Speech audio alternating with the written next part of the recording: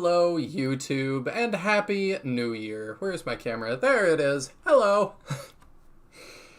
I have like a whole new office setup. Everything is crazy, so you know, it's my normal brand of chaos.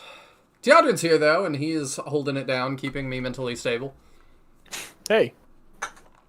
And by mentally stable, you mean I'm making you send me GURPS books. Yes. Yeah, I can actually, before we start, I did do a big GURPS pickup for Taya today. I can show that off real quick, I think. Will this...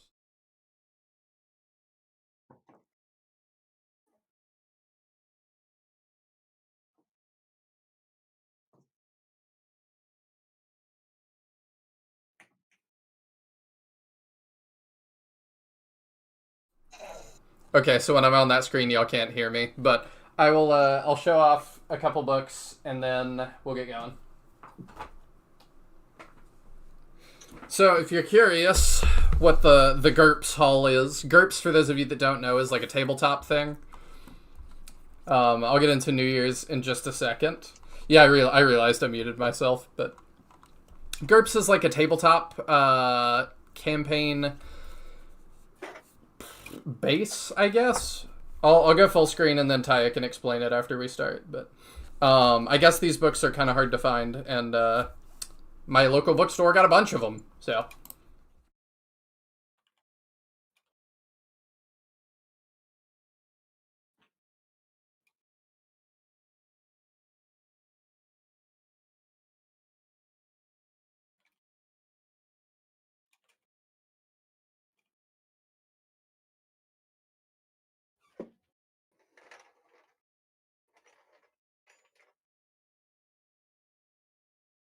The Reflectiveness of the Buddha sounds like a philosophy book. It does. I don't know if they heard that or not, but... There we go. So yeah, so I'm sending all those to Taya. Hopefully tomorrow. I am terrible about sending stuff out, so I'm going to do better this time. I'm going to do it, like, tomorrow. Yeah, when I did my 24-hour stream, you sent me a bunch of stuff, and that all got there in time. That was easier because it was a lot through Amazon, and... That's fair. Yeah, it's a lot harder to go to the post office and be like, I need to ship this thing, and I don't know how much it's going to cost, and I don't know how you're going to do that, and... Adulting. Happy New Year to all of you, though. I am so excited to be coming back to Shining Force 3. It has been a couple of weeks, and I really appreciate y'all being patient with me. Family stuff, went out to the family ranch, celebrated Christmas and New Year's with the family. That's pretty great. Speaking of family, last time we met our father, Emperor Domeric, or Dominate, if you're Japanese. And he asked us to be his good little boy, and we said, we'll be better than my brother who tries to kill you, at minimum. And that's about where we left off. Taya, did you have a good Christmas? I had a pretty good time. Oh dang, I plugged in the wrong controller. Charmer, let me swap that real quick so I have my other shoulder button. Hopefully oh, that's works. right. We just did Garvin's Mansion. Yes, we did.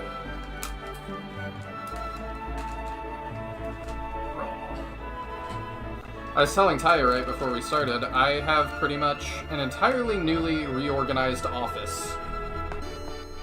So, it's a lot nicer of a space, it lets me think a lot better in here, but I've had to reset up everything streaming related.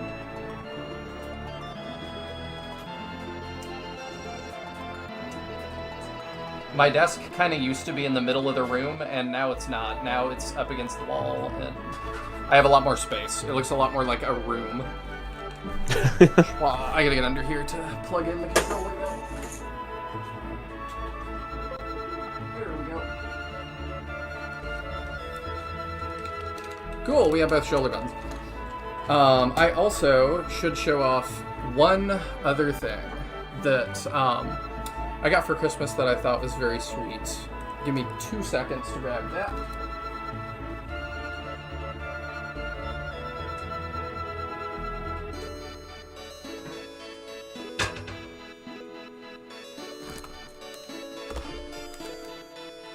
Alright, I'm back. The other thing I had to show off that I thought was neat, I had this on Steam, but I didn't have a physical copy, and my brother got it for me for Christmas this year. So I got Shining Resonance Refrain, which I am excited to reach in, like, 10 years. It's gonna take a while. Yeah. I also thought it was really weird. It said it was like a steelbook thing. That's what I thought it was this whole time, and it's not. It's like this weird steel case that's like a steel sleeve that goes over the game. It's really bizarre, and I don't know if I've seen that before.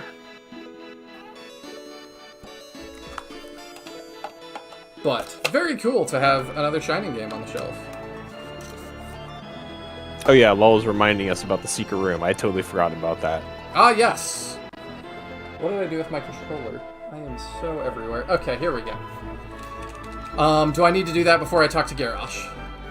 No, it's in the next battle we have to aggress. Okay. I think... Oh, I didn't even push a button.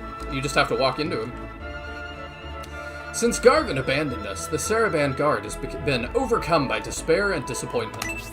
I mean, yeah, that makes sense. At least now I know the truth, and my life has gained some clarity. I want to help restore peace by serving the person who saved me, Lord Symbios. Your bestest buddy. Prince Medion, if you are cooperating with Lord Symbios to help end the war, I want to help your army.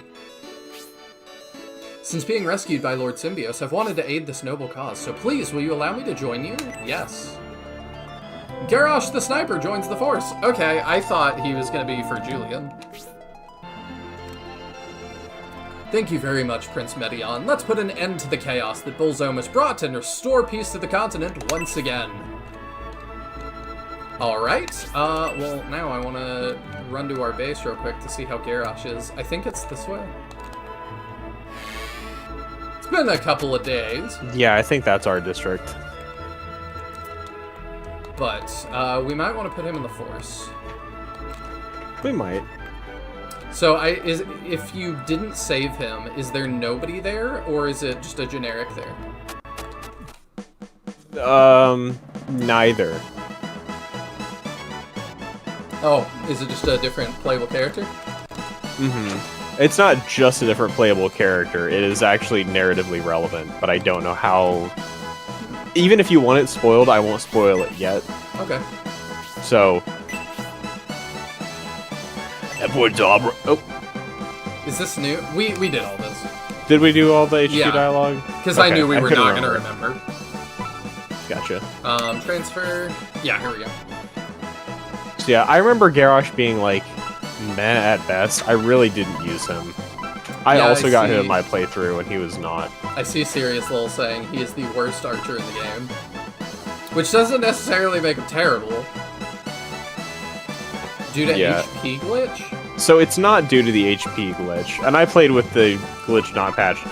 Garrosh is the particular special winner of a bug in Shining Force 3 that after a certain level, he begins to lose 8 max HP every level. Wow. Because I don't remember exactly why it happens, but something about his stat gain table is bugged, and beyond a certain level, he starts losing HP permanently. That's hilarious. There is an optional patch for it in the, current translation. I don't know whether or not it's applied to the version we're playing. Well, let's mess around and find out. But it's at quite high level, so it won't be for a while until we hit it. And in my playthrough, he never got high enough level for it to be a factor. So it may just, unless we grind, not be a thing we'll run into, but... let's throw him in and see how he does anyway. I believe that bug has been fixed for your version. Excellent! Thank you, again, to the Shining Force 3 translation team. Is that version present in the original? Yeah. That it's bug, just like an existing bug in the original game. That's crazy. I'm curious, I'm trying to remember whether we had, better arrows than the Robin arrow available. What's sold at the shop right now? I'm trying to remember where the shop is. Is it here? It's in that next district. Don't forget you got that button that shows you all the exits of the map. Oh my gosh, you're right.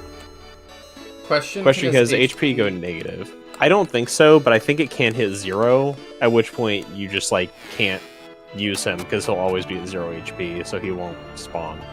That's weird. Oh, because he's considered dead, right? Because his current HP is 0. Yeah. That's Robin Arrow still. What's the... Oh, the next one's a Coral, that's right. Okay, cool. Moonlight Arrow. It is more money than we own. Yeah, it's a +6, but it's got quite a bunch of stuff that it does. If we end up getting it at some point. I'm sure we will at some point. Alright, we're ready to move on from this area, though. I have no idea what's going to come next. I don't think we missed any stuff playing this map the first time. So I don't believe think so. there's anything else to pick up, but we'll give it a once-over. Looks good. Wasn't there a deal, Arrow? There sure was. I'm just a little bit ahead of y'all tonight. Oh, hey, it's that guy that hangs out with us sometimes. Hi, Zero has returned, and General Rogan is with him. Zero must have been able to get the ship key back from Fiale. I thought we would witness that moment. Were you him or was I? I honestly don't remember. I can take him. Okay. I'm sorry to have caused so much trouble. It is as you say. Thanks to Zero and the Symbiote army, I was able to escape before sinking into the Dystonia Sea. Honesty appeared just before she departed to fulfill the Emperor's orders. She said the army had met not long ago. She needed to meet with General Rogan, but the reason was secret. Little callback. Yeah. Though the ship was going to sink, you and Honesty went into the captain's quarters for some reason. Wink, wink. ... You've told the story many times, but why do you always leave that part out? Don't you think it would be better to inform Prince Medion about Lord Conrad? Oh, yes. Though it grieves me, I must report Lord Conrad has passed away.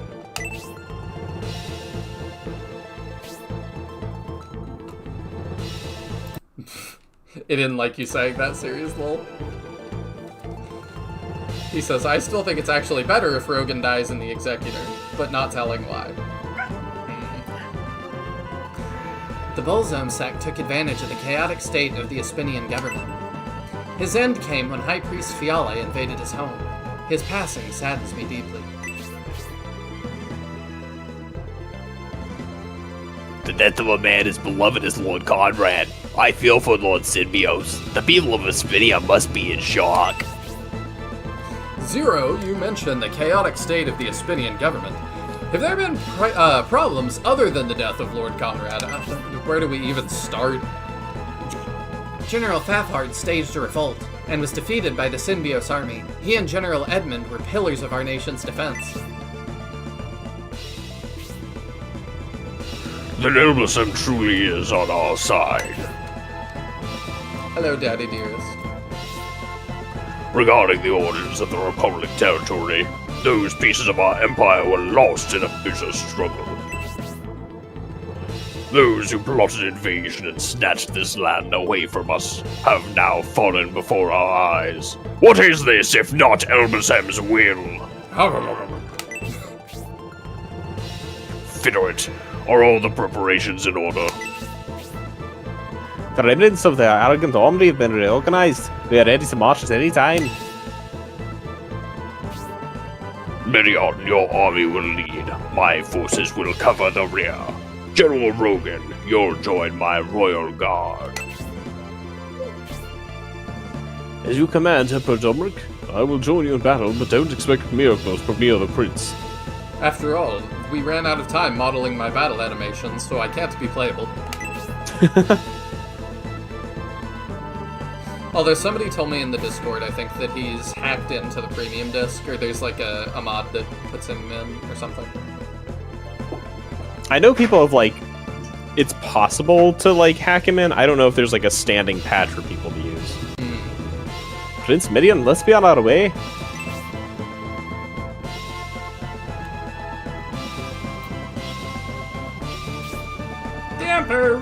intends for us to march on Espinia, Prince Median. Aspia, not Espinia. Never mind. They're fundamentally different, Uryudo. What are you talking about? But what can we do? Day. The Emperor has been determined to reclaim Espinia for over 20 years now. Come on, let's go, Medion. It can't be helped. We must fulfill our duty. We must guard the Emperor through the mountain range to the west, in conjunction with the Royal Guard. The cave leading to Swampland lies... I forgot we have the theme park Swampland. The cave leading to Florida lies in North Headland. I see we'll be heading towards Aero Village. That's probably Louisiana more. It looks clear. We shouldn't encounter any problems.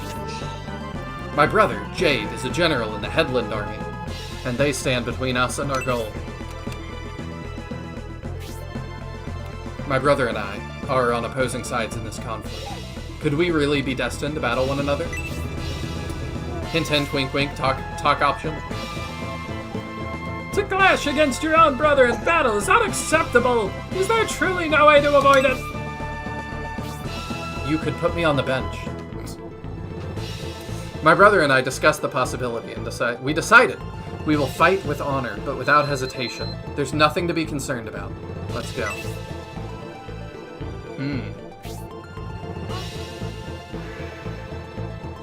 If Emperor Domra Confederate are defeated, we'll be forced to retreat to town to regroup. Protect them while we advance. Hey, we're going to me home state if it's Louisiana. I don't know, Welcome to the escort mission, by the way. Oh no. Well, I'm supposed to opt out anyway, so I suppose I will. I'll look at what we have going though. Oh, we have these guys again. Okay. So I will note, in my playthrough, I didn't manage to save Rogan, so I'm curious to see any other changes to the dialogue, because I didn't get that scene quite the same way because of that. Cool. The ruined dock over here? What is that? Oh, it looks like a ship. Oh, it's the ship that sunk. Yeah. Ha! That's awesome. Okay, so we egress here. Yes, we egress here and return to Garvin's mansion. And your award for saving Rogan? A green unit. I don't know why that's retracted. That's not a spoiler, he's a green unit.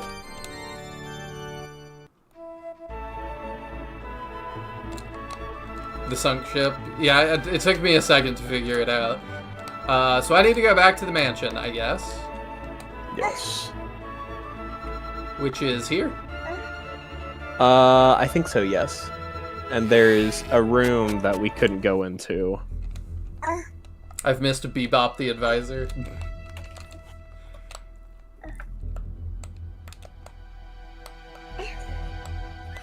Let's see. I have no clue where it would be.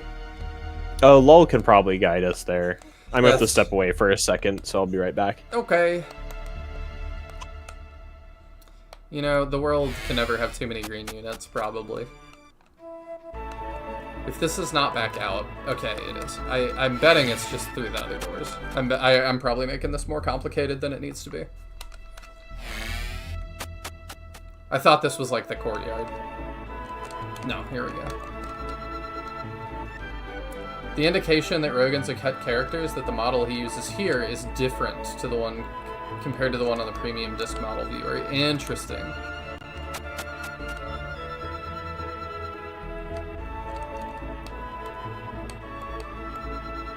The room is where you fought Desherin. Oh, okay. So that's up through here. It's been a little bit, but I remember. Okay. And we searched this room before. So this is kind of a tough one to find, huh? Yeah, and then it was this two-parter. And it should be this room. Oh, yeah, that's totally a door, isn't it? Ooh. His little bedroom. The Wendigo wand, okay. That's pretty cool. Use rods. Who's our wand user? Is that Hedva? Yeah. Ooh, 10 attack, 8 defense. That's huge.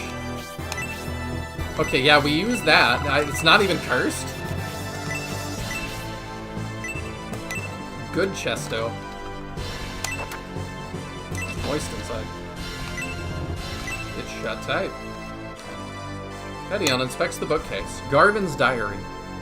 My wife. That kind of blood. If that's the case, this child too. Jane, forgive your father for giving you up to Bolzone.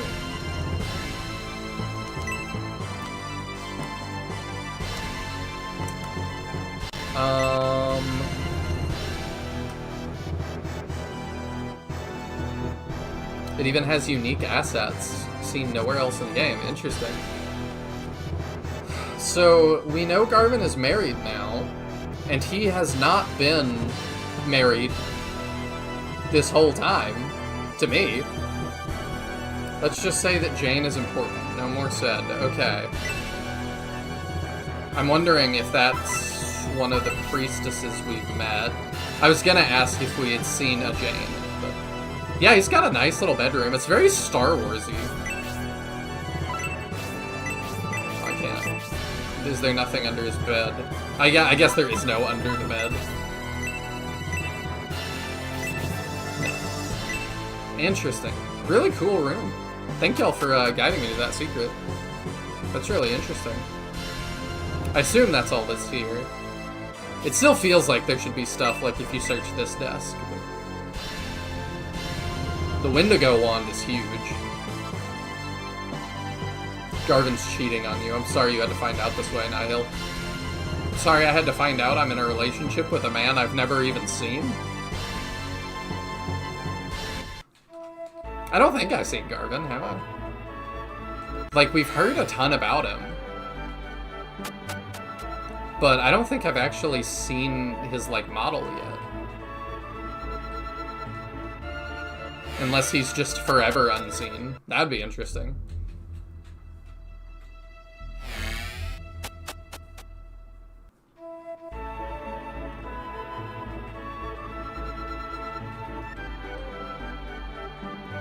Basanda already has a backstory. I wonder if, like, Jane is Desherin.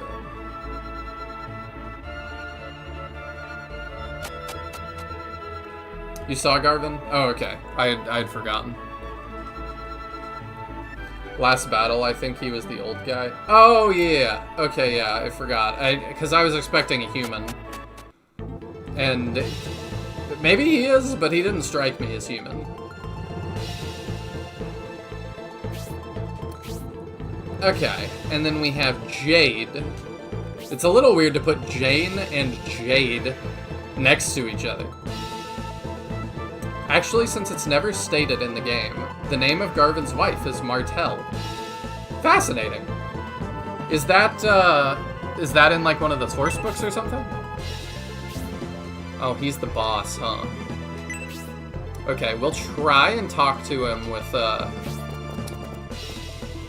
man, with Garrosh, and we'll see how that goes. I also remember we just got a new weapon for Campbell, so Campbell should be, like, absolutely killing it.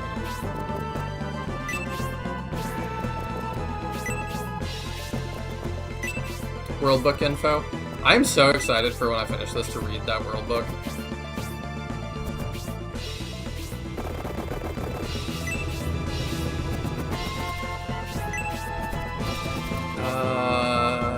You probably have a really crappy sword at this point.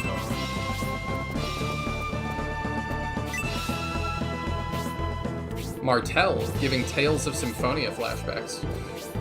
I have not played a Tales game yet. I see, I think I've said it before, it's kind of like Ys, I think that's how you say it, the YS game. Like, I see people talk about Tales of stuff everywhere, and I really don't know anything about it. Yeah, that's kind of why I'm, like, looking at that Ragnarocker, and I'm like, I think I'm supposed to do something with that. I don't know what. Oh, I should also check, Rogan's stats.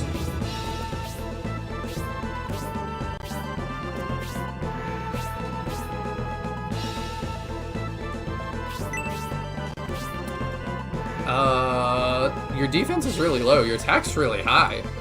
Huh, okay.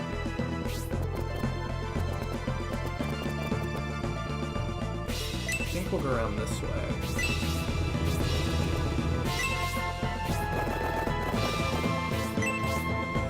Speaking of Rogan, it's been a little while since I've seen AI Joe Rogan selling me supplements. I wonder if that meta has died off, thankfully. Or if I'm just not seeing them anymore. I was seeing AI Mr. Beast for a while, too. I guess I've still seen those somewhere recently.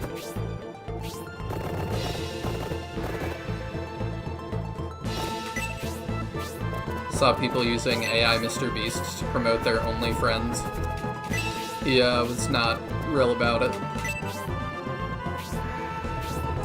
Jay does have a boss marker, though. Yeah, I see that he does. I'm just wondering if there's going to be a talk option, or if maybe I was supposed to not put... I don't know, I'm wondering if there's a way to recruit him. We'll see. I'm going to play around with it some.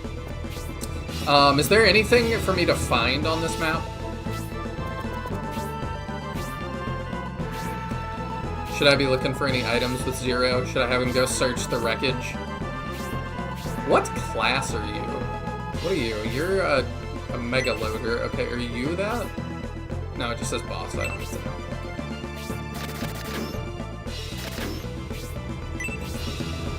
I feel like he might be playable. Tales is a lovely series, though the last good one, IMO, was Vesperia. Anything after that, I didn't really enjoy. I don't even know how many there are. Are there a lot of them?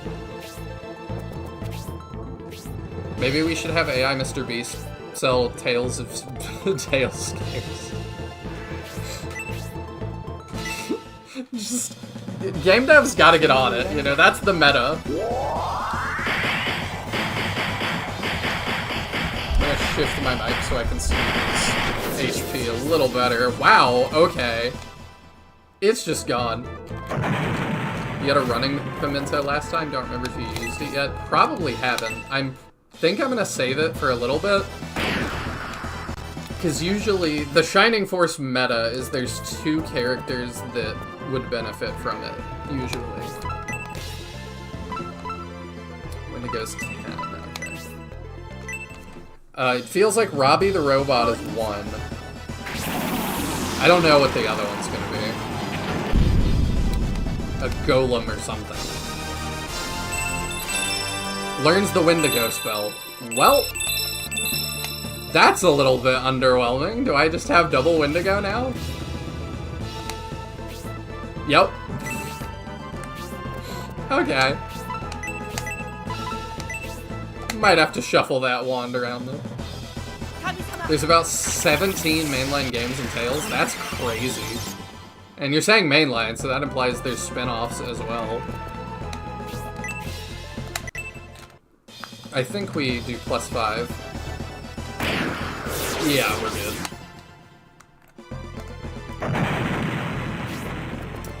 Can let David do some stuff. Oh yeah, I forgot you have 3 range now. Robbie's a pretty good candidate for the Pimento since he's slow. Yeah, I'm definitely considering giving it to him. I'm just wondering if we're gonna get something even more ridiculous than him. But that would be tough. I'm gonna try to set up this kill for Zero, I think. Because gosh dang, does he need it. Hazuki's pretty low too, but no, that'll be fine.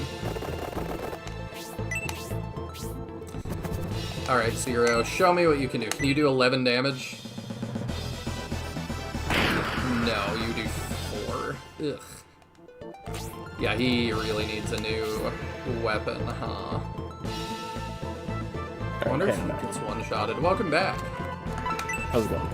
Good. I was just talking about how game devs need to get up to times with the meta and start using AI Mr. Beast and AI Joe Rogan to shield their game.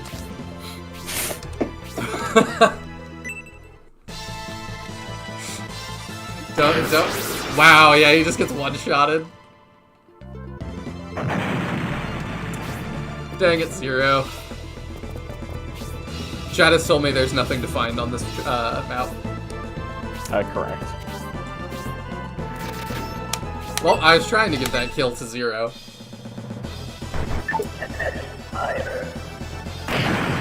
We read the book in Garvin's office, which was pretty interesting. I don't know who Jane is. I also think it's not a great, it's not great to introduce a character named Jade and then immediately introduce a character in the same, like, moment named Jane.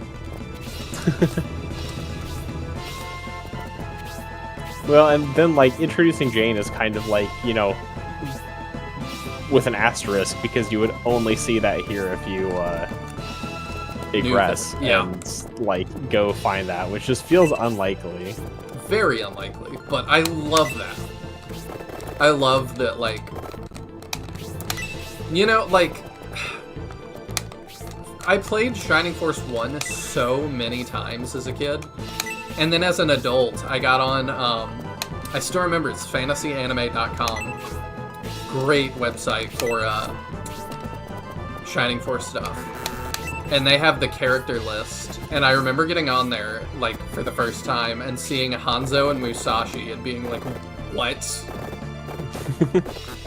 So I love that they've carried it forward with these, like, esoteric secrets, that it's like, I would never find that. It's just cool that, like, there's so much. It's why I love the Shining games. Like, it's another tick in the category of why I prefer Shining Force to Fire Emblem. Fire Emblem has a couple, like, esoteric-y secrets like that, but, like, not nearly as. Well, I say that. I know, some of them are pretty bad, like, even more specific than anything Shining Force has. Define bad. Oh, we do get to see his model. Yeah. So the part of him that's not implemented in a weird way is if he's in your force, his map sprite doesn't show properly. Otherwise, he's a fully functional character. His face looks a little bit like Buzz Lightyear. A bit, yeah. I mean, I can see the resemblance even in his portrait. It's funny how I found that completely on my own. That's crazy.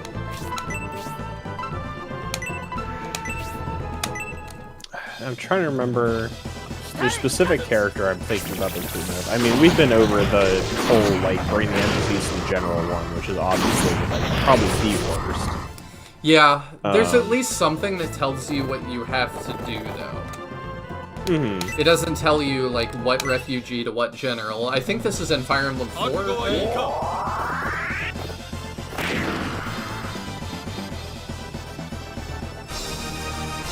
Let's go, level 8.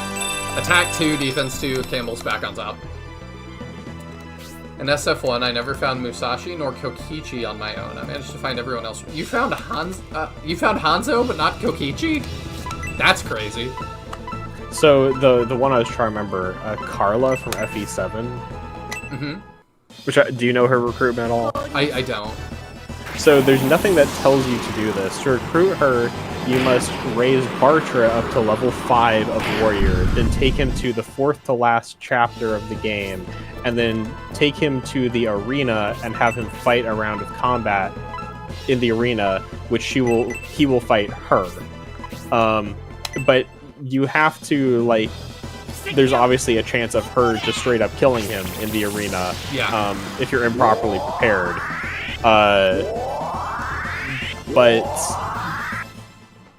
And then even if you have a really bad Bartra, she struggles to kill him, which obviously sets a pretty bad bar for her viability, and she joins in the 4th to last chapter of the game, and you must have use Bartra, have him alive, have him at level 5 or higher, and send him to the arena specifically, with no, like, clue to do that. I think that's fine, because, like, as long as you're an arena kind of player, which, you know, some people just aren't, that's fine. But to me, that just means use Bartra. Right, which, like, if you have the meta knowledge, yes, but you're just talking about, like, arcane recruitments, and talking about Shining Force being the most about that, and Fire Emblem's got plenty of those. Yeah, I guess it's just that these happen also outside of combat, and that just feels kind of special to me. That's fair, I suppose. I feel like part of the difference with a lot of the Fire Emblem ones versus the Shining Force ones is just that you experience the Shining Force ones without having any of the meta knowledge, where probably more the FE is you had some outside knowledge going in. Yeah. And a lot of Fire Emblem ones aren't that arcane, but some of them are just, like, utterly bizarre.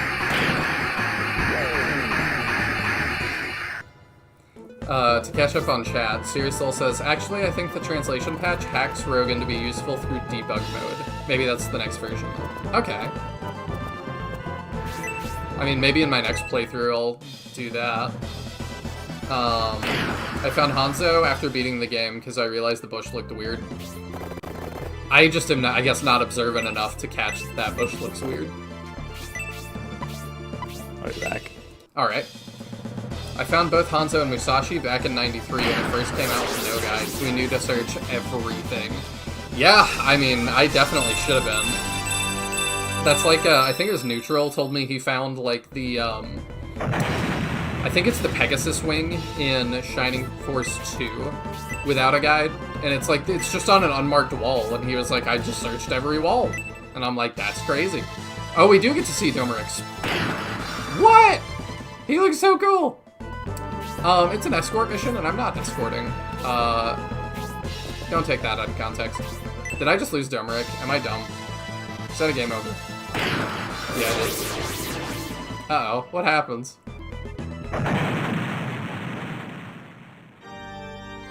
Oh, okay. Emperor Domeric shall be revived.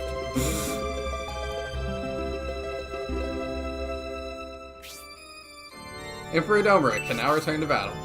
Finally, myself again. I'm in your debt, father.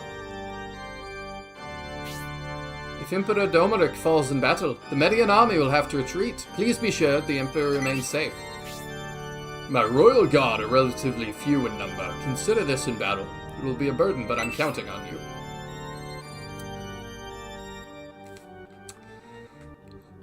So...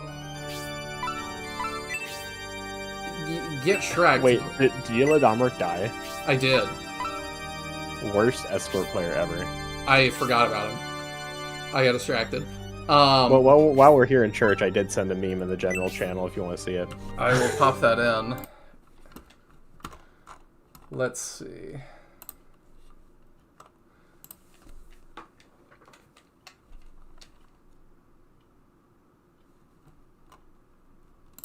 General, what do we...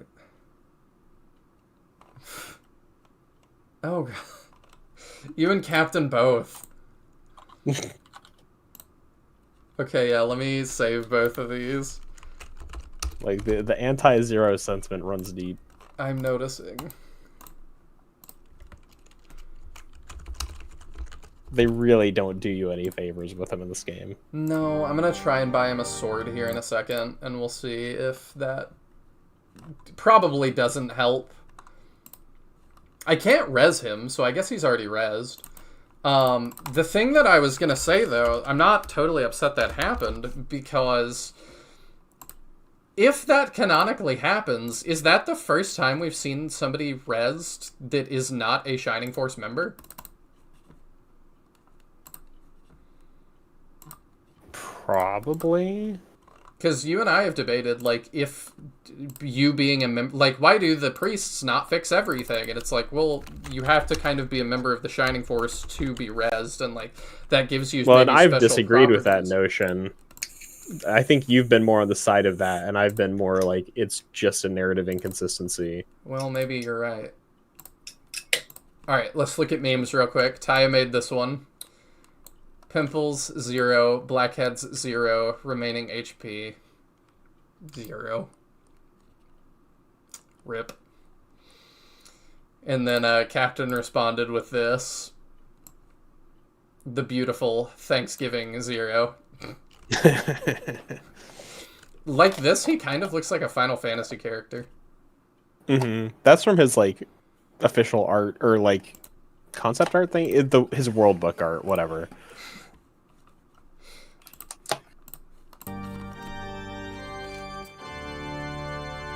Lowell thinks Domeric and Co. being Green Units is genius from a narrative standpoint. I think it works really well narratively. I do find it, like, it's a little bit tedious how many Green Units you have to deal with in Scenario 2. Because we just finished dealing with Don Quixote, and now we're dealing with a whole squad of Green Units that we have to actively escort Fitter and Domeric. I'm starting to see where Flame Dragon got it. Yeah, right? Because, yeah, I thought them giving us, I forget what his name is, for...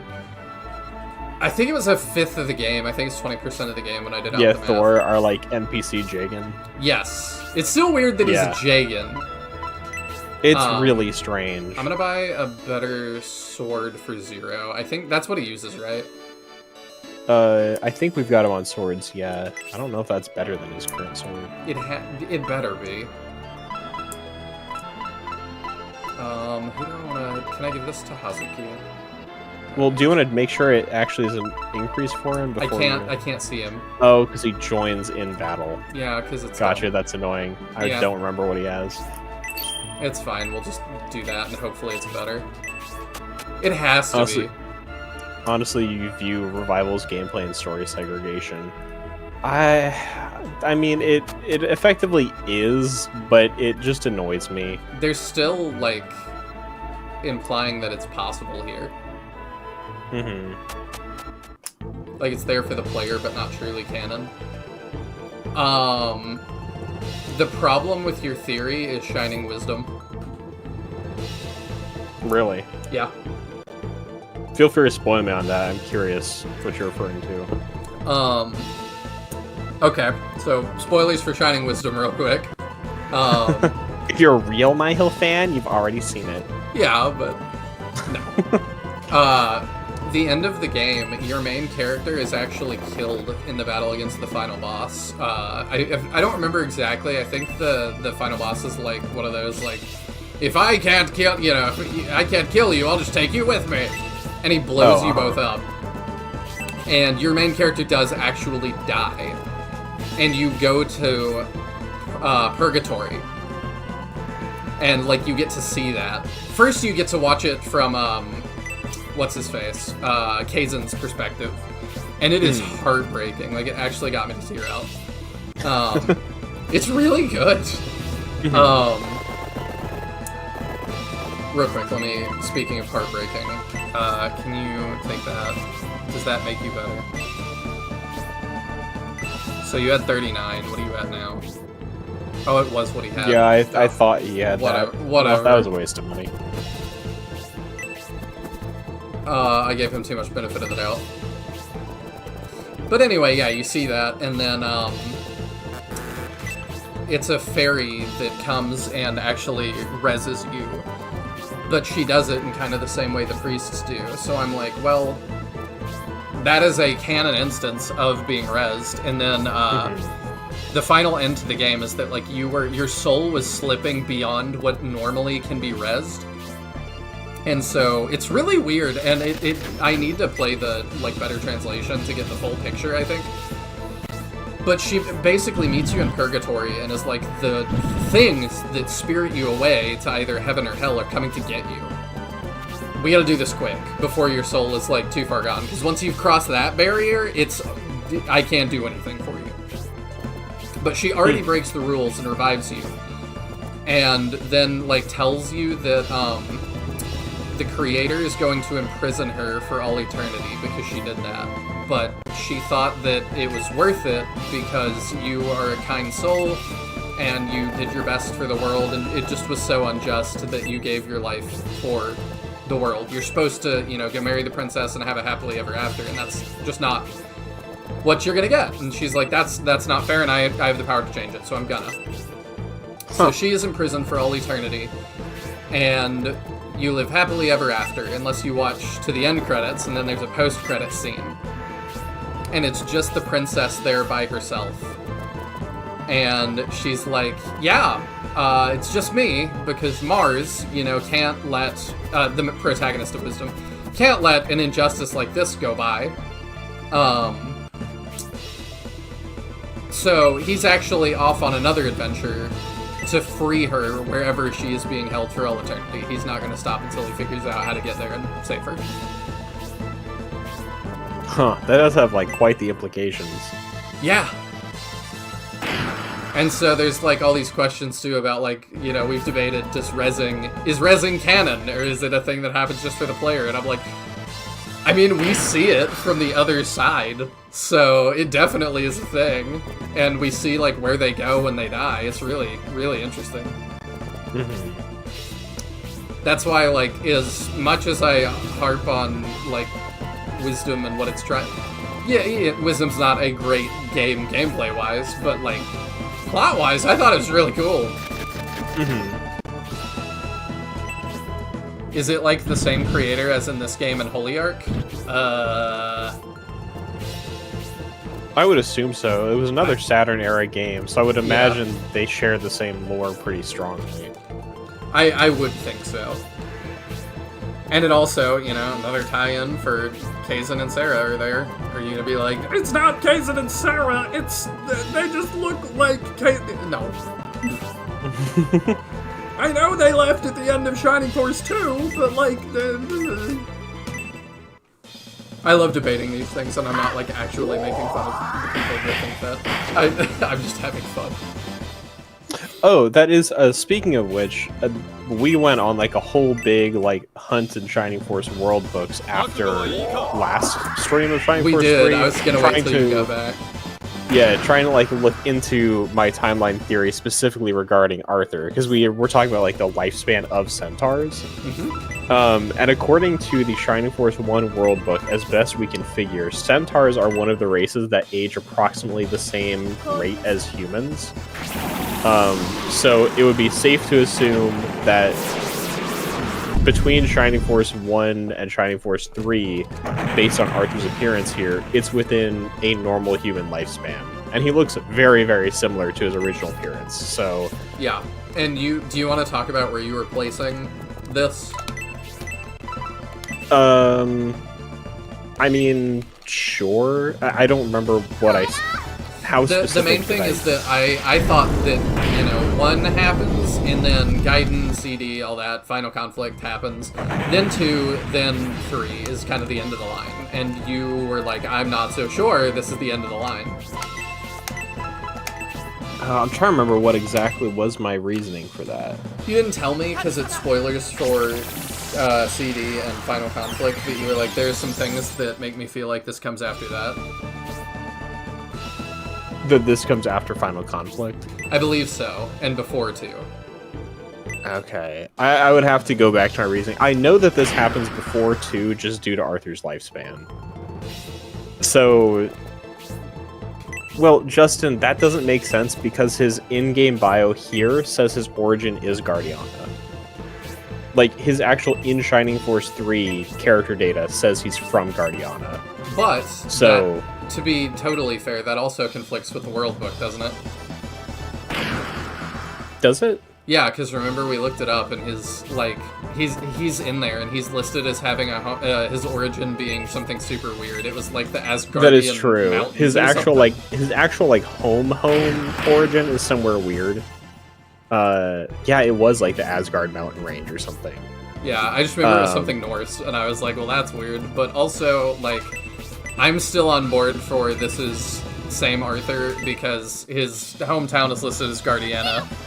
And I think the books, like, are of a little bit, like, questionable canon anyway. I would put the books at 1 less. If we have tiers of canon, I would put books at 1 less than the games. Because it's like, do I still consider them canon? Yeah. But do I think the guys that worked on SF3 were like, well, we gotta go on Japanese Yahoo market, and we gotta buy all of the Shining Force 1 world books to make sure that we don't get... No, they didn't do that. So I will say, Justin, theoretically, I would say, in theory, Arthur could have had a descendant also named Arthur in Guardiana, who is this Arthur, if it weren't for the fact that Hanzo is also referenced in Holy Ark, And it's just like, when you start having too many coincidences, it's not coincidences. Like, you just have to say it's the same guy, right? Because it's like, what, did Hanzo also have a descendant who he also named Hanzo, who also became a ninja, who was also from Far East Village? Because that doesn't make sense. Who existed at the same time as Karna and Randolph and Eric. Yeah, They all so- did that. And part of the reason that, to me, this has to happen before Shining Force 3, or sorry, before Shining Force 2, is because of Arthur's age here versus the age of a particular character in Final Conflict, who anybody who's played Final Conflict knows, with relation to Shining Force 2. And I really can't talk about it without spoiling things, so if you've played Final Conflict and you've played Shining Force 2, you should know who I'm talking about, but it pretty firmly places Final Conflict, you know, a certain amount of time before 2, and then this had to be within a certain amount of time for 1. So it's just not possible for this to be after 2 based on those coinciding timelines. My personal theory would be there's been maybe 10 to 20 years after Shining Force 1 at this point, just based on Arthur's appearance. Like, I could say he's probably gone, another 20 years since Shining Force 1 without markedly aging. He does look like a little older in his portrait, but he's not, like an old man at this point. So if we assume he's in his early 20s in actually, we had an age for him in the World Book. I don't remember what it was. Yeah, we did. But he's early 20s, I think. You've still so got the he's link to it, probably. In our Discord games. Yeah, I can see. But my personal guess would be he's late 30s to early 40s here. Because a lot of the 40s centaurs look like super old. I think You're roboting a little bit. Might be me. Yeah, it's me. Is stream still up? Oh no. Oh, 44, not Pele. Oh god. Alright. It looks okay on my end. But you know. You are a robot for me. Maybe it'll stream seems fine. Oh good. Okay. It might just be Discord.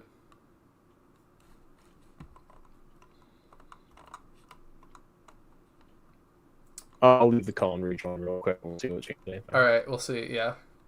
I'll do the same thing. We'll both leave the call, rejoin. I reshare screen. Discord is just having issues. Yeah, it's been funky tonight. Okay, that's better. So I did pull up the World Book. According to the Shining Force 1 World Book, Arthur is 25 in Shining Force 1. Okay. And given the fact that Venkar is listed as 44 in Shining Force 1, I would be willing to, give Arthur up to, mid-40s in this game. Ages relatively gracefully, perhaps. Yeah. So I would put this game within 20 years of Shining Force 1. And based on Final Conflict, we know that Shining Force 2 can't be that close to Shining Force 1. It has to be a span of more 40 to 60 years between Shining Force 1 and 2, based on Final Conflict. Okay. Yeah, and then to jump back, somebody said, isn't Shining in the Darkness the end of the timeline? I think so. I can't say definitively, but I think it is. I believe that is what the official timeline says. Which is super weird to think they made the final game in the timeline first, but technically, with the way the games are tied, I feel like In the Darkness could technically come between Final Conflict and 2 or after 2. I don't think there's really an issue with either order, to me at least, off the top of my head. Particularly because geographically it takes place in a different location, and there's only one character who ties them together, being Mephisto, so it's kind of it's flexible. It happens after Final Conflict, but it could be before or after 2, and I don't really know which. And Justin mentioned if it was the original Arthur, wouldn't he have Bolt already? It really is like, it's up for debate, because I mean, who even says that canonically Arthur got recruited in Shining Force 1? All we know is he was definitely there. So we can still use his age as a guidepost, but like, where he is in combat prowess could be anywhere. Also, if he actually like came here and hasn't fought for another like decade or whatever, it's reasonable to assume he could have fallen out of practice. I also don't mind games like taking stuff away from you in sequels. I know some people get upset about it, but I'm like, whatever. It's just such a common thing in JRPGs. It is, and I'm like, I don't expect everybody to plan for me to have all the things that I had. So, Mahane is willing to agree with me, leading the question, since there's literally no familiar lands in Shining Force 3's world, how the heck far did Arthur feel like he had to travel after Dark Dragon? So, I mean, that's a somewhat interesting question, just because we know that Holy Ark happens somewhere around this region, and Holy Ark tells us that Hanzo came from Far East Village. So that means Hanzo came from this region to Rune. So it can't have been like impossibly far, right? But if we're talking about like a medieval worldview, if we just assume that these are on separate continents in any degree, it's pretty reasonable that the other locations just like wouldn't come up in narrative, even if they're not really that far away. It could just be, you know, like a month ship travel or something. Yeah, because we're very preoccupied with our own issues, and like, yeah, it could just not be super relevant to them. What to do with Zero? And yeah, I'm with, well, like, no animosity. I'm just like, I feel pretty strongly about this theory because of how much people have argued with me about it, but with the only evidence they have being this one email that everybody references. Yeah. And where that's not really supported by the games as far as I can figure. Yes, and there's also, like, you know, I won't harp on it too much because I've talked about, like, I don't fully believe in death of the author, but also, like, the stuff that you put in there is in there. Like, you can change stuff to some extent, but, like, you also need to, like, write that. Well, part of it to me is, like, death of the author definitely comes into play if you're directly contradicting the evidence of the actual work. If you're commenting on stuff that the work doesn't speak on, then that's kind of whatever. Like, you can either accept it as canon or not. Yes. But just because we have enough shared characters that we can piece together a rough timeline, saying that 1,000 years have passed just doesn't make any sense. It utterly contradicts the proof in the games themselves. Yeah. Even if we assume that the Arthur here is somehow like the descendant of the Guardiana author, Arthur is like, are we really saying there was an unbroken chain of Arthurs for X thousand years? Like, that just gets silly. I think they're saying he's just an Easter egg and you need to not think about it that hard. But you and I, being lore nuts... But then they also put all the Creed's characters in here, and then Holy Ark also references Hanzo and a Final Conflict character, and it's like... It's the meme from the Discord, don't think about it. Yeah. I can't grant you that many Easter egg coincidence characters. It's like, no, at some point you just have to say these actually are the same characters.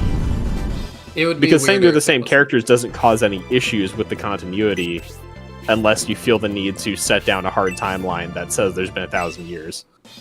Yeah. Arthur's encyclopedia entry also says that he was in the Saravan Guard for a time, and that's the floating city. So it may have gone on a long trade expedition and picked up Arthur. Yeah, I mean, that makes a lot of sense. That is true. Saravan does literally move. Even if it didn't go all the way to Rune, he might have gone wherever it was and then been like, oh, neat, what's this? Let's go. Have people legit argue over Arthur? Yes. There are people who have argued with me quite a bit over this timeline. Because some people, like, really do take, like, Mugi and that one dev interview as, like... Gospel. Word of God. Yeah. Like that's the Shining Force gospel, and I disagree. But Yeah. it's been like the established fan understanding for so long now that a number of people are pretty set in like that is the official timeline. But It's like, kind of wild how little damage Tornado 4 does. yeah. Authors have also, like, and the guy that said that was not the writer, I don't think. He just worked on programming. No, they were the like programming director, I think, because I went through the credits for the guy exactly who it was. It's like he's listed as a director, but he's the programming director. He was not like listed with any story credits. So like taking his word on the narrative, even though he did work on like the majority of the games in the franchise, I take his word on the narrative with a grain of salt. The Creed characters are just from translation. The original Japanese didn't name them the same names, or am I wrong? You're right, but yeah, Serious Soul says the Japanese characters in SF3 have the same names as the Japanese Creed characters. Yeah, because I believe, like, in the official English translation of Shining Force 3, I believe, for instance, the one who's called Karna here is called Twiggy, that's her name in Japanese, that's Karna's name, and same with all the others. Like, it's just, they just straight translated the Japanese names instead of using the localized names that Shining Force 2 gave them. Yeah, and there's times that, like, I love creators of, like, original worlds. Like, it's something I just have a lot of respect for. Both, you know, both as, like, a reader and a writer. But there's times that, like, the creators are also just kind of wrong. Because I think about, like, you know, the most infamous example of that used to be J.K. Rowling. And she's still one of the more infamous examples. She seems to have stopped. Which I think yeah, is but good. I don't know that anybody's really like gone further than her. It's just she's not doing it anymore. Oh, there is. I'll talk about it in a second. Oh boy. But she was the one that was like, yeah, like, I still remember it was a big thing that it was like, well, Hermione is actually black, possibly, and it's like, the book says otherwise, so no. Like, you're just wrong about your own book. And then the other big one was like, well, Dumbledore is gay. And it's like, I think that's, I don't care. But, like, nothing in the book implies this in any way, so it's just a detail that so doesn't matter. And now that's kind of been retroactively added through Fantastic Beasts. I think there's, like, actual lore that backs this up now. I don't know, I haven't seen those. I think I saw the first one. I don't know. I've never been a big Harry Potter guy. I read the books 1 through 7 when they came out as a kid. I had a great time, and then was like, that was good. I'm done with that. I've never been really into it, but I've watched all the movies recently because my wife is super into it, and she wanted me to see them all. And we're gonna watch Fantastic Beasts eventually, but I think they're so fun. I've seen the movies recently, and it is very much like it is fun, and maybe if I'd gotten into this when I was in like 5th or 6th grade, I would have been super into it. I mean, that's me, but like, ever since even back then, it was like, do you think they're good? I'm like, yeah, they're really good. And then people are like Star Wars and Lord of the Rings. So I was like, okay, let's not go crazy. Yeah. It's the kind of thing where it's like, I don't know about that. when I read like the first 2 books when I was like 18 or 19 or something, it was the kind of thing where I'm like, yeah, for like a middle school book, this is fun. Like, if I were in middle school, I could see liking this. And then I see like, you know, the pictures from way back in the day with like adults lined up waiting for these books to come out, and I just like, I don't get it. I guess I don't, I just don't understand how it was such a phenomenon, Well, like across age ranges. I think part of it was like my mom read it with me, and so that was part of it. And then like, it was just fun to go to like, I went to the midnight release of book 6, and it was just fun to go to like midnight releases. Like, I just love midnight releases for stuff. Because you just hang out with all the people that are super into whatever you're into, and like, there's just kind of an energy that... I'll just stick to the Schlomance trilogy. I have no clue what that is, but yeah, it is kind of I think the that would same. be pronounced Scholomance, like scholar. Oh. I've never heard of it, but just like, But the it's a one Romanian folklore. the one I would say that goes further than J.K. Rowling is, I love him with all my heart, George Lucas. But Oh, has he said a lot? it's not just what he said, it's the special I guess he does do editions. those edits, yeah. Yes, that it was like, we're gonna completely change scenes and add stuff, and that it's like, doesn't anybody take this as canon? No! Right. But, like, he felt the need to make it all match, I guess, but it's just like... we all kind of collectively agreed as a society that it was like, that was a crazy thing to do.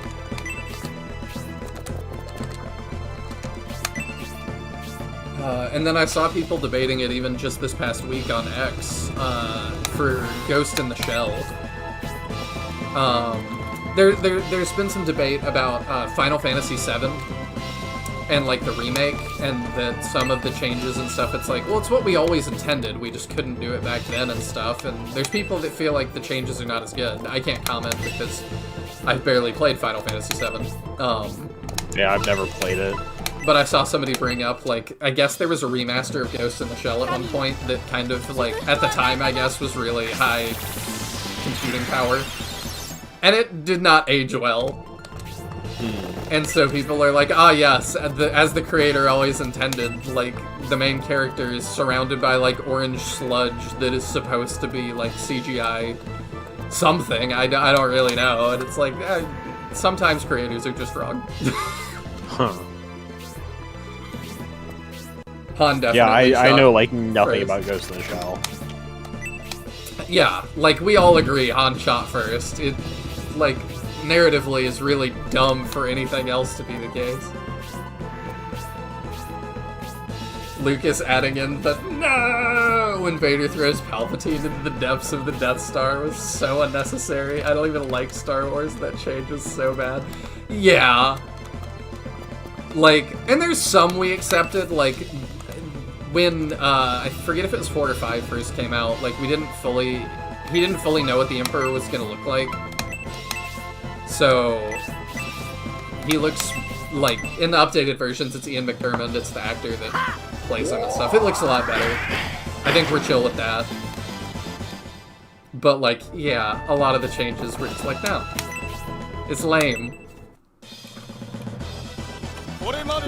Speaking of, by the way, I think I saw right before we went live that Kathleen Kennedy is finally leaving Lucasfilm.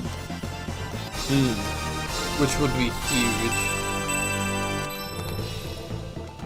I haven't been able to confirm that because I just saw a couple posts about it literally as I was going live. But maybe that's a thing that's happening, and if so, like... She sank an unsinkable ship, and I expect her to get an even higher position if she wants to not retire. I don't understand how people continue to move up, but... Bear in mind... Speaking of changes we accept, I know I think we've talked before this channel about the fact Jabba's appearance was changed. Yeah, because he was just a dude. Well, no, but in the '97 release, there was a puppet, and he was changed to CGI in the special edition. And the CGI version is what most people would consider the, like, official version of it. Yeah. Sorry, it's a 1983 puppet, and then in '97 he got updated to CGI. Yeah, there's some I think that are fine, and I think that, like, there's still some charm in the old ones, but, like, I'm not gonna fight you when it's something like that. It's just more changing whole narratives that it's like, what? Yeah. Okay, we're gonna try and talk to this guy with Garrosh. I don't know if it'll work.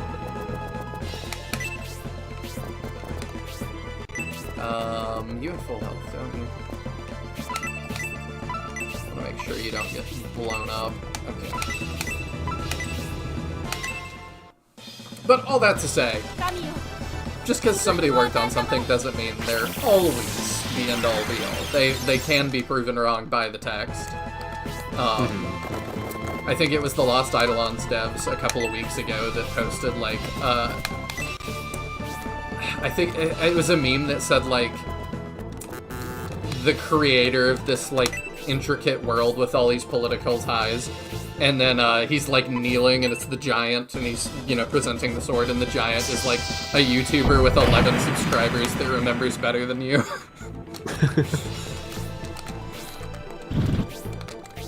So I don't know what that was in reference to, but I guess they like messed up some bit of the lore and had to correct it when somebody noticed. Mhm.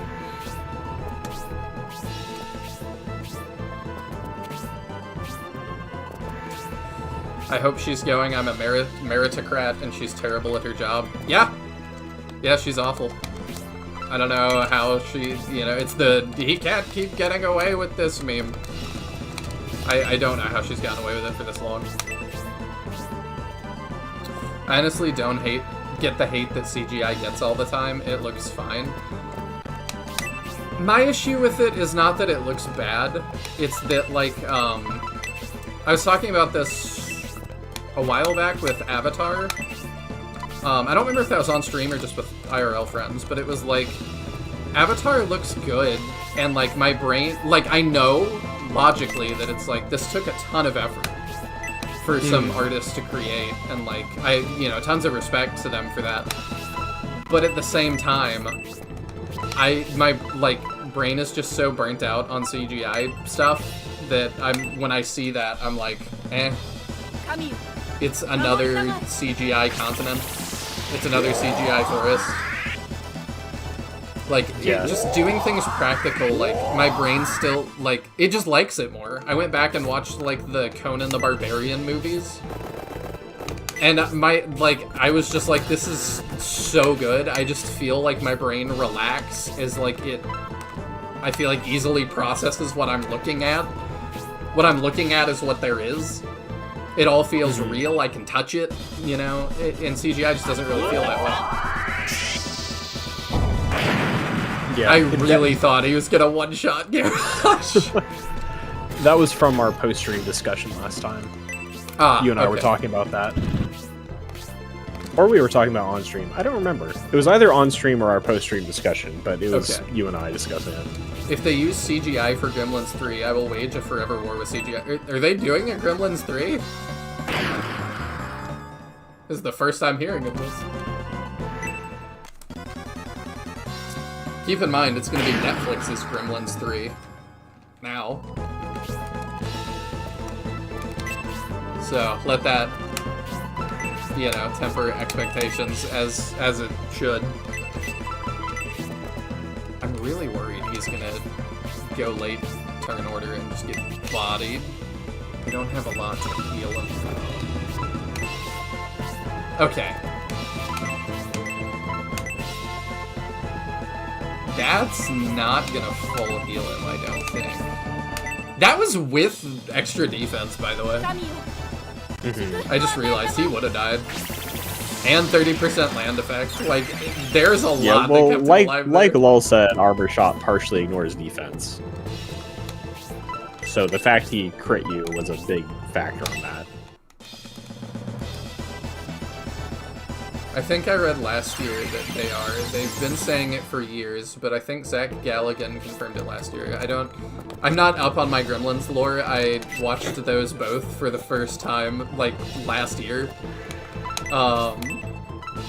Is that, like, the creator? Like, who is that? I think I saw the first one, like, years ago. It was not something I grew up with or anything, but... Same. Like, it's been a while since I've seen it. I was not allowed to watch them growing up. I don't know why, like, having watched it now. Maybe they thought it was scary or something. My parents really were weird about that. Like, my dad thought Darth Vader would scare me initially. And, like, he would, like, cover my eyes whenever he showed up in Star Wars to be like, oh, he's scary, he's gonna give you nightmares. And I'm, even at, like, age 4, I'm like, Dad, he's on the box. I see That's him. Really He's strange. Right there. Oof, you youngins. Zach Galligan was Billy, the main character. Ah, okay. Oh, that's interesting that they're gonna have him come back. Alright, we can talk. I was correct. Watch it. If it had been Talk to Campbell, that would have been really funny. You wanna be, Jade? Sure. My brother Garage, we promised. we wouldn't talk to each other. Jade, you... Lord Daka suspects me, and his agents are watching me, even now on this battlefield. I know, and if you show the slightest odd behavior, our parents will fall into the Lord's clutches. Therefore, once we're on the battlefield, though we may be brothers, you have decided to put life on the line and fight. Yes, I have, Jade. I will use all my strength to defeat you. For our parents, big brother, you should battle with all your might as well. I see. Is there a way for me to... I assume I could just enter the town.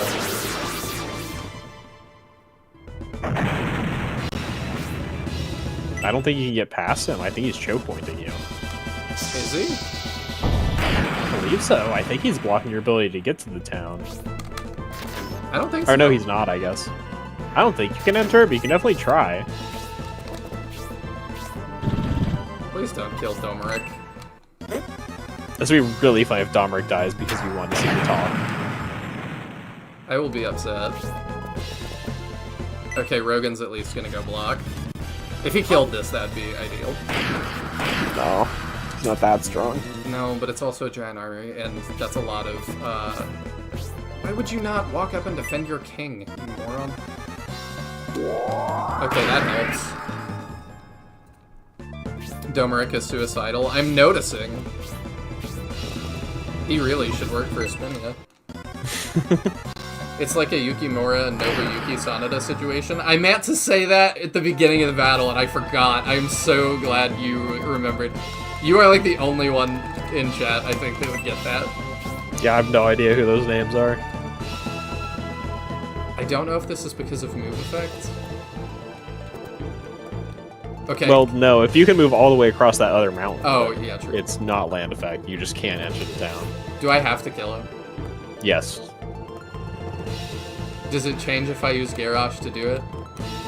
I don't believe so, but I don't know. I didn't know you could talk to Jade here. You found the secret Governor Garvin's room, and you haven't talked to Jade. To me, this was obvious. Well, I mean, Garrosh is not particularly good, so there's a chance they'll just never fielded him here. You see the wiggle on Jade's thing? Like, you're really gonna look at that and be like, that wiggle, you can't talk to that?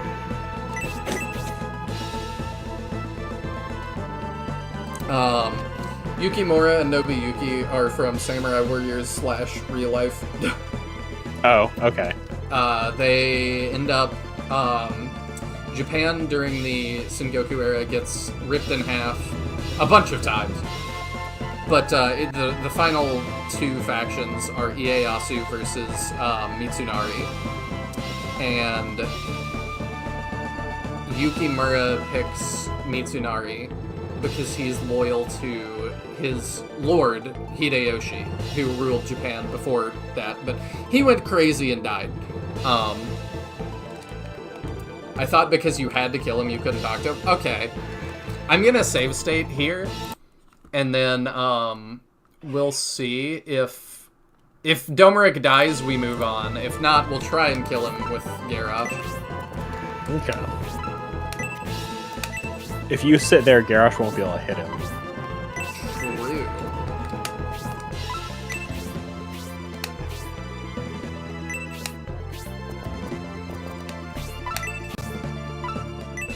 If you put Surely.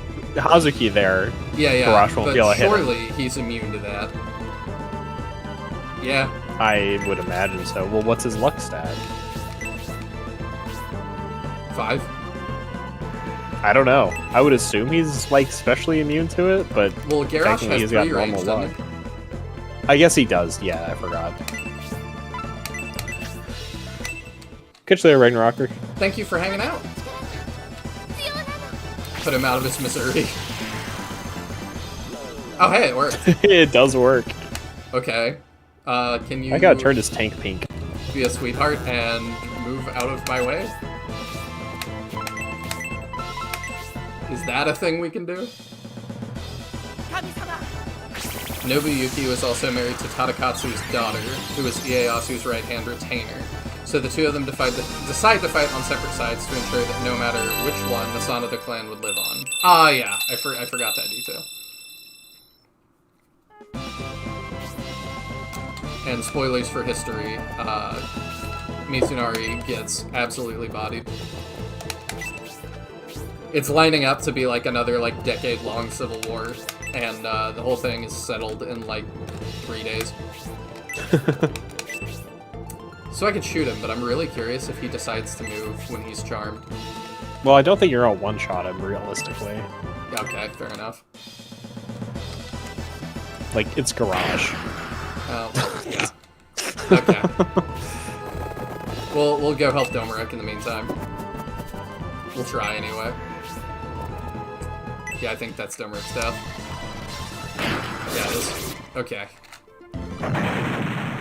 Alright, so here's what we do. We can set up a kill for Garrosh at least. I think we have the ability to do that. Will she do more damage with that or with actually attacking? Her attack is really low. I think that 41. Gotcha. Yeah, it's probably better to use her magic, Actually, I he has guess. no defense. Oh, he has He's some got defense. Never mind. He's got 3 less defense than she has attack. Mitsunari So only... like, Oh, go ahead, son. I was gonna say, because I was say like Garrosh did 11 damage, he has 52 attack, so Hazuki having 11 less is not gonna do much. Do you have... No, you don't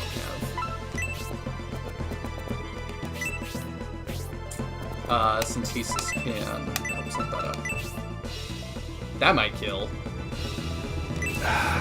Yeah, Blaze One might do 20. Well, actually, you can check her status. Oh, right. It should predict how much damage she'll do.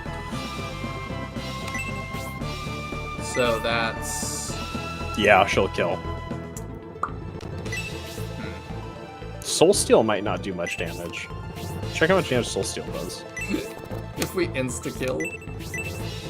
That would be really funny. Never mind, it kills even if it doesn't succeed. She's just too strong. Okay, so what if we load... If she's the only one that hits, he doesn't die.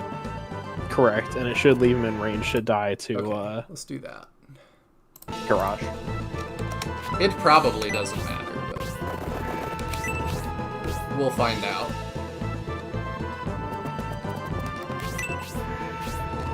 Edion was defeated. Nuh-uh. Hey, sometimes you gotta experiment. Okay, here we go.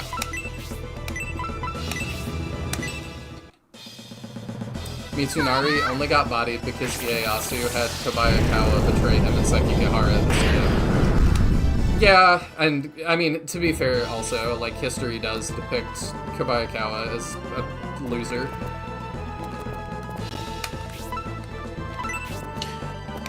So, I guess in the spirit of knowing things that could change between different playthroughs, do you want to know the variation that happens to this battle? Is it Jade that's at the gate? Yeah, if you didn't save Garrosh, then instead Jade appears there, and you have a different boss for this map. Okay. I have no idea what kind of dialogue Jade gives if you recruit him, because I have never seen it. But after finding out about this, I regretted saving Garrosh, because I would have loved to use a brass gunner. Okay, so there's no way for me to recruit Jade on this path. No, it's either Garrosh or Jade, and because you saved Garrosh in, like, Battle 2 of Scenario 1... Oh my... Are you kidding me? I love that dodge animation, though. It looks so dumb. Hey, Maybe he does. Domeric dodges. No, he doesn't, because the game is stupid.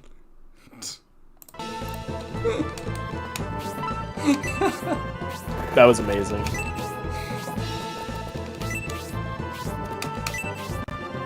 That was insane. Okay.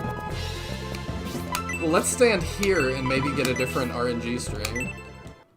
Using Jade's dialogue twice for more. It just, like, because Garrosh is not particularly good, I have no idea how good Jade is, but because he's the only brass gunner available in this scenario, I think it would have been really interesting to use him. Next time I play 3, I'm definitely gonna let Garrosh die so I can try Jade. There we go.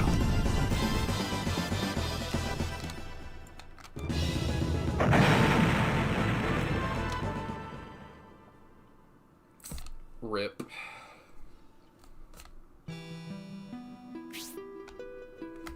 I've been defeated, brother, Prince Medion. Jade, my dear brother. Don't grieve, brother. Rather, be careful. Be careful. Of what? They wouldn't tell me everything because I'm your brother, but be extra cautious when you go to the cave. You may already know, the Headland army lies in wait in the cave ahead. The Headland and Swampland armies have united. They're planning something. An ambush, no doubt.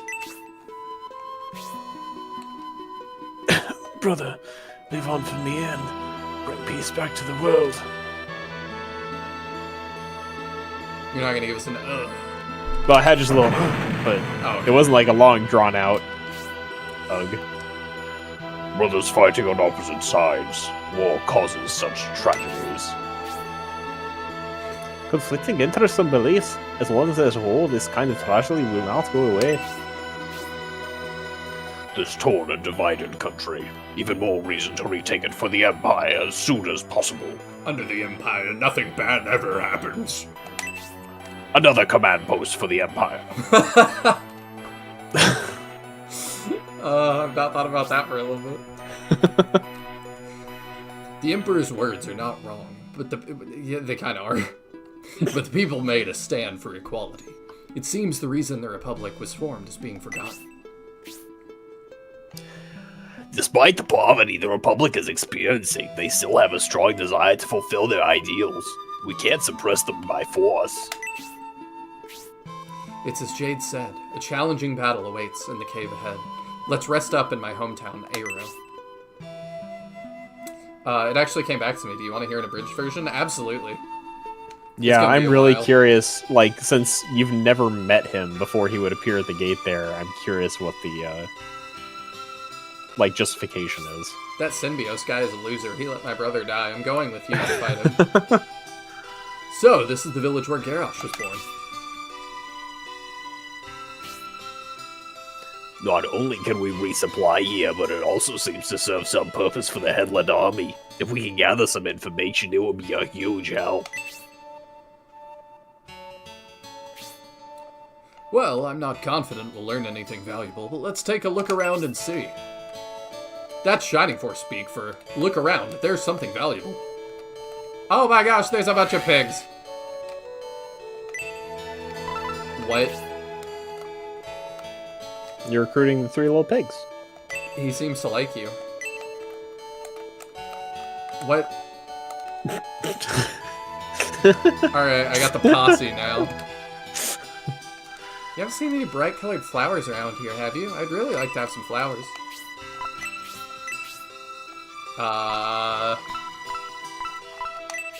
Like these? Wow! These are beautiful flowers. Are you giving them to me? Are they for anything else? No. Okay, then yes. Then, in exchange for these flowers, I'll present you with this old map. The border map!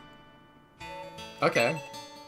These flowers, given to me by the prince, I'll give it the best of care, and I'll try to fill this place with lots and lots of flowers.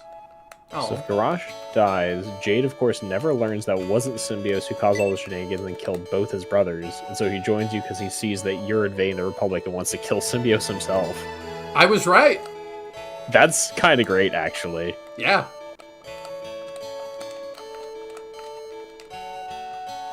Arrow Village is in central Headland, but it's still the closest village to Swampland. Between the two regions lies a mountain range, so we must traverse a cave. We weren't able to come and go so easily. Or we aren't able to. You're planning to escort Emperor Dominic to Aspia, aren't you? Man, that's classified. You are wise, Prince Medion. If you travel with Emperor Dominic, your trip won't be easy. Okay, yeah, what if I tell you yes? As Emperor Delmeric nears Aspia, the opposition will get stronger. You should return to Dystonia. The Aspinian people reject the Emperor. It's too powerful to ignore. Are you not even aware of that? Call He Mr. never learns the truth for quite a long time. Huh. Yeah, I wouldn't think he would. Yeah, 'Cause because like we we've don't know already that. passed all the points that Symbios and Medion interact until the clash at the end of Scenario 1, right? Because I don't think they meet up again after the train fight. No, the next time we see him is the end of Scenario 1. The Empire and Saravan formed an alliance, but didn't consider those in eastern lands. Initially, the rebels pursued their ideas peacefully, but land became a priority and the War of Independence was born. You're telling me this super white barrel I've never seen before is not anything? Okay. So They also have there are new 7 spears. items to find, by the way. Oh wow, okay. Recently, battles have been breaking out across the Republic, and it seems to be spreading. The Republic's original goal was peace, but we could be seeing the beginning of its collapse. It's crazy to think that it's like that entire nation was formed and might fall in my lifetime. Yeah. Pretty glove? What a pretty glove. Ooh, okay, that seems pretty good. Pretty good. Yeah, you see what I did there? Yeah, it is good. Oh wow, yeah. I think it's a mithril weapon. Okay. So it's like kind of the more or less equivalent to the best thing you can have at this point.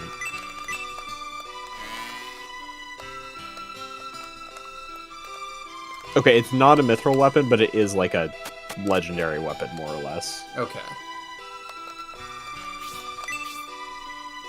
It's the Dragonite of gloves.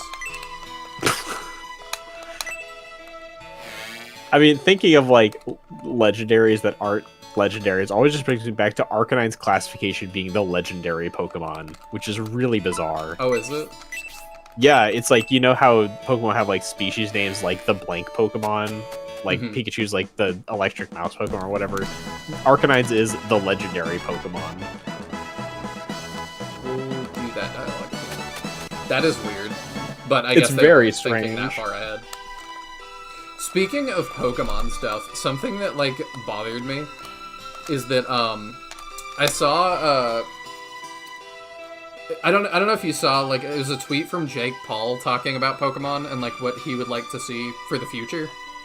I don't think I heard about that. I thought it was actually a really good idea that he was like, you have like a lot of dormant fans that are just not connecting with the newer era. And he was like, you know, I still play the newer games, but he was like, I just feel the need to go back and play like Red version every like at least 2 years. And so he was like, I would really like to see like take some of the best new Pokemon that you've made and just do a pixel game again. Do like a Game Boy game. Do something in that style and try and like reactivate kind of those old fans and get them going again to then, you know, do more new stuff. And I was like, that's a really interesting idea. And it's interesting to see somebody that high profile, like, asking for a retro style game. And people are just aggressively misunderstanding that. They're like, they could even call it Fire Red. And I'm like, he clearly is asking for something totally different than Red version, but again. Oh, it just makes me mad when people, it's like, I get that he's not popular. I understand that.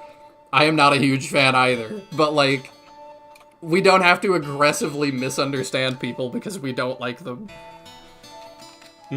It just drove me nuts. I heard Garrosh, who went off to live in Saraband a while back, is now in the Median army. How did you hear that quick? I bet he's become a prominent member in your army. Yeah? I mean, he kind of sucks. Garrosh's childhood friendships were a little strange. His best friend was a pigeon that he cherished. I heard he used to keep in contact with his parents. Oh, that's really sad. Side note, Mahane, Arcanine doesn't have the same stats as Pseudo Legendary. Pseudo definitively means 600 stats, and Arcanine's BSC is 555. Is that what that meant in Gen 1? I mean, in Gen 1, his base stats are 455. But the term Pseudo Legendary really, I don't think was a thing in Gen 1. I really like the maybe it was clever marketing by Arcanine breeders. Let me see what Dragonite's BST in Gen 1 is. Dragonite's BST in Gen 1 is 500, while Arcanine's is 455, so he's not equal to the pseudo in that game either. I see. Because as we all know in JRPGs, news always travels faster than you do. Absolutely. I mean, they should know that he killed his brother, but I guess not. Headland Province is poor, but there are tales of an ancient treasure hidden in the cave between here and Swampland. It is just Louisiana in my head.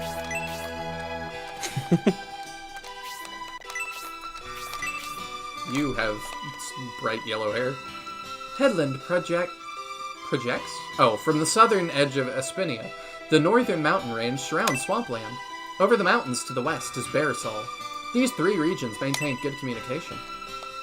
I'm also really hoping when we go into the cave that there's a hobgoblin waiting for us.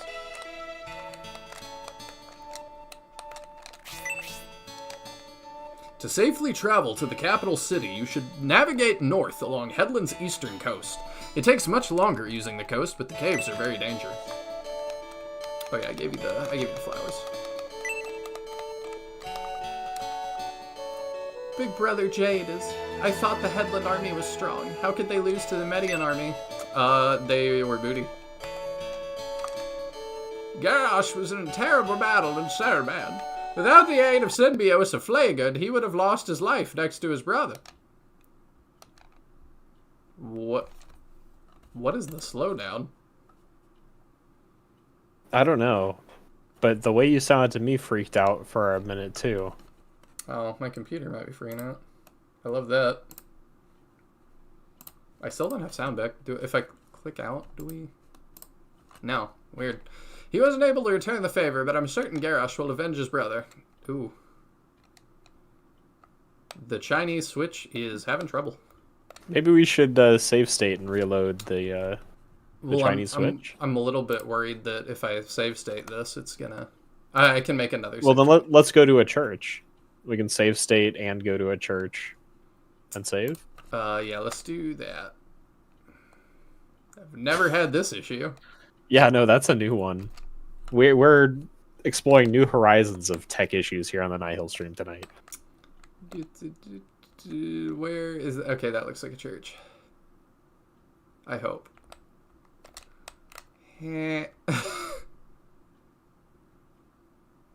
There we go. Enter the church. Never seen that before. Ooh, the crispy frames. Don't tell me it's like crashing on loading the... Oh, there we go. Okay. I'll be right back while you get this sorted out. Alright, just leave me here. It's fine. Yep. Well, I've been waiting for an opportunity to step away for a sec, so... Pee in a cup like I do, Teodred. It's fine. Yeah, this is bad. Would you like me to make a record of... Yes. Overwrite the record? No. Give me new in case this is, like, really borked. Oh, yeah, it's... Okay. New. We can cartridge save it, I think. Yeah, there we go. Chunking along now? Yeah. I'm sure it's fine. I'm used to my camera being a little more to the left. It's so weird. Our adventure has been saved. You can resume at any time. Okay, let's kill it and see what happens if we reset the Switch. I'm still really hoping we get, like, an actual Switch release of this at some point. I've been hoping ever since they took it down from, what's it called? They took down 1 and 2 from Steam. Okay, we look better now. I wonder if I ran into some kind of, like, memory leak error.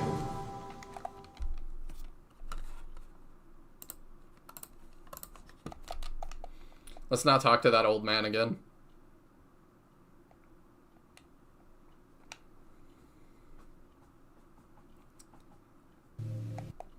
Oh, super off topic, but it also just popped into my head, thinking about YouTube stuff.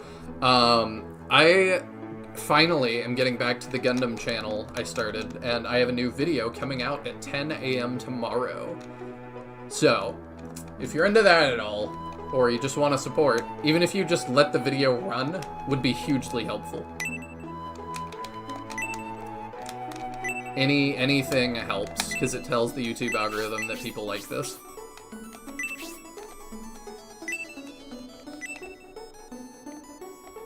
I'm hoping we get literally any kind of re-release, please. Yeah, I mean, companies not doing what would make them money, I don't understand. Like, I've still seen people with Switch 2s now being like, maybe we'll get themes. Maybe I'll get to set a wallpaper. I'll pay for it, I'll pay $2 for it, and it's like, yeah, everybody would buy a $2 theme if they made them. I don't know why they're not. Regardless of whether the Republic or the Empire has the privilege of ruling Headland, the suffering of the people remains unchanged. Nice, I'll check out the video when it's out. Thank you. It is about the manga Rust Horizon, which is a really weird, like, they take one of the main characters on the Federation side, and he has a nephew-in-law, and it's about him. It's a really tenuous relation, and it reads a little fanfiction-y, but I really like it so far. The art's fantastic. I can't believe Emperor Domeric, a man so hated by the people of the Republic, would come to our village. He's leaving soon, right? So, is it true the Emperor still does not recognize the independence of the Republic? Yeah, not for a second. We'll see. It seems the Emperor has felt that way all along. He sees everything as his own. That's why Lord Daka of Headland and Lord Sios of Swampland rebelled against the Imperial family. Lord Daka sounds like, a Warhammer orc. Because that's what they call bullets, it's Daka. Gotta get more Daka. I don't believe the Emperor, who wants to control everything, would ever properly recognize the Republic. Even if he did, I don't think the hatred the people of the Republic feel towards him will ever fade. I hate people like this. This is like, I've met people like this in real life. This is like true NPC behavior, right? Like, it didn't matter whether I said yes or no to you. Your response was preloaded, and you were gonna say it no matter what. So why even ask me? You don't think you'll be allowed to pass through the cave uncontested, do you? Probably not. Lord Daka and Lord Sios still feel nostalgia for the Empire's aristocratic society. If Domeric's rule were to end, they would immediately try to reinstate the old system. You don't ever reshare with me. Oh, yeah. We're Gucci, by the way. I think that Cool. maybe the old man just, like, caused a memory leak thing or something. It was weird. Well, you know, memory gets worse in your old age. That was terrible. It's not showing it to me again. Hang it. Let's Thanks, see. Discord.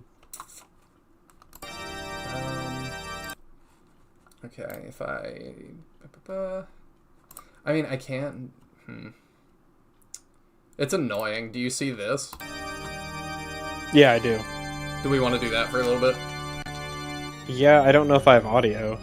Oh, okay, well, let me fix that then. I don't currently hear anything. How did I fix it before? Did I have to reset? You just, you restarted Discord, I think.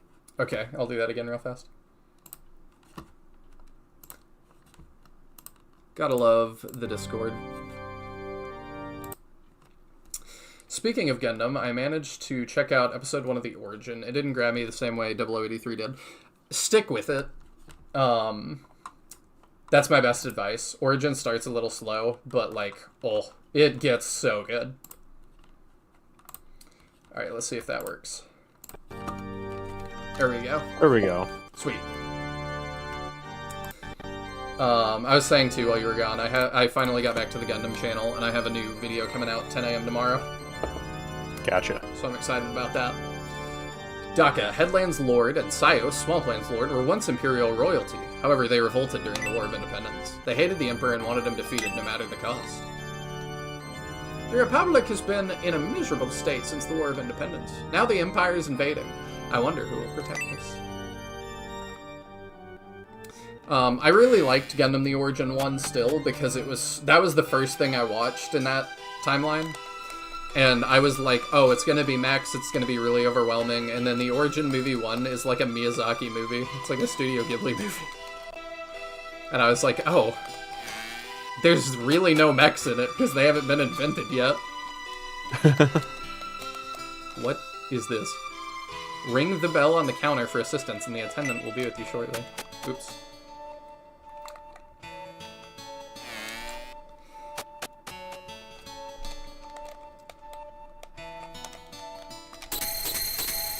That is the crit sound. What if I just keep ringing it?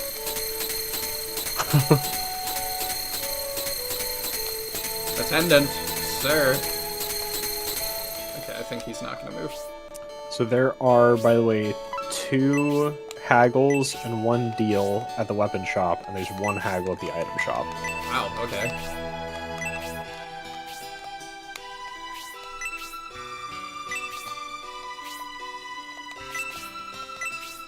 Oh, waiter! Yeah. Yeah. Venom Blade. Okay, I can't afford that, but cool. You know what we can do? I've got Sell our extra bastard sword. Yeah. I just had more faith in Zero than I should have. Mm-hmm. I do want to use him still, but yeah, it's gonna be really hard to level him at this point.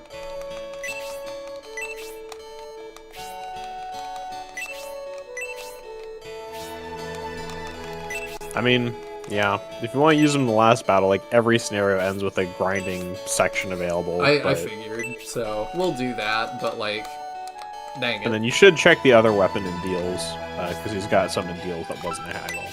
Okay. Apparently. That one, the third one, is new. The wand. Oh, Anger Wand. Blaze 3. Yeah. It's kind of meh, in my opinion, but it's new, so up to you if you want at it. I just gave... Okay, yeah. Nah, Hedvig can keep what she has, even though she has double Wendigo right now. Because literally, I think you stepped away, and it was like, ooh, the Wendigo wand, and I gave it to her, and then she leveled up immediately after attacking and learned Wendigo. Oh, yeah. Why do they have this? Oh. What? Why? I don't know. Because the king in World does it? We just had to have, like, a flip it? Very weird. I guess. It's super random. In my head, he's cross-dressing, and this is the same guy. That was legitimately what I was just questioning, but, like, the beard kind of makes it complicated. We'll see he can grow it back in the in-between room. It's a fake beard. Oh, I see. Funny, har.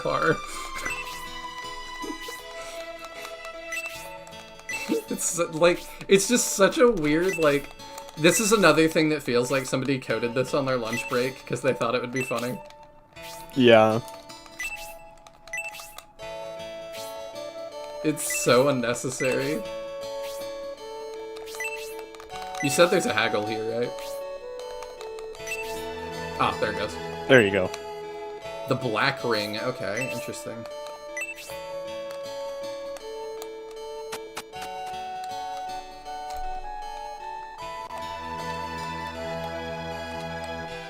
Now, you didn't do anything interesting with the pigs yet, right? No, I have no clue what I'm doing with them. Sounds good. I think they prefer to be called chat, though. I'm sorry. Medion inspects the bookcase. Art of Disguise. Oh, it is the same guy! Buy this book and learn to be a master of disguise in just 3 days. Whatever appearance you choose, get reading today and discover the secret. I don't know whether I actually, like, read that book when I played. I heard the Emperor visited our little town's humble tavern. I wonder what such a great person would order. I doubt there's anything suitable for him, then. He's just in there like, give me alcohol, I don't care.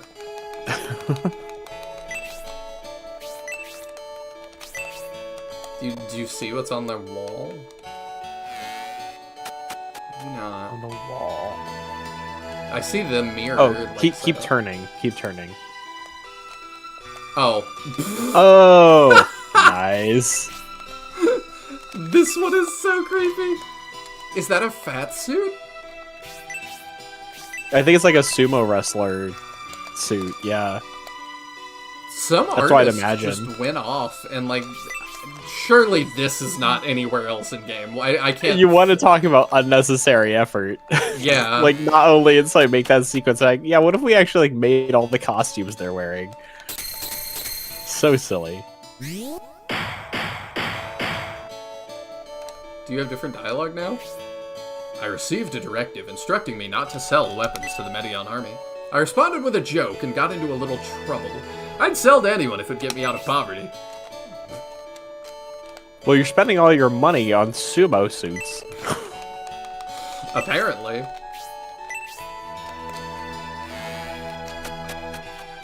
Now, see, if you read the World Book, Teodrin, that's actually Howl. I think is his name, the guy that is Kizin's teacher. Oh, that shopkeep is? Yeah. That he makes dies sense. in Shining Force 2, and then he respawns here. Well, no, because this is before Shining Force 2. Oh, right. Okay, yeah. So, like, Shining Force 2 is after his glory days as a crossdresser.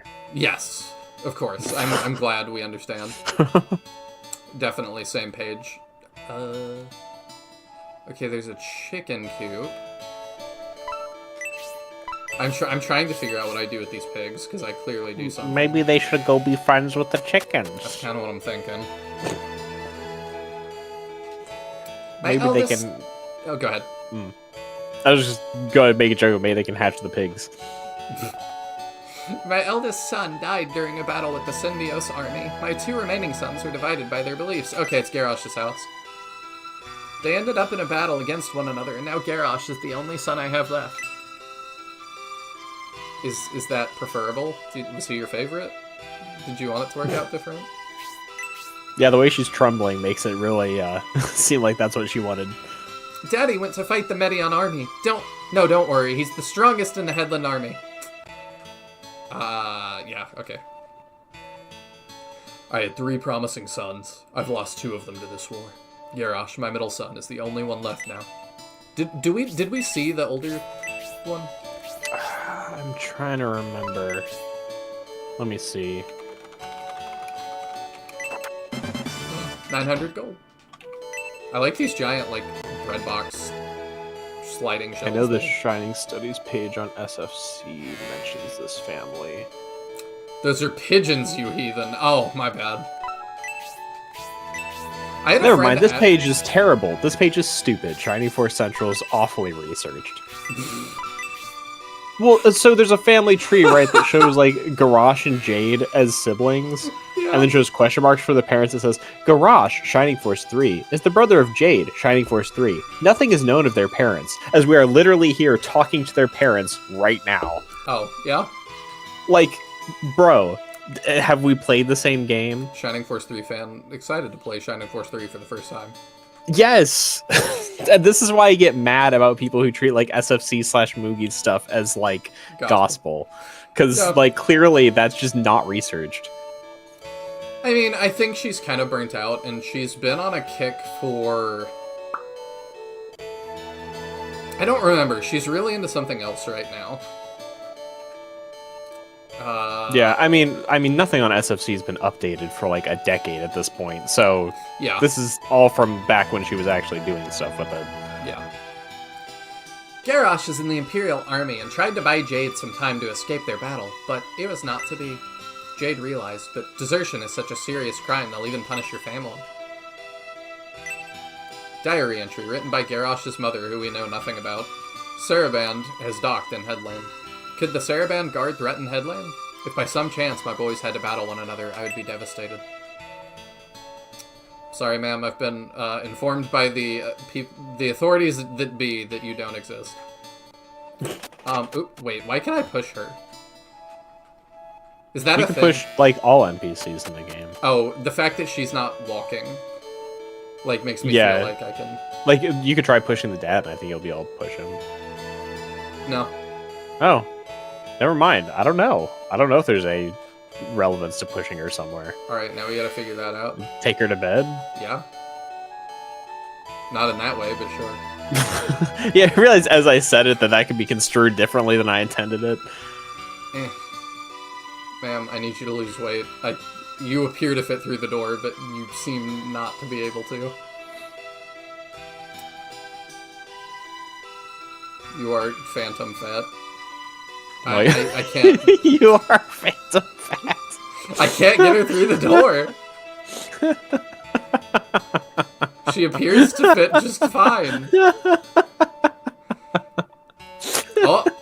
Oh. She moved another 2 steps. He had no portrait, he died to a monk. Oh, okay. That got you that bad? Yeah, I don't know. You are phantom fat. It's just such an unhinged statement. Ma'am, I'm fairly certain, consulting the GURPS handbook, your shoes way too much. You're gonna need to remove them. We'll try the other door. I'm kind of thinking this means that, this is not a secret that I've been the first to stumble on. Speaking of weight loss, I'm happy to announce I've dropped 14 pounds so far. That's awesome, dude! What did you finally that's settle great on to that's, hear. that's Yeah. working for you?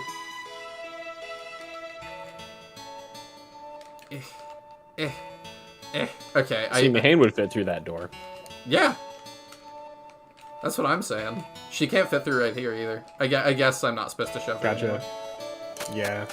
Very odd that you can push her around randomly. It is. I wonder if it's like just the trembling makes her shovel? I don't know.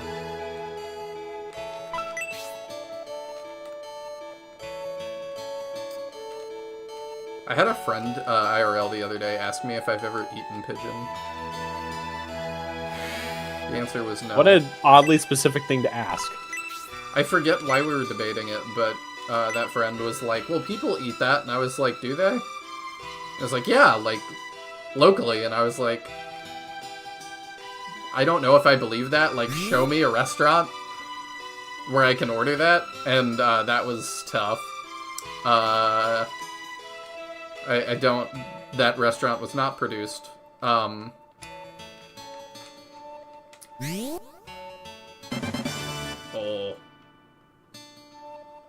I don't want Zero to have that. You're gonna disappear with that. Oh yeah, just run off with your egg. Garrosh likes animals, he can have it. We have it. Do we have a chicken? I think we do. I don't know, do we have a chicken? I think we do. Oh, That's me asking in a mocking way, because I know if we have a chicken. Thanks. Just in case it wasn't clear. It wasn't. Okay, a good thing I clarified then. My official response.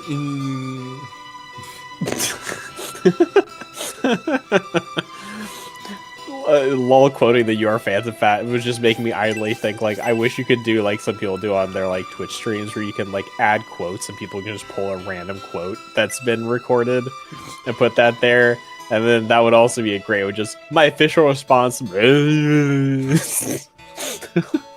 I feel like so many just unusual statements come out of your streams that it would be so perfect for a quote bot.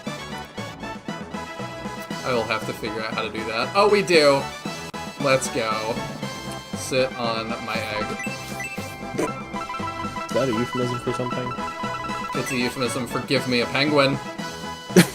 Chirps if you speak to it. Can't be done. What do you mean can't be done?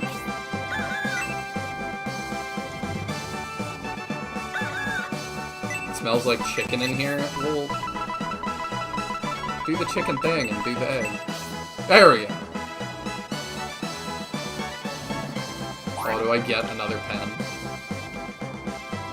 The chicken warms the egg. 3, 2, 1. Oh, do I have to hit A? I have to hit A. Oh my gosh, Penko the penguin joins the force.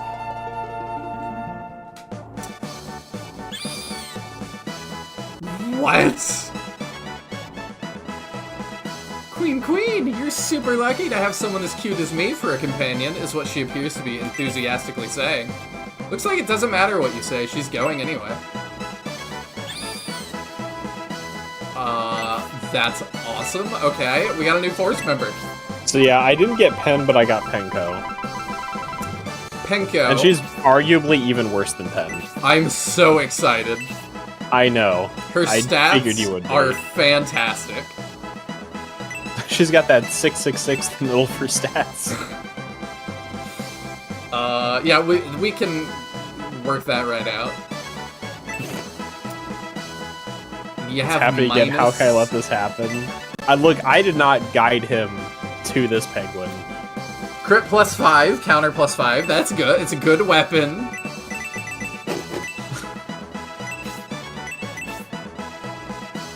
What is her move? I think it's 6. Okay.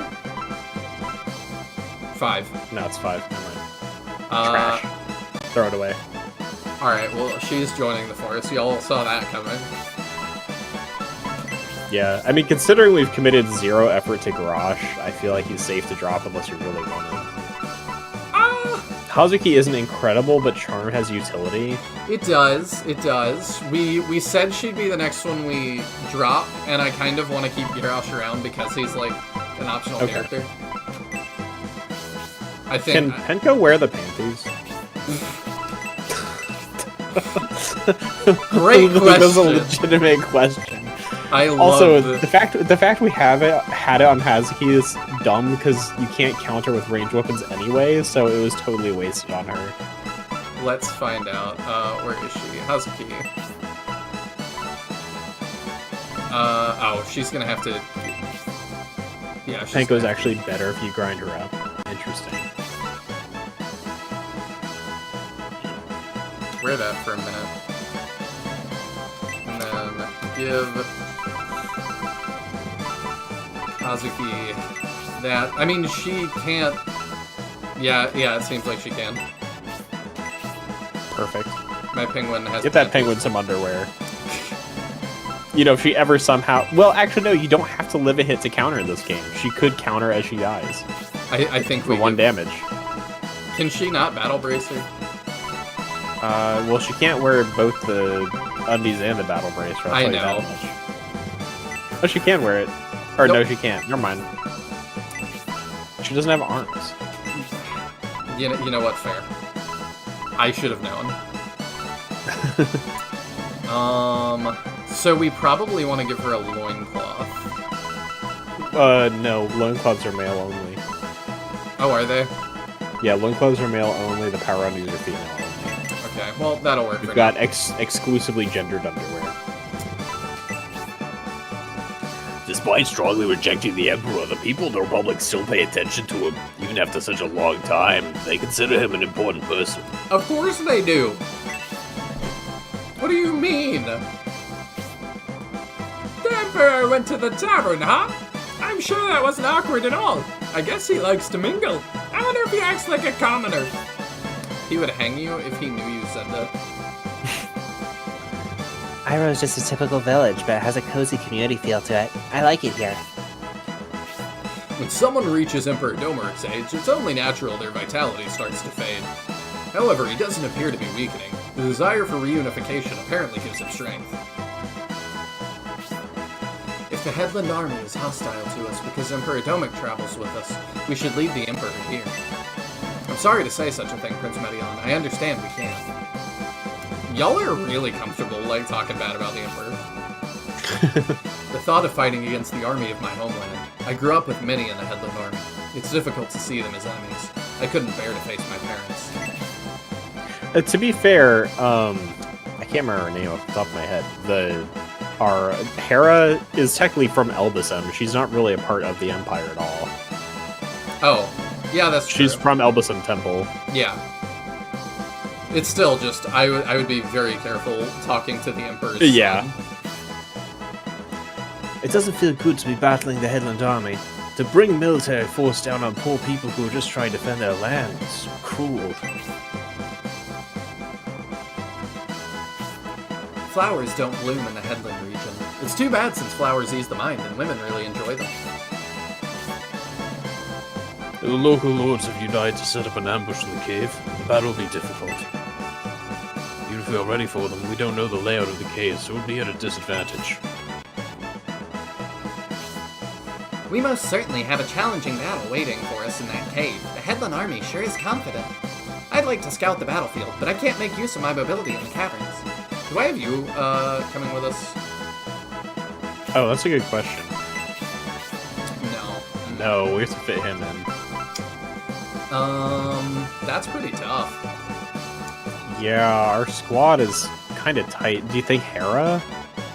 That's kind of. I know you're not a big fan of the monks. Unfortunately, she just got an upgrade that made her attack like actually close to some of our bigger hitters. Are pretty decent. That's true.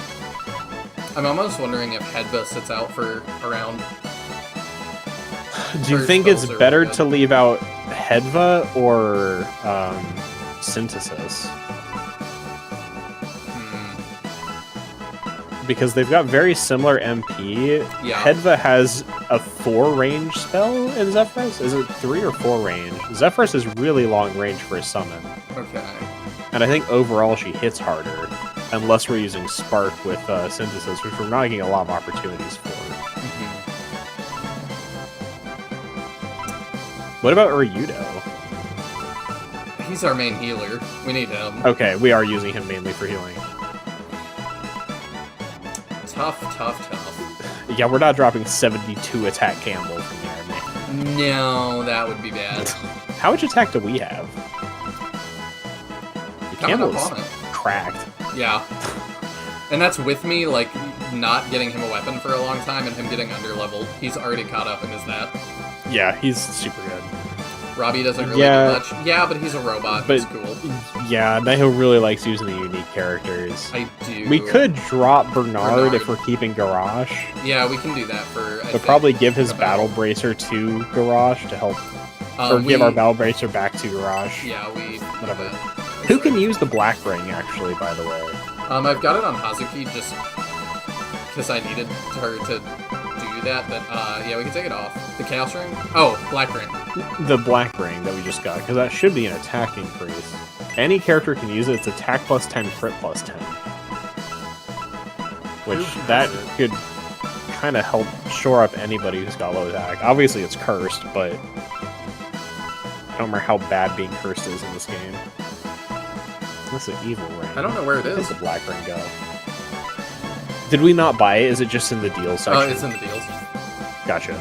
Well, like, plus 10 attack is pretty sizable. And crit plus 10 is pretty big. I don't know how, but the Emperor seems to have a hint of ninja about him. I'm not imagining it. Okay. After a battle, the tavern always fills with animated people. However, people don't have the same desire to enter a tavern where the Emperor is. It doesn't look like there's anyone in pursuit from Headland Castle. That's a relief. Headland's dry and turning into desert. I can't stand it. Yet, I've heard Swampland beyond the mountains lives up to its name. We're in for a tough time traversing either of them. Sand has entered. Body connection joins. Feels unpleasantly gritty. Real. Relatable. I hate sand. Gets everywhere. It's coarse and something and gets everywhere. Coarse and rough and gets everywhere. Coarse and rough. I was like, I could not remember the second word. The evil ring gives 15 attack. That's pretty big. It is. That sounds good for Penko. It does say any character, so it doesn't seem to exclude the penguins. Would it be better to give her the evil ring for plus 15 or the black ring for plus 10 and plus 10 crit? Crit? Because, yeah. You're Prince Median of the Empire, and that's Emperor Domeric, huh? Seriously. If you're going to lie, you should come up with something better than that. Could that be Emperor Domeric? This is so unexpected. I'm shocked such a legendary leader would come to my tavern. It's a great privilege. He's even more impressive than the rumors. It's kind of like Bill Murray. You know, Bill Murray just shows up places. I don't know who that is. Oh, he's a famous actor. Was in Groundhog's Day, Ghostbusters, a million other. Oh, that guy. Okay, I know his face. I don't. Yeah. Didn't know him by name. He's like, has a reputation that like he'll just, like if you're having a house party that's got like tons of people, he's just shown up at them and like been the bartender for the night. Or like So the random. host walks into the kitchen and he's like in there doing dishes or something. And he's like, yeah, I got bored, I saw there was a party, like I'm just cleaning. It's like, what? Okay. That'd be pretty fun to do, honestly. Prince, we need to focus on crossing the mountains. For now, we should clear our minds of worldly concerns. Like crossing the mountains. A concern that has to do with our status in the world. We must believe in our convictions and act accordingly. Yeah, I think Bill Murray also was the one that, like, at a restaurant ate a french fry off somebody's plate when he walked by and was like, no one will believe you. After the last battle, the Emperor's confidence in you has grown sharply. After all this is over, I'm sure the Emperor will have many stories to tell your mother, Lady Melinda. Daddy, tell Mommy I've been a good boy. This tavern isn't bad, but to arrive at Aspia as soon as possible, we must hurry our preparation, Minion. Your performance in that last battle was stunning. It seems I have been underestimating you. I'm really surprised that he both likes this tavern and likes us. Yeah. Oh, yeah, Lol's right. Black and Evil Ring are promo only, so Penko can't use them until she promotes. Ah, well, we'll get there. Rip. Undies it is. I'll just have to put her on the fast track to promotion. Have I checked all the things? That's item and weapon store, the church, Let me we've done. see. We did Garrosh's house. Did I do this house? I think you're probably missing one item in one of the houses. I don't think I did this. Okay. This is not the one I'm talking about, but there is a house you're missing something in. With its decentralized government, Espinia acts as many small nations. Headland is within the Republic, but we're affected by Imperial power, so nothing is improved. How we envy Flagard and Mallory. Even if Aspia provides us with goods, that doesn't mean they're distributed to the people. Equality, you won't find it here.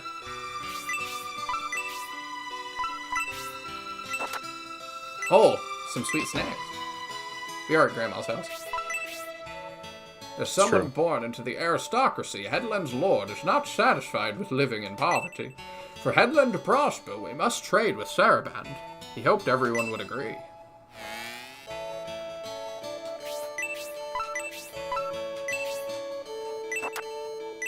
Ah, an item you threw away, here of all places.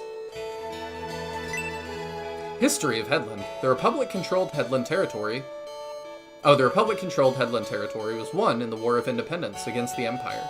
Daka, a relative of the Emperor, was appointed Lord of this province.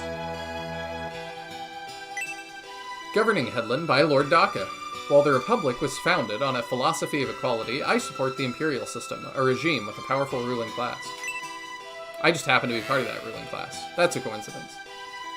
There's no conflict of interest here. No. Due to the unnatural weather this year, there was no harvest. Yet we received no help from Aspia. They didn't even ease the annual collection they take from us. Sounds like you should rebel against them. Have you considered that? Everyone else has. It is the trendy thing to do in the Republic, it seems. There's a large mithril. I need to deposit all that mithril that I found as well. Yeah, you do have one more thing to find, at least, in town. Okay. It is in an interior. I've been in all of the places. Yes, you have. It's a non-standard search point. So there's a chance you haven't found it. Which house is it in? It's the one right there by the chicken pen. Oh. I was too busy pushing his mom around that I didn't... You like me to always be vague, so I wasn't gonna... Yeah, it's fine. I just feel bad. We haven't done that many battles. We've done one battle so far. Yeah. Hey, we're only 2.5 hours deep. You know. What could it be? I tried to search that, but I can't reach it. Is it under the table?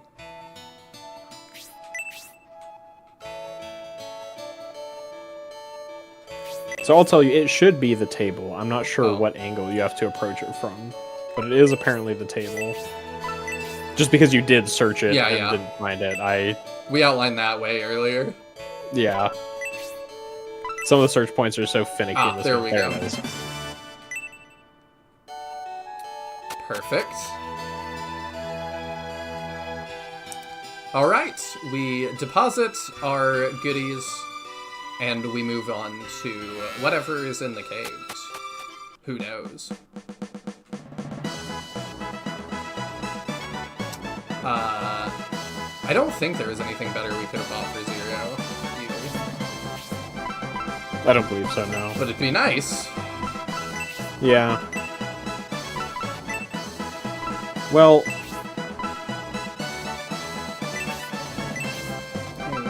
Stuff. I'm trying to remember.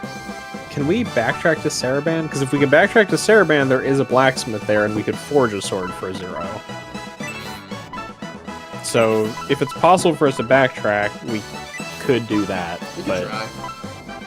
I don't know whether it will. Also, as a side note, he absolutely loves that the town's all unique furniture. It makes the world feel so much more authentic. Yeah, I really like what they did to make all the towns look and feel different in this game. I totally agree with that. Need to sell her. Much more so than any of the other Shining games. Which, I mean, to a degree makes sense. You've got a lot more, like, memory space to work with in this era than on the Genesis. True.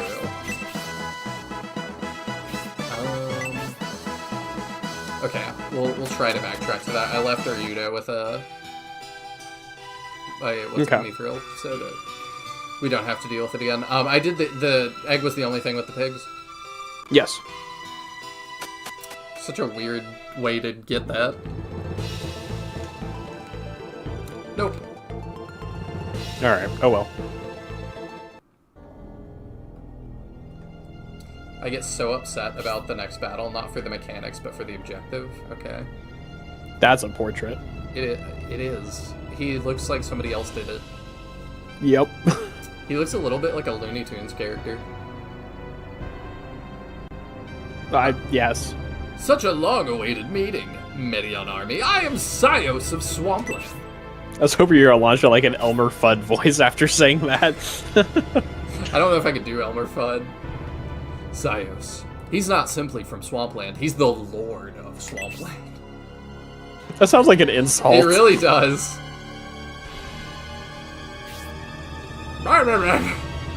His talk animation. Yeah, his mouth being so big looks ridiculous. Our names and the peace agreement between Governor Garvin of Saraban, Lord Daka of Headland, and myself. You were so far to free the Emperor after we went to such great lengths to arrange his capture, you foolish boy. Thanks to all of you, my entire plan has collapsed. Now the only thing left is for you to make amends with your deaths. You haven't changed at all, Sios or Kaios. I'm really not certain. I'll never forget that voice, Emperor Domaric. I'm here to be a green unit. And I haven't forgotten your betrayal during Conrad's rebellion 20 years ago when you and Daka joined his forces. You're under Daka betrayal. You are born into nobility with a duty to serve the people, yet you deprive them. I can't wait for my new kingdom. Huh. You crave authority that badly. Power-hungry lords like you and Daka. It would be best if you were dead. Pot, kettle. Sorry you knew about our cooperation with Conrad, but Why do you look like that? we did not ally with Conrad seeking independence for the Republic. The portrait's nicer than his map sprite. His map sprite, he's got like an ape head. Yeah, it's real weird. It was you. We joined Conrad in the War of Independence to oppose you. I was trying to get home because I'm related to E.T.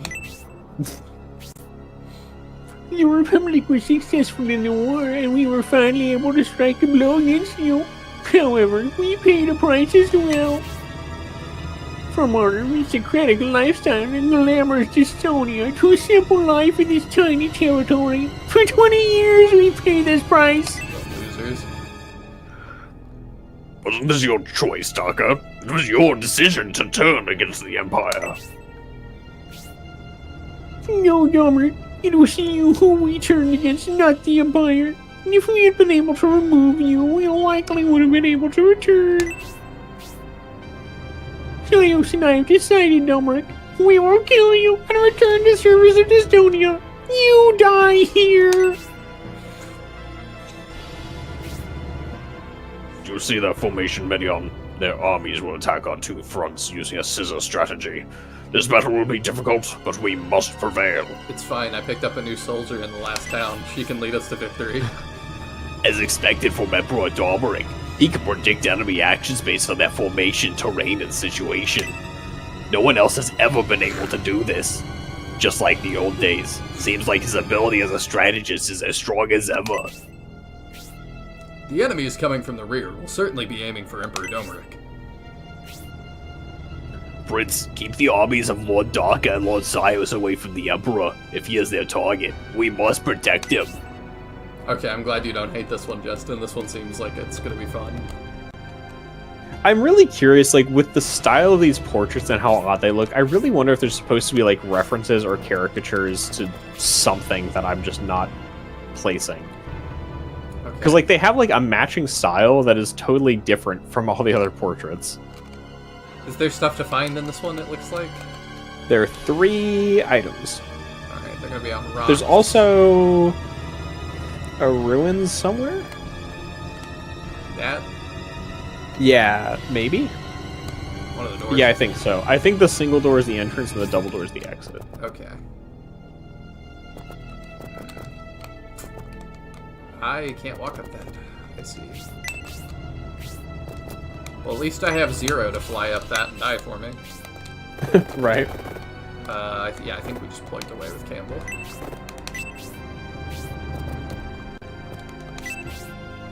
Yeah, these guys kind of seem like losers. Just be careful of Domeric's placement, because I had trouble getting him to not die in this battle because of the ranged enemies. Okay. I will keep that in mind. Daka is very clearly a JoJo reference considering all his battle quotes, but who? Like, who in JoJo would he be a reference to? He doesn't look like any character I can think of. Might have just put 0 in death range, we'll see.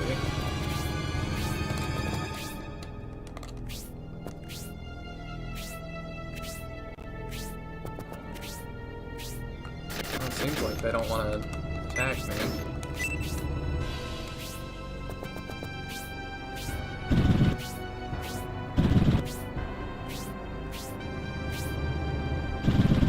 Where? Okay. They're just waiting for Domeric, I guess. Hill Giant. Okay, that's new. No clue. Just no aura. Oh, yeah. That's like a general cry of exertion that is like well known from JoJo, but it's not like it's not unique to JoJo. Okay. Like aura is just, from what I understand, like an exertion sound. I say it all the time. Oh yeah. Which, you know, now it's iconic for JoJo specifically, but we'll just open with that and advance quickly. So Domeric hopefully doesn't get shot to death.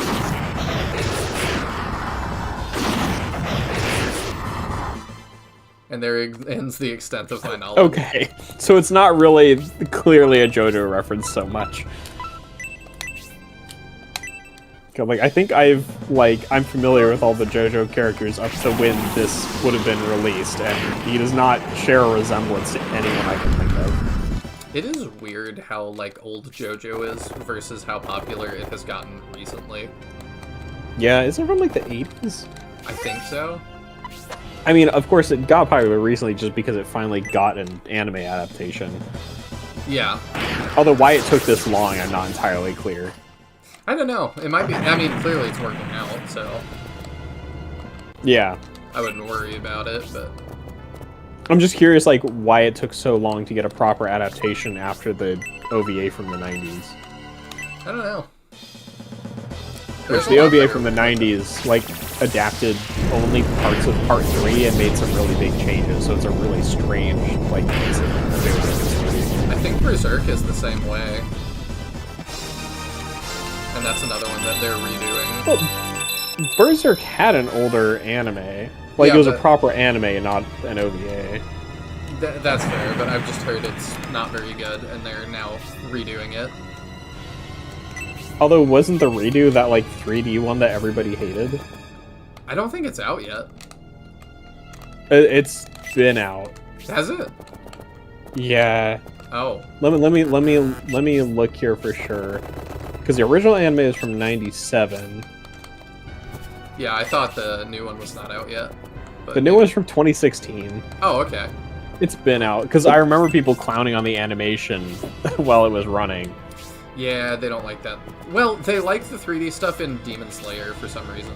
The problem wasn't necessarily that it was 3D, but it was really lazy 3D. Like, there was one shot people particularly, like, made fun of where it was, like, Guts walking towards the camera, and he was, like, not animated. It was just, like, his model being, like, slid down the screen. Oh, no. Like, it was bad. That sucks.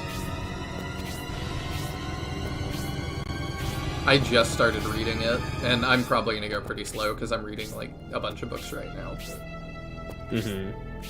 I've read chapter 1 or chapter 2. I don't know. I started it like this past week, but I start lots of books and then I finish them when I finish them.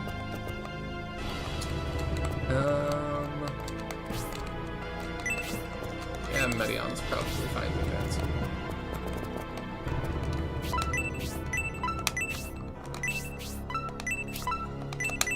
Alright, seizure warning. We haven't used Wendigo yet.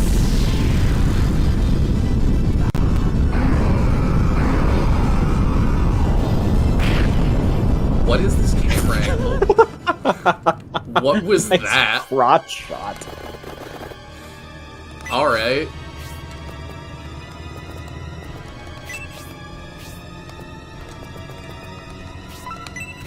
I believe there's 2 items in this battle. Okay. There's 3, plus the ruins. Oh, Synthesis looks like she sneezes right before her promotion animation, or at the beginning of her promotion animation. Oh, her level up animation. Keep her Yudo up here. Anime has the weirdest camera angles. Mahane posted a great picture in the Pictures channel, by the way. Okay, I'll peek real quick. Let's see. Oh, Lord. Okay, yeah, we'll pull that. Okay, Finko. There we go. I'll show that real quick. Beautiful. Did you just do... Oh, yeah, you did just do that. Okay. I probably should change the settings so that we don't immediately, so it doesn't pause when I click off, because I really don't need it to. Add source, unload when not showing. Okay, here we go. So, Mahane, liked the panties being equipped to Penko, so here we go. Wow, that is a high-res photo. Oh, I'm grabbing the wrong thing. That's good. There we go. Wow. Yeah, it's still a really high-res photo. What is it doing? What? It, like, moved it way off the screen. I didn't do that. Can I, like, control, like, fit to screen or something? I don't know. Okay, here we go. I'm sure there's a shortcut for this, I just don't know. I think I stretched the image a little bit, but...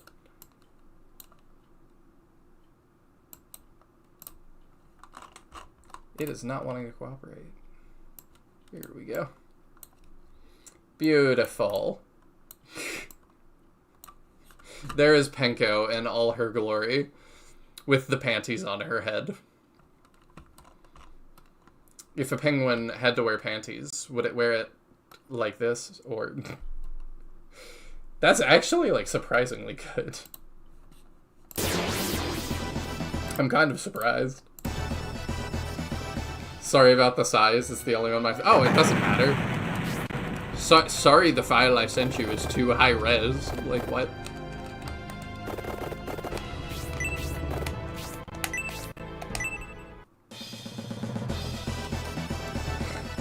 It's really good. I don't remember if I knew you could draw or not. Try and get 0 through here. I'm trying not to get him sniped, but I have a feeling it's gonna happen. Oh, that's probably ideal. We resist that.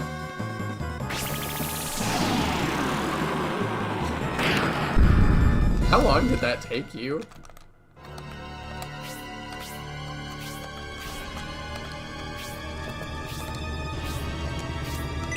The first fan art Penko has ever gotten. Probably. There's still a character from SF3 that gets a lot of fan art. I'm really surprised I haven't seen yet. I thought she was going to be a major player. Which one? It's some mage with the black hair. Oh, okay, I know who you're talking about. Like, I'll be curious what you think of them when we encounter them. A lot of fan art of her, so yeah, like, I really thought she was going to be like Armashayla, like a main villain, and I still don't know who she is, so... Oh, hello! Oh, he actually sounds like that. I didn't remember his voice, but I guess I was not entirely off. Weird that he attacked the Royal Guard instead of Domeric, yeah. Domeric himself, yeah. I am very surprised by that. Okay, I need to check for items. Not there. Not there. Not there. Well, it's definitely up there. Okay.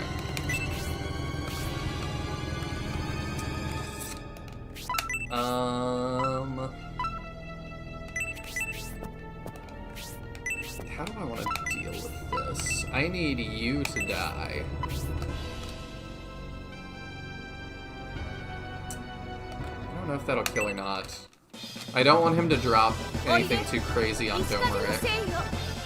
Daka probably needs to go quickly, too. I don't know if I showed my ability well, but I was part of the Halloween drawing stream. As for how long, like 2 to 3 minutes, that's pretty good.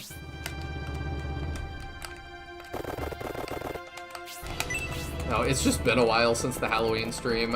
We need to do that again. That was fun. That was pretty fun. I don't know where I want her to go. I'm kind of vibing until I can deal with this. Okay, I knew David could help us. Oh, we didn't get that kill. Dang it. I wasn't paying attention. Okay, yeah, let's have David get rid of that guy. Okay, that definitely gets it. And then, it'd be great if Domeric moved. I think he's not gonna. I think he's gonna fight. I was thinking, like, you're mentioning doing that again. Was it that stream, or was it a different one? Didn't you do, like, a Shining Force, like, waifu husbando tier list? I did. I wonder whether we should, like, revisit that around Valentine's now that you're playing Shining Force 3 and you've got more characters to throw in the mix. Ooh, that's smart. We should. And then we could, like, also wrap in some drawing there if we wanted to, or whatever. Oh yeah, that'd be a good idea. Like, you have to like draw like the top 5 on each list or something. I don't know, guess think if it'll be you're that fun. eager to get Penko added more fan art.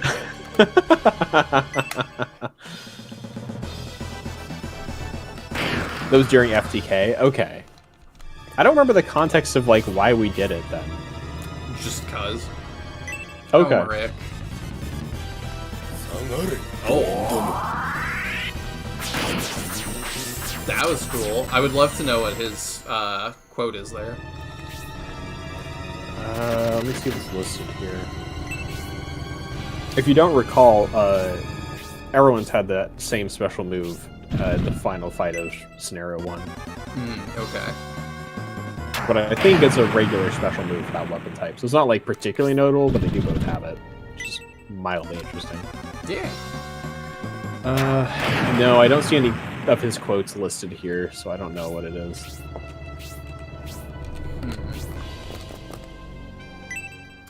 We also could do an FDK waifu husband tier list. That would be fun.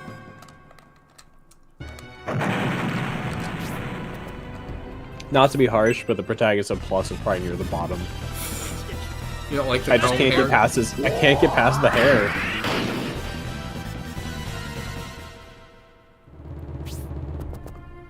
Unfortunately, NPC and enemy quotes aren't on Jumi's side. Yeah, I'm just that's what I was surprised looking for. nobody's like listed that. Domeric seems like he's important enough that you'd think somebody would, but Come on, Iho. You know no Shining Force fans have played Shining Force 3. yeah. It's just I'm just into too niche of hobbies. I was running into that as well with I'm doing another. I think my next Gundam video I'm gonna try to get out on the 30th because they have a new movie coming out, and I have read. Basically, it's a trilogy, and this is the second in the trilogy, and I've read the books, so I know what the third one is. So I'm gonna do. Oh, she is adorable. Great job. I'm gonna do a video on, like, I read book 3, you know, if you don't want to wait a couple years for the next movie, here's what is in book 3. But going to, like, the Gundam wiki, same stuff like Shining Force. It's like, this is what happens just as bad in the books, and I'm like, that's totally, like, not what happens, but okay. Aww.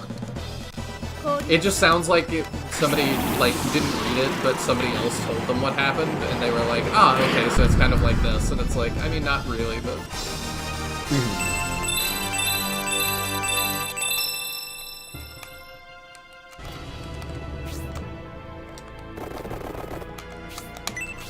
And it feels so pointless. Like, I was talking to a friend about it, and they were like, well, why don't you just fix the wiki? And I'm like, because I would have to fight somebody that hasn't read the book.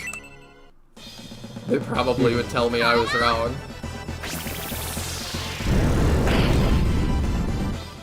All that stuff, it just feels like it's run by people that are really determined to not be right about things.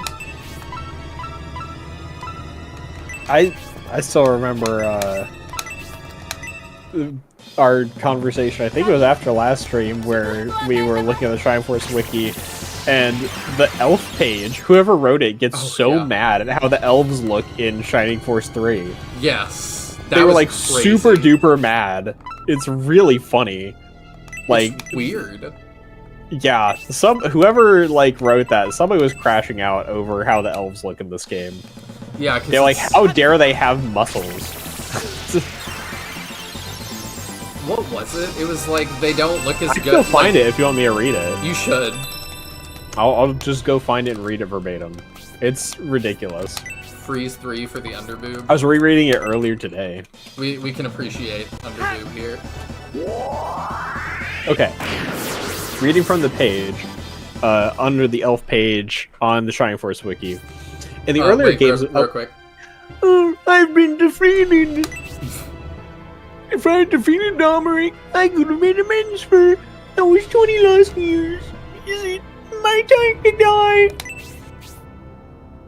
Siles, take my revenge. My revenge! What a loser. Cheering too much already. Okay. Race. In the earlier games of the series, elves are instantly recognizable by their slender, underdeveloped bodies. Even males have little to no musculature, and females have very small breasts. Their faces and extremities also tend to be lean and narrow. These defining traits were largely done away with in Shining Force 3 Scenario 1 God Warrior of the Kingdom and Shining Force 3 Scenario 2 Target Child of God. In these games, the series gradually adopted an overt hentai influence on the character designs, with most of the female characters plainly intended for sex appeal. To accommodate this, female elves were given human-sized or even exceptionally large breasts, and a shirtless male elf displaying a hefty amount of muscle was introduced. After Shining Force 3 Scenario 3, the games of the series are set in alternate universes from the earlier games, ones where elves with human proportions are apparently normal. The appearance of these bulked-up elves in the Shining Force 3 scenarios, however, has no explanation in context of the game world. It is tempting to suppose that they are the result of elves breeding with humans and dwarves. But the Shining Force 3 elves all have their race listed as elf, rather than half-elf, elf/dwarf, or any such thing. It's just, like, so oddly, like, attacking for no reason. Yeah? It's like, somebody was, like, really into the fact that earlier elves looked like teenagers. In, like, in a you care too much about this kind of way. Yeah, I get that, like... It's not then that it was supposed to be Gelflings, was it? No, that was Cantles. Ow, Ow, that hurt quite a bit. Did he get EXP?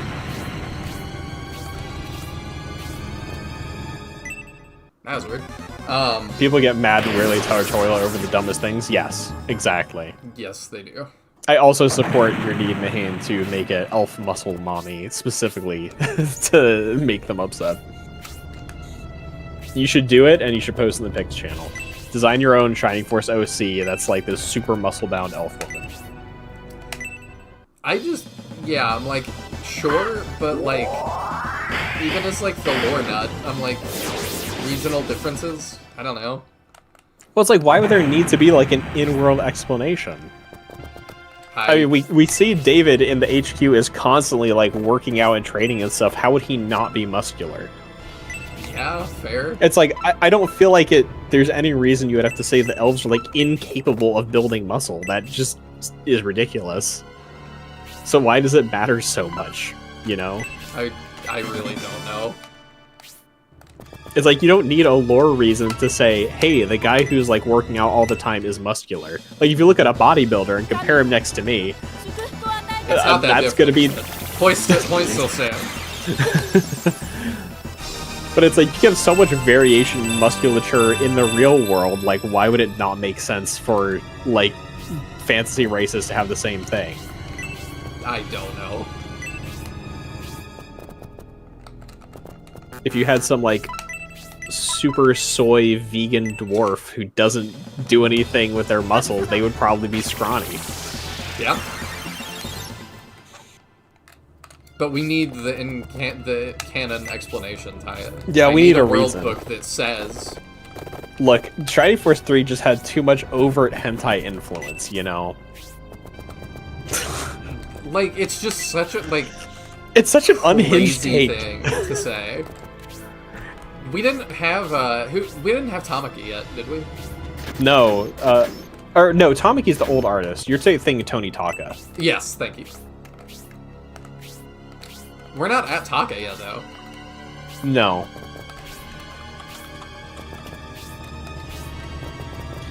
Well, it's funny to me, let me remember exactly how they phrased it. They talked about, with most of the female characters plainly intended for sex appeal, it like the male characters are not also generally attractive in this game. Do you see this man?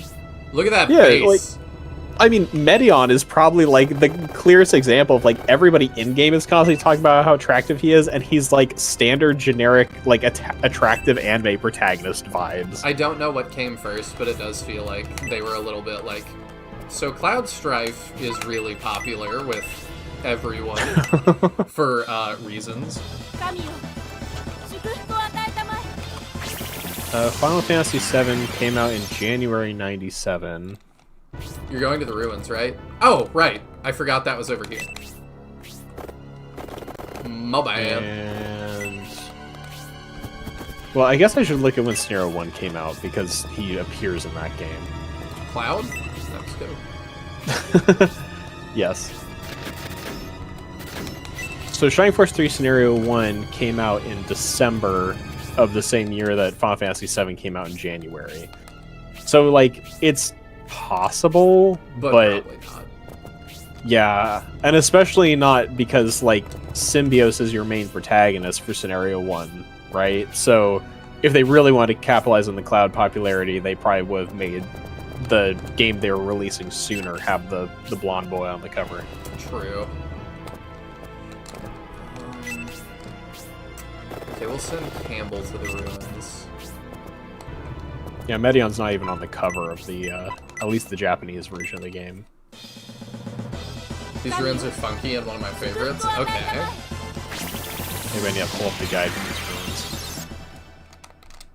We can't send everybody, like, normal, because I have to worry about Domeric doming himself.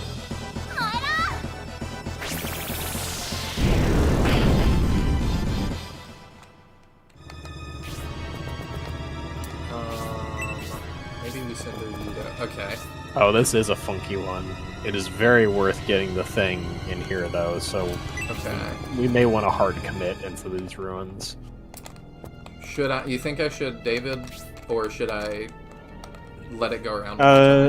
Honestly, we might want David in there, so we might not want him to open it. Okay. Because we'll want to open it at, like, the top of the turn order so that we can shove everybody in there. Okay. So we'll want somebody who's high agility to open it for us. So that's... I don't know. Is that Arthur? 22? He's not that fast. 5, Yeah. 9. Okay. 7. Alright. We'll do it on the next go-round. David's not really that attractive facially. I don't know, he's got kind of that, like... He's got that, like, bodybuilder face, if that makes sense. Yeah. Which, like, it's definitely not everybody's thing, but it, like, it's not an unattractive look. It's definitely something that some people are into, so... He's very, like, ultra-masculine. Yes. Which is different than a lot of the other, like, anime pretty boys we've got in our army.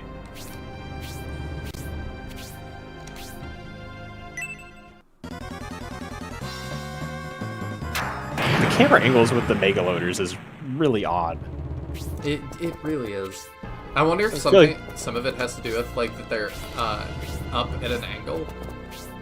Potentially. It's just like, that's also where we got, like, the really weird angle with Wendigo and stuff. It just feels like the camera should be pulled back a bit more.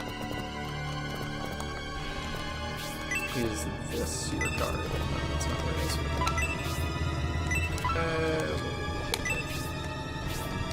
Okay, Campbell can open it. That's top of the turn order. Sounds good. Is that not where we go in? They just said the ruins are sealed.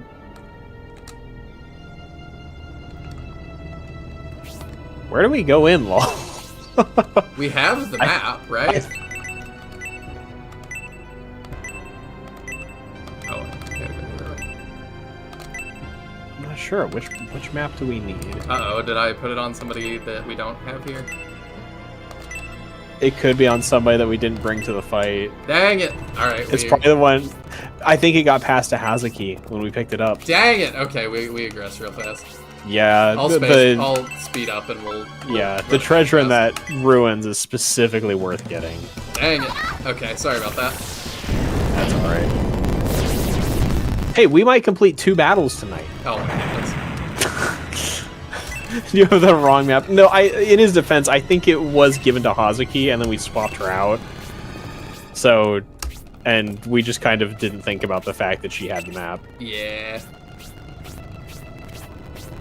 I know inventory management is his weakness, but in this particular case, I will defend him. I appreciate that. Fool, I know. Okay, we go grab the map. I'm gonna step away for a second while you do that, then. Alright. Be right back. Oh wait, yeah, really, we are the winners here, because we can res Penko. That 20 whole gold. Beautiful.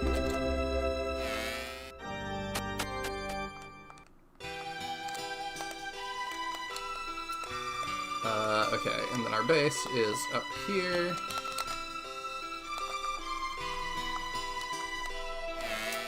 We can do it faster this time, don't worry.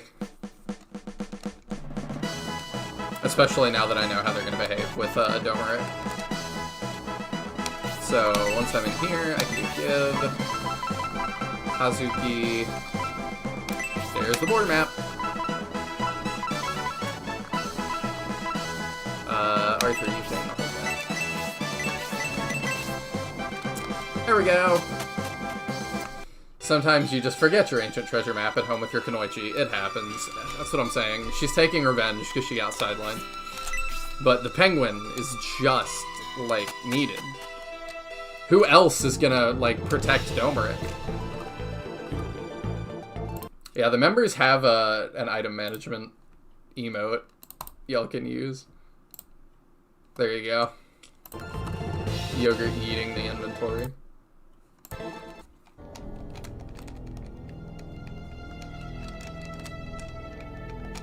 It's really small, but that's what that is.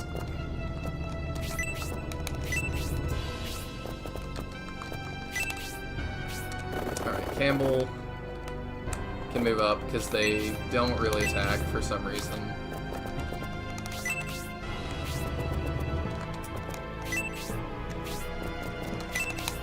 We speedrun. Oh, you actually can reach. Neat.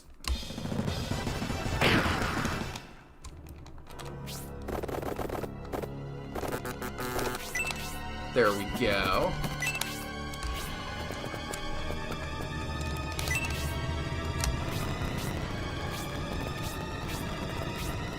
I do wish the fast forward was slightly more fast forwardy, but I might be used to the Genesis fast forward that's like light speed.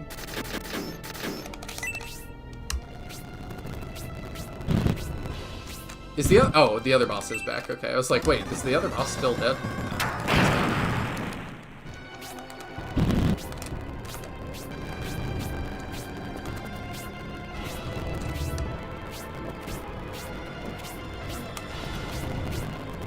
Oh, it's little blue feathers on their heads. For a second, at that angle, it just looked like a line of pixels. I was like, what is that?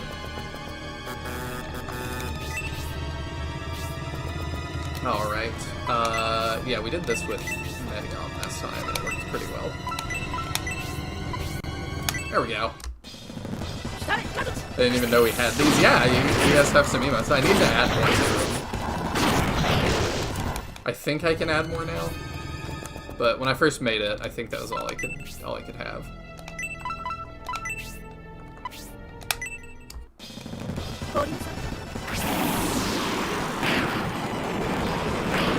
See, I've got that. I have Sad Mephisto. I have like Judging Mars. I'm trying to remember. I think I have Petting Yogurt too.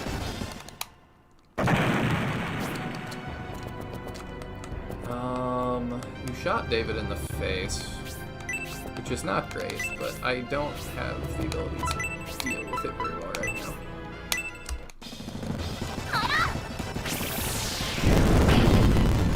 Okay, there we go. David can get that kill. You know what? Uryudo can just slap that guy and get that kill. Oh, or he'll laser him and end his entire everything. What you really need to do is add Abdark's voice line as a donation message. What is his voice line again? Oh, behold my powers. Yeah, I mean, I think I can do that. Good night, Justin. Thanks for hanging out. It's always fun to hang out with you. Alright, we'll have Arthur do that. There we go, and we're already through.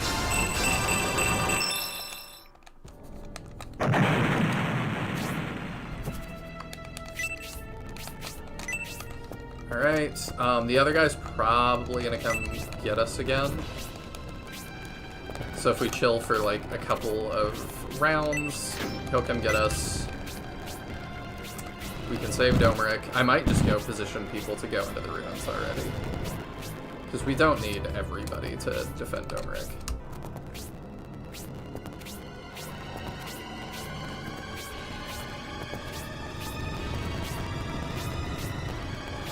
The Behold My Powers thing, is that... I feel like that's also what Meta Knight says when he does his Final Smash in Smash Bros. I could be wrong.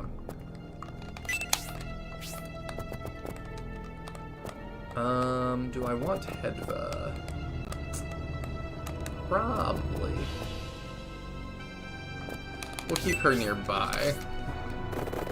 And then I'll send Campbell up to go deal with those hooligans. Hera can chill near here and be our healer. You can be here. Oh, I forgot. I should have healed you. That's fine. I used you to start that guy last time. Can do that again. You're welcome, Justin. Arthur letting me down. Not as much as 0, though. We'll keep Garrosh nearby, because he can snipe those guys for 10 damage apiece. Okay, Domeric is being our bait. I think there's a pause between him saying Behold for his cape swipe, then My Power for the actual... I don't remember, it's been too long. And I don't play with Final Smashes on very much. I haven't played Smash in a while, like, even just generally. I should. But, I try to get back to lots of games.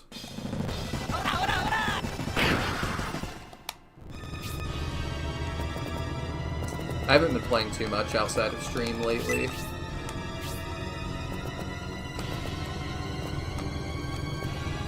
What games have y'all been playing? We'll start sending Hedva back to deal with that. You go up here. I needed to heal David.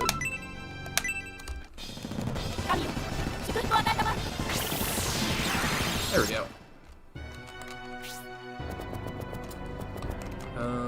You can probably stand in the middle.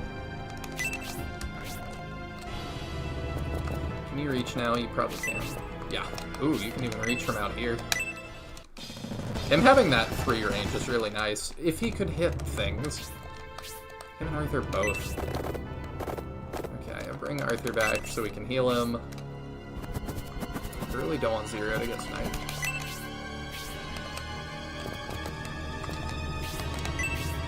Alright, that's something.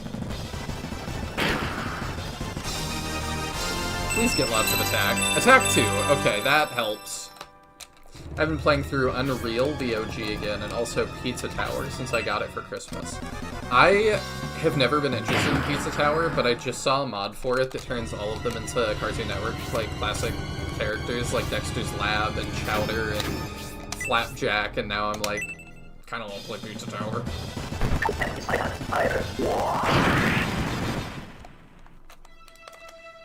And then Unreal, is that Unreal Arena? I don't really know a whole lot about that.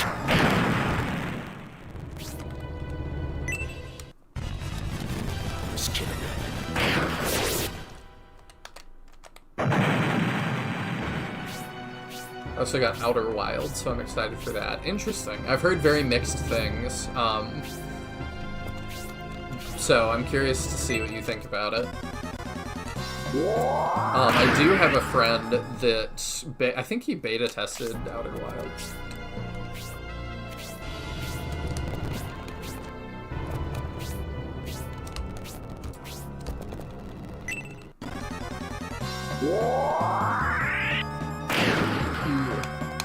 Unreal 1 was actually a single-player game. Interesting. Yeah, I just don't know anything about that series. There's also a really well-done mod for Pizza Tower that turns Peppino into an Eevee, and it's hilarious. I don't get why that game got so big. Like, that game got huge. And I'm not saying it doesn't deserve it, I just kind of don't understand how that happened. The guy who made the AI was hired because he made a Quake deathmatch bot. Interesting. So the enemies in Unreal just move like deathmatch players. That's awesome though, that like, more companies really should hire modders. If they're doing a good job. Let's drop a Wendigo on you. We get a crazy camera angle.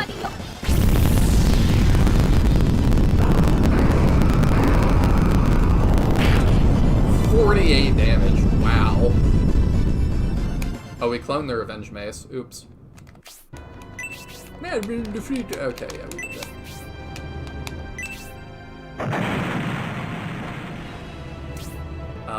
I mean, that's money, so sure. And then Campbell can get that one. It was a big game for speedrunners, and it was very Wario coded before he started only being part of WarioWare. Oh, yeah.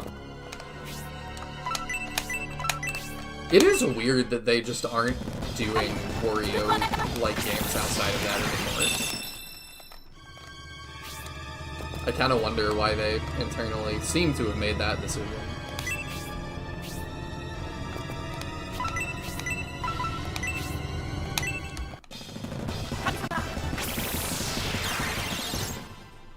Pizza Tower got huge because it's good and funny / super memorable. It does seem good.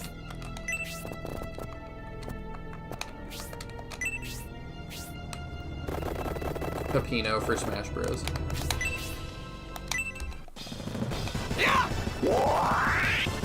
I really wonder what the new Smash is gonna be. You know they're gonna do one for Switch 2. I just think they're waiting because, what's his name? Not Sakurai. Yes, Sakurai. Did, what's it called? Kirby Air Riders. So it seems like he's been preoccupied with that. But do you do 6 to this thing? Probably not, but I want to have faith in you. 0, you are so disappointing.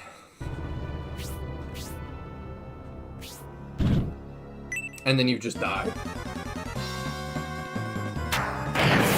0. I need to heal Domeric.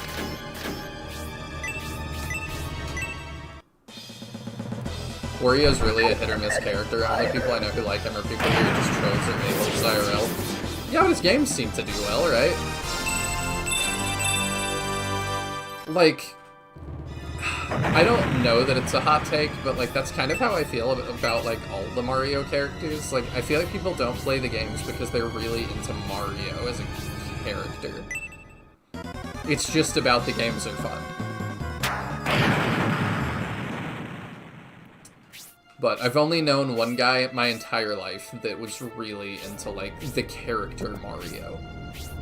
And was curious, like, what's he gonna do next?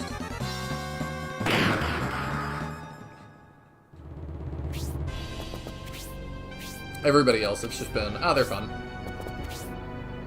That's how I am. But that also makes, like, you know, buying the newest Mario game not a very high priority for me, because I'm just like, it's always kind of whatever. Alright, we're gonna leave this guy behind for a second. You know, I could probably blast him with a Wendigo too. Why not? She's back there, she's taking a lot of damage. Mario to me is one of the most soulless and empty characters of all time. Yeah, I kind of get what you mean. He's just very inoffensive. And it feels like that's kind of like what he's designed to be, is just very inoffensive. He's fine.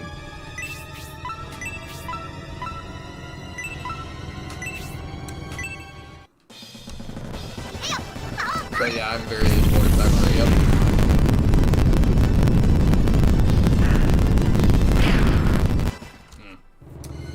That looks like a Penko kill if I can get that set up. It also is kind of like, it feels like, with a couple of exceptions, that Mario really progressed. It's kind of like Sonic, you know? Mario progressed in, like, Mario 1 through 3. And then Mario hit a point where it was like, okay, we're not gonna, like, add more things to the world. We're not gonna develop it really much further than this.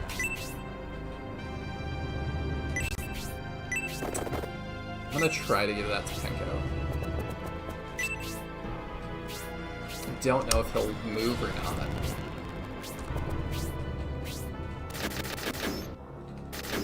But I just start to lose interest when the world really stagnates. Didn't move. I'm gonna try to bait him off that tower. I also really need to heal Domeric before I forget. Dang.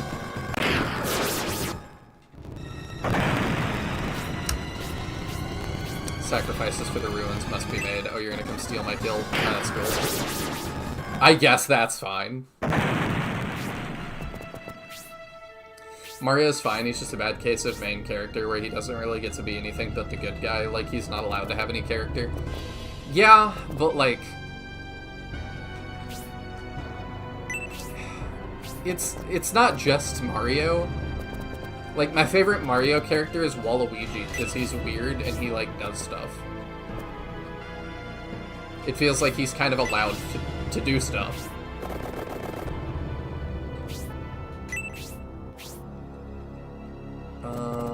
Okay, Domeric is still not quite there.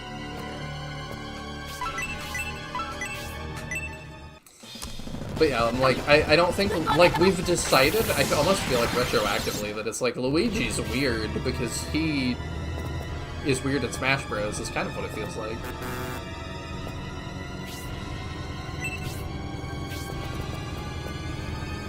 He has weird movesets, so he's the weird guy, and it's like, alright.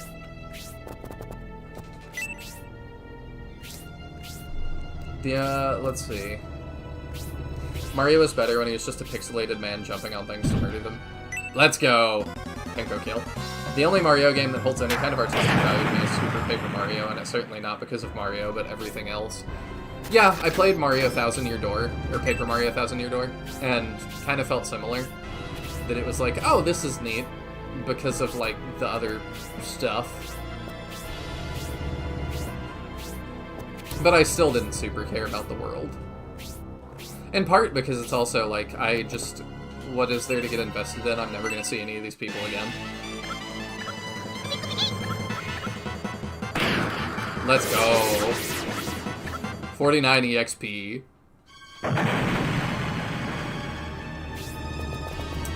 I'm realizing it's gonna be a lot harder to grind her than it was to grind Pen because he had the orb.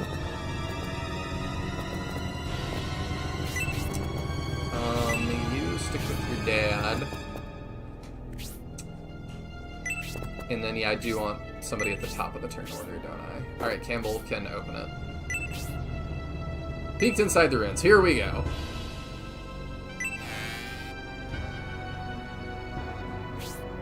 Those bandits intend to steal the treasure from those ruins.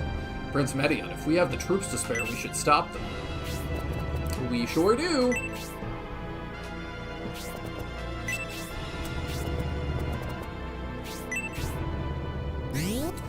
Yeah, they're gonna start showing up. I feel like these guys are further back than they were last time. Y'all said give them like kind of fully commit, so we're gonna do that. It's like the same reason I love Bowser. Yes, he's the bad guy, but he's also a goofball, kind of clumsy. He's not an idiot, and he's a doting father on top of it all. He's got character outside of bad. Yeah. Yeah, I do think Bowser is a fun villain. Even if we can never agree on what size he is. Penko actually does get a mithril weapon once you promo her, so she'll kinda sorta have some use once you grind her up. Yeah, it's just gonna be tough to get people to like allow her to do that. I should give her like orbs. Like spell orbs, so she can dish some kind of damage. I'm gonna keep at least one healer out here. That's probably enough in the other area. I think I'll keep the rest out here to deal with whatever we're gonna deal with. I'm back, how are things? Things are good! Penko got a kill, her first one, so that's great. We're gonna babysit Domeric here. I might just stand in his way to block him off. And we're in the ruins. We do have the penguin now. And she is glorious, just like her brother?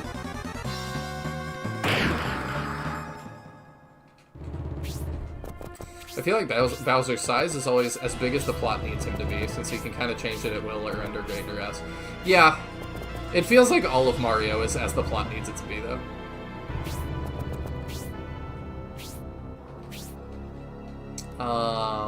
Oh, so that's like a button that opens that, I guess.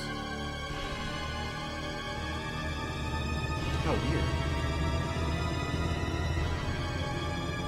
Oh, this is a really weird one.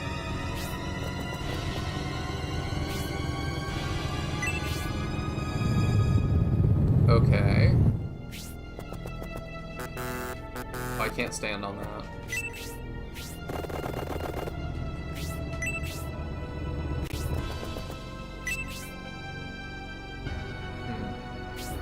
At least we have somebody that we know can step on the thing if we need them to. I'm gonna state before I commit him to that, because I don't really want to play this one again.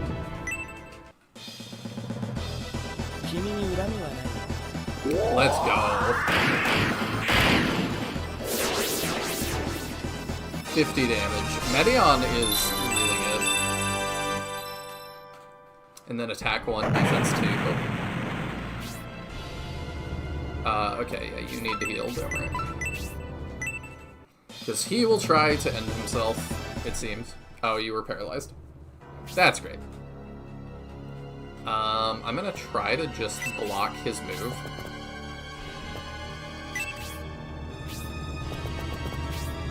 Do note that you also opened up a shortcut for the thief by stepping on that button. I kind of figured.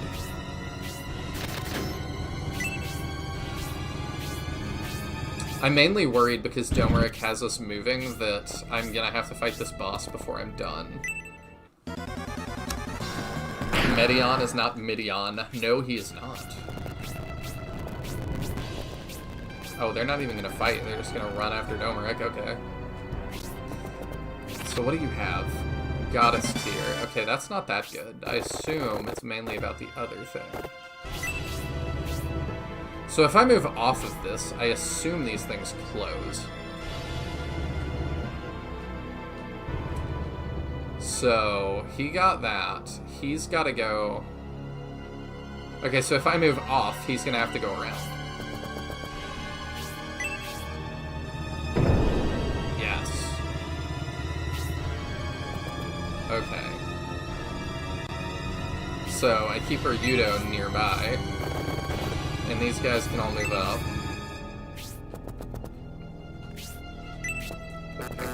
Oops. I wanted to move her one closer, but that's fine.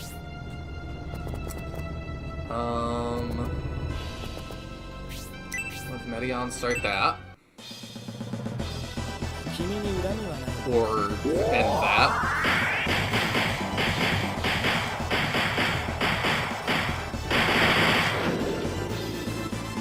There we go.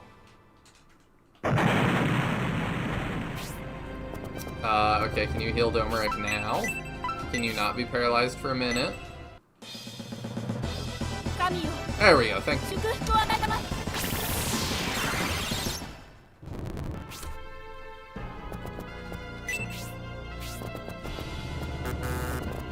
Okay, if I stand here, maybe he won't use his full move. That's kind of what I'm going for. You're just gonna slap me? Now that was dumb. Okay, he didn't move at all. That's great.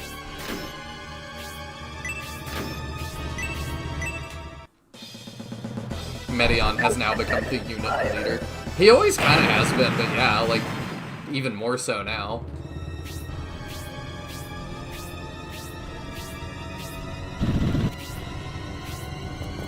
Oh, I missed you saying earlier, too. I think you said you were replaying Unicorn Overlord. card, which is interesting. I really need to finish that.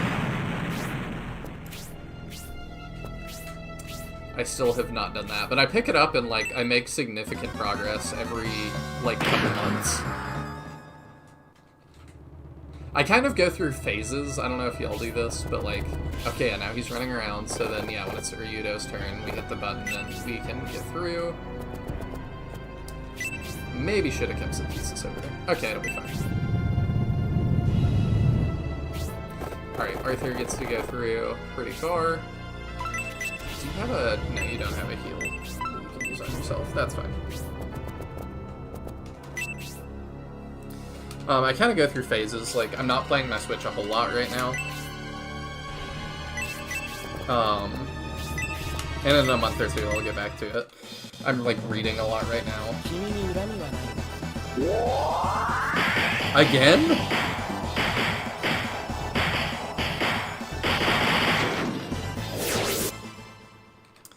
I'm reading a lot and watching a lot of mecha shows. That's like my downtime.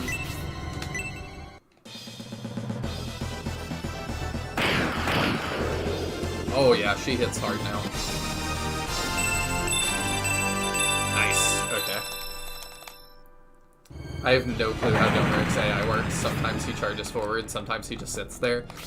He's moving like 2 to 3 tiles per turn, so right now I'm just trying to make it so he can't do that.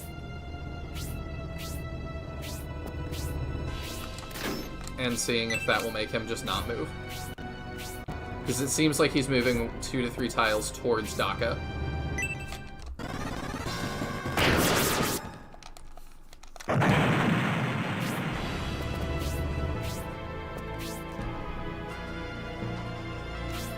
If a bad decision, then yes. He doesn't seem quite that bad, but...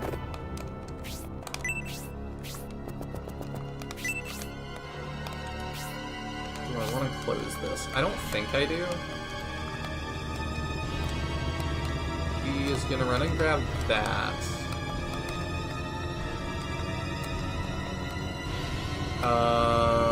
Let's see. I don't know if that's one that I need the thief to grab for me. I don't think I want to close it. Definitely not me stating in case I'm stupid. But I don't think so. I think we're good to hold there. And then, yeah, just move Arthur around. And then if he grabs it, we can poke him and we get it. I just love Vanillaware's art style, and there's so many neat unit combos you can make that I can't help but go through it again after a while. It's really, I do like it a lot. It's also weird. I saw, was it Atlas the other day? That's worried about, like, people aren't buying. I think they said, like, people are not buying our games. We're not happy with, like, the amount of success that we've had. And I'm like, what is this corporate mumbo-jumbo? Like, it was Atlas saying it, and I'm like, Persona 5 is not, like, mainstream enough for you? Okay. Like, if Persona 5 is, if they're starting to, like, retroactively view that as a failure, I'm like, what? There's really no hope, is there, for real? Or is it just that everything we make is not Persona 5? Metaphor refantasioed and become Expedition 33. They probably wouldn't even be happy with that.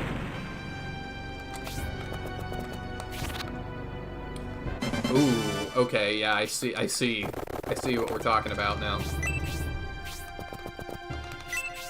Well, Arthur should be able to hit him, and then if I step off, I think that's his escape. I think if I step off, he can't do it anymore.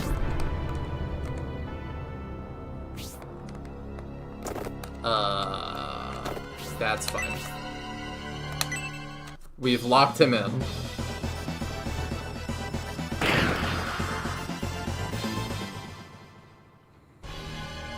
Oh, that's the goddess tier. That's not the thing I want. It's kind of funny how that works, though. Can you go back and just deal with that for me so it doesn't end all my things?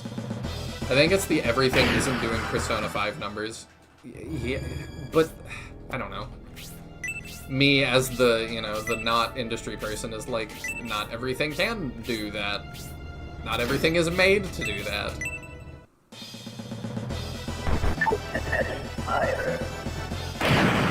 I don't know how much they spent on Metaphor, though. That did seem like a really expensive game. But it's one of those things, too, that it's like, put it on Switch, too. Everybody will buy it again. I'm excited for what's gonna come out on Switch, too. Oh, okay. I'm at 1 health. I'm more excited for what's gonna come out for Switch 2 than I am excited for what is on Switch 2. But, like, I'm kind of starting to get into Atlas games, so... I mean, I'm interested in Metaphor, but I don't have PS5. Yeah! And I'm much more likely to play something like that on a Switch than I am on PC. I'm just not at my PC that long for gaming. Okay, yeah, so we need that.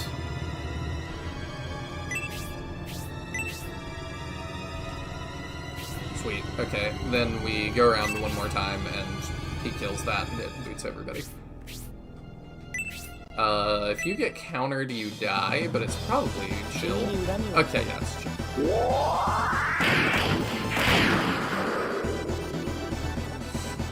I took a calculated risk, but man, am I bad at math. I can relate to that. That's why I don't want to GURPS. The amount of math in these books is nuts. We were talking about it on the Discord earlier, and it's like, yeah, you can house rule some of that stuff. And I was gonna ask Taya, like, I thought it was interesting that, I've read through them a little bit. And they were like, yeah, like, we're making a new edition in part because people have too many books, in 3rd edition. And some of our, like, most dedicated players are telling us that it's getting really hard to, like, go to their massive library to look at rules. And I'm like, I would, like, house rule something way quicker than I would be like, let me search my, like, 80-book library to see what it says about the matter. But I maybe just am built different. And by built different, I mean, that's too much for me.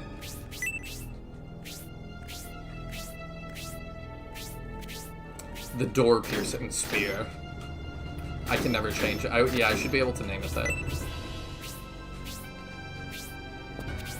The fact that he's here pushing you forward and making decisions on a timer is really clever from an area. Yeah. Yeah, I do think that the Domeric thing is interesting, but, I mean, I do think I've solved it now, that he just is gonna stand here. We're getting 1 EXP. It's fine. How good is the rapier for Medion? We're gonna find out.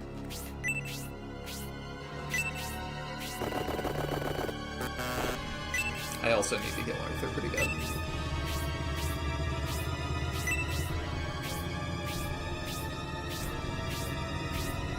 It's not, and they shouldn't try to make everything Persona 5, but they will because shareholders don't understand that. I mean, yeah, but I'm also, like, Persona 5 from all reports is a great game, so, like, that wouldn't be the worst thing ever. I just kind of wonder what that means, if that means, like, everything's gonna be really stylized, or, like, I don't know, are they gonna try and make it more bland, or are they gonna understand why Persona 5 did so well? I hosted a little party for New Year's, and one of my friends that came over was talking about how she's like, you know, they're gonna do it this year, we're gonna get Persona 6. And it reminded me, I saw a post the other day that was like, I think it was like, we're, almost as far out from Persona 5 as we are, like, from Persona 5 to, I think, the beginning of the series. Ooh, yeah, that's really good.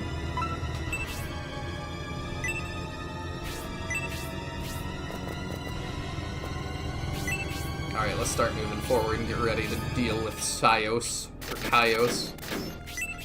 He's gonna die, so his name doesn't matter, but... Hazuki is looking different. Yeah, she, you know, is looking a little more round, a little more penguin-like, but it's fine. She's doing great.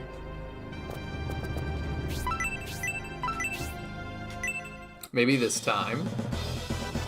Nope. At least we get the one. We'll see if we can bait like that.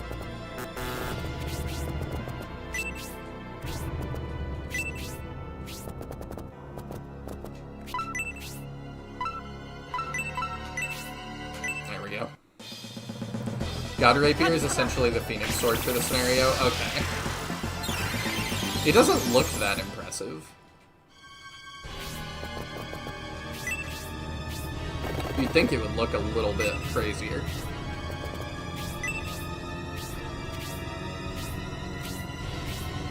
I guess because the tile he wanted to move to is occupied, Domeric just didn't move. I don't really know on that one. Oh, I didn't find the third item yet. Oh, there it is. Dark matter, okay. Yeah, you can grab that.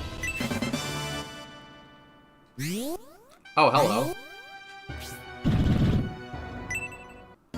I just had to cross the bridge.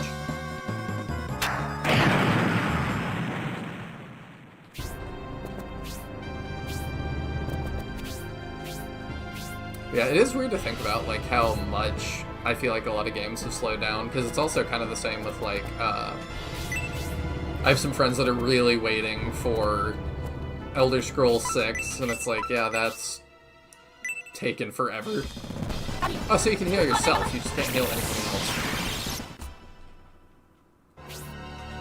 Elder Scrolls 6, GTA 6, it's like, yeah, the game's just kind of taking a long time now.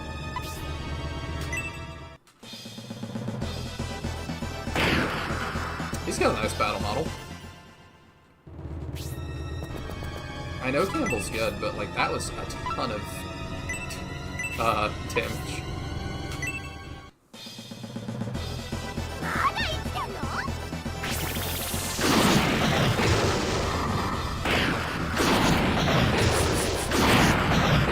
By the time Elder Scrolls 6 comes out, it's gonna be obsolete. Maybe. VR is gonna have taken off after all. We're all gonna be playing on an Oculus. They would love if that was my prediction.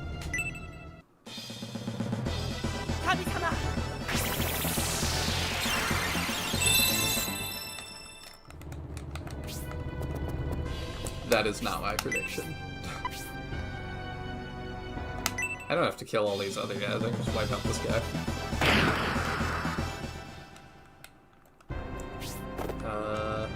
Let's see. You have Freeze, Blaze. Do you do enough damage to get that kill? Yeah, you do. Let's go, Arthur. Wow, okay, or not. Oh. Wait, please wait, Domer. What is it, Sios? Why should I let you live? I'm defeated. You can see that. Let's put the past aside.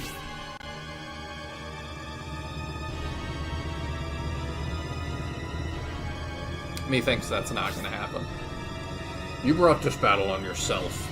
Your plan to take my life from the same bush failed. And now you plead for your life. We just wanted to return to Destonia. Return to Monkey. That's how that feels.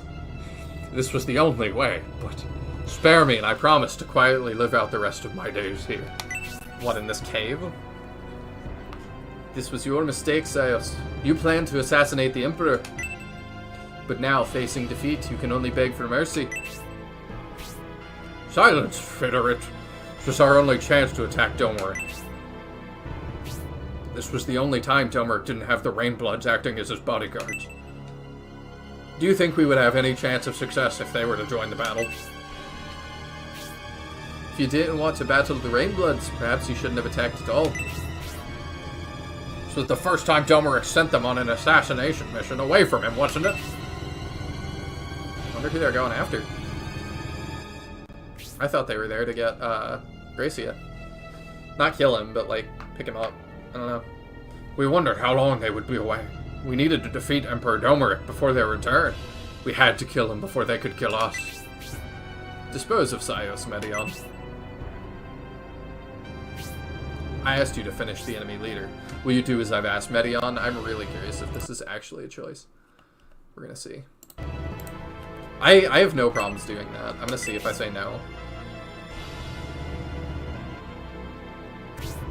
Prince Medion, do you intend to refuse the Emperor's order? That would be an unforgivable act. Don't allow him to escape, Medion. If Medion is going to act like a pacifist and refuse to attack, Campbell, the honor falls to you. Obey your Emperor, Campbell. Since the Prince hesitates, you will carry out the order instead.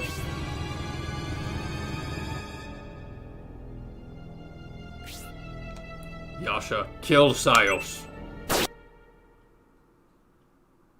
Okay, so he dies either way.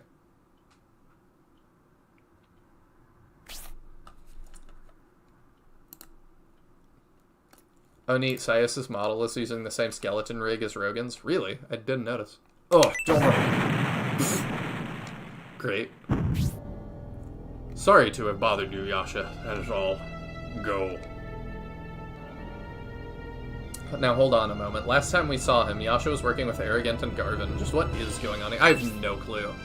Hazuki did say she, like, sensed the ninja aura from Domeric or something. Is he gonna get onto me, or is that the end of that?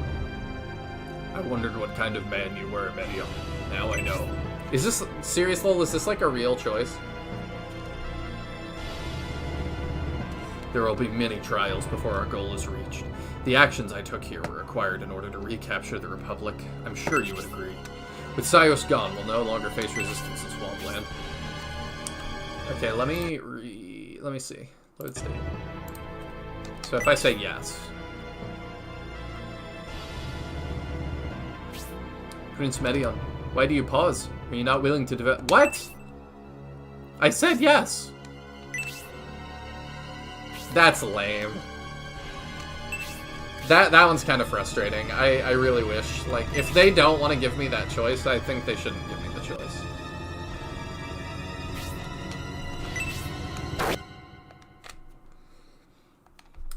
I don't know really why Medion is hesitating here either, because like they're a little bit clumsy with this at times. Because I'm like, from Medion's perspective, it's like these two guys like betrayed the country, and it's not like the rebellion or the Republic that like they have good motives and good reasons. These guys, it's just like, well, we want the power, not Domeric. We want to be the all-powerful ones. And Domeric is standing in our way. And we're willing to, like, hurt the citizens to try and get what we want. So I'm like, I don't see why we're hesitant to fight them. Like, Medion should be fine with that.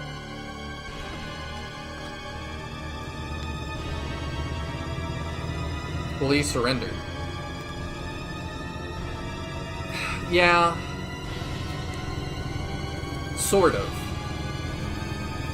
Sort of. Because he's like, you know, if you let me go, I'll live out the rest of my days here peacefully. And it's like, okay, well, you've already betrayed us. You're not trustworthy. Like, no, that's not gonna happen. We maybe could arrest him and, like, have some sort of trial and throw him in a dungeon. But I understand, too, that in medieval times, that's not what we did. We executed people. And he was guilty of treason against the Emperor. So, I'm like, it's very much in line with what would happen. It would also be really tough to bring him with us. Like, we're marching our army and stuff. Like, we don't really want to take prisoners right now. We just cast Charm on him every few steps. Welcome back. Hey, sorry it took me so long, some stuff came up. Oh, it's fine. We already read this. I just was seeing how it looked the other way. Because they gave us the choice, do you want to kill these guys or not? And I said originally no, but I was like, yeah, like, Medion should do this. They were traitors to the Empire for really selfish reasons. They hurt people, like, that's fine. And Sirius Little brought up, like, well, Medion doesn't want to kill a surrendered enemy, and we're like, well, my answer to that was like, well, in medieval times we executed people. and like it's hard to imprison him. Like he was like, I'll live out the rest of my life in peace, and it's like, well, you're not. You were not trustworthy. Mm-hmm. So I don't know that I buy that. Anyway, this is where we were. Okay. The threats against the Emperor have been removed. We also got the god rapier. Cool. Let's proceed to the castle, Medion.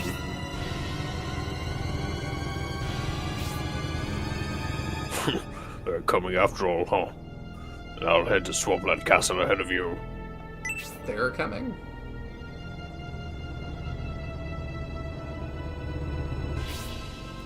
The Emperor likely didn't care what became of Lord Sios. He was merely testing us. Oh yeah, I think so. It's leading up to Aspia. This was to test the willingness of the Medion army to participate in this invasion. Emperor Domeric likely understands the Medion army will refuse to attack. Despite that, is he only pretending to be calm? The Emperor talked up the prince's actions for the sake of his continual resistance, but what has he actually done? Siriusol also brought up that Yasha, last time we saw Yasha, he was working for Arrogant, and now Domeric's commanding him, so that's different. Mm-hmm. Prince, so long as you are opposed to the invasion of the Republic, you need not succumb to the Emperor. Bold words, Campbell.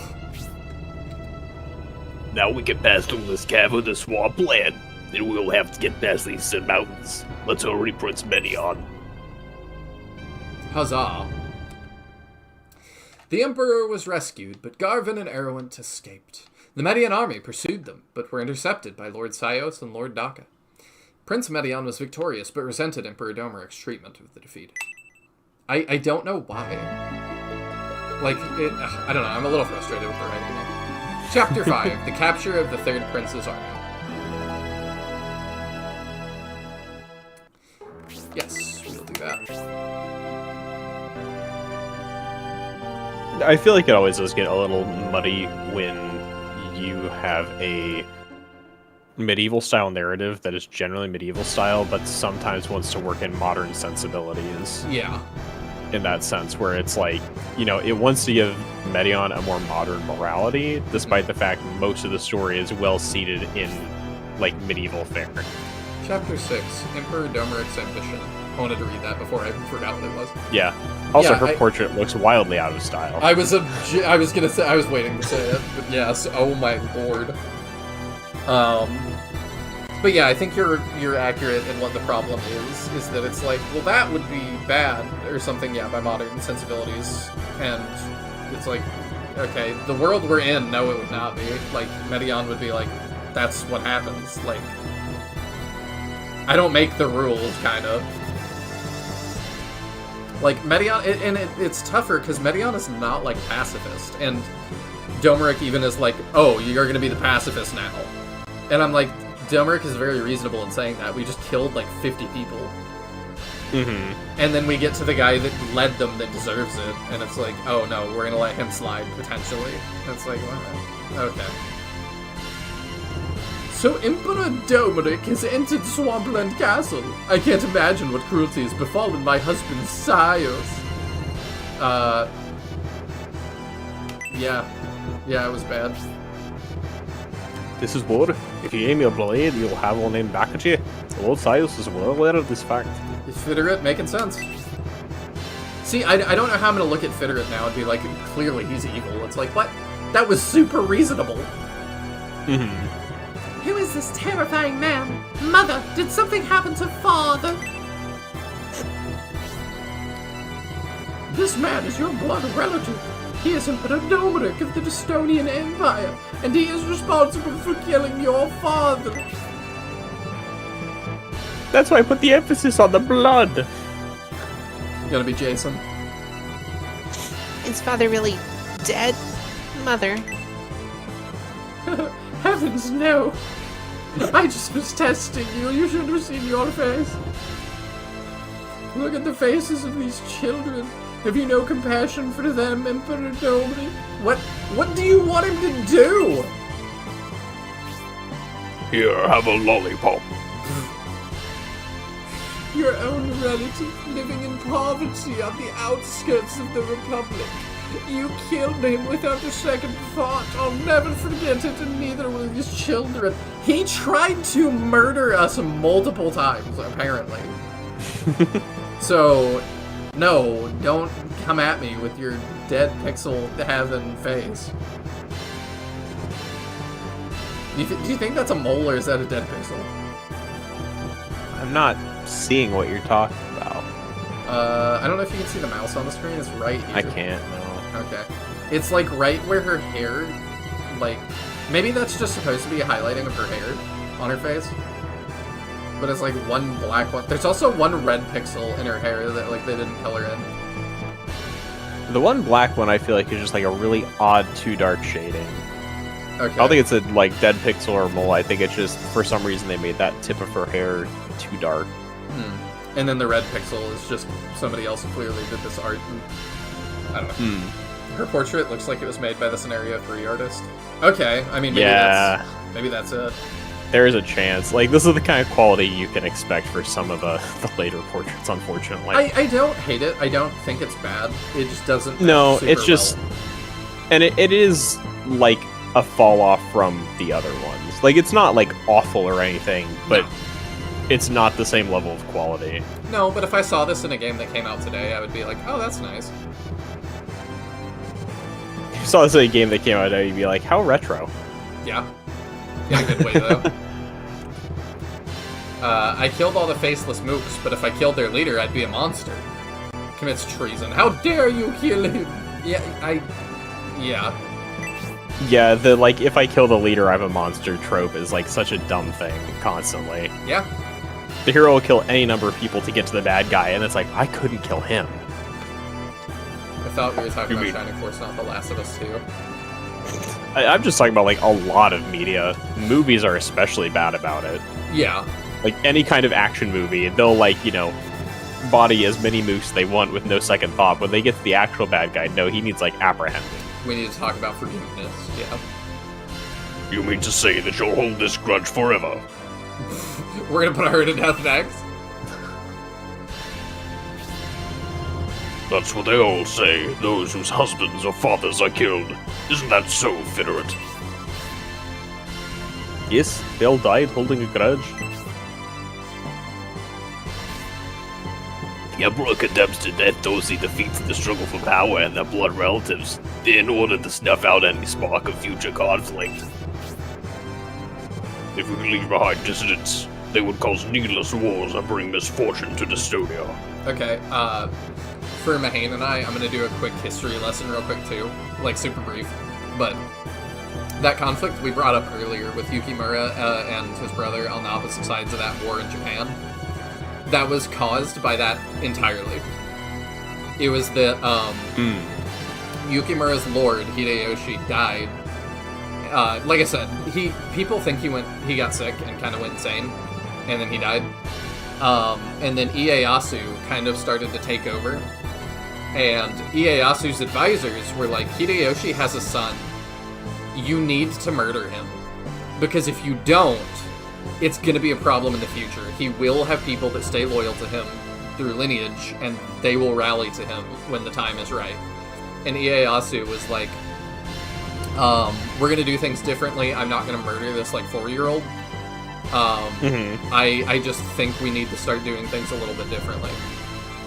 Forget that I believe it was him that went on to murder, like, hundreds or thousands of Christians shortly after that. But he was like, yeah, I don't want to kill this 4-year-old, so we're not going to do that.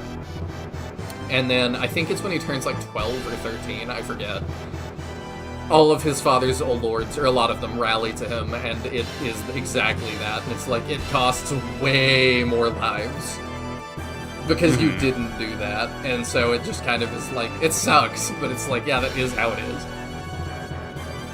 Hideyori would have been able to block Ieyasu's claim to the shogunate. Yeah,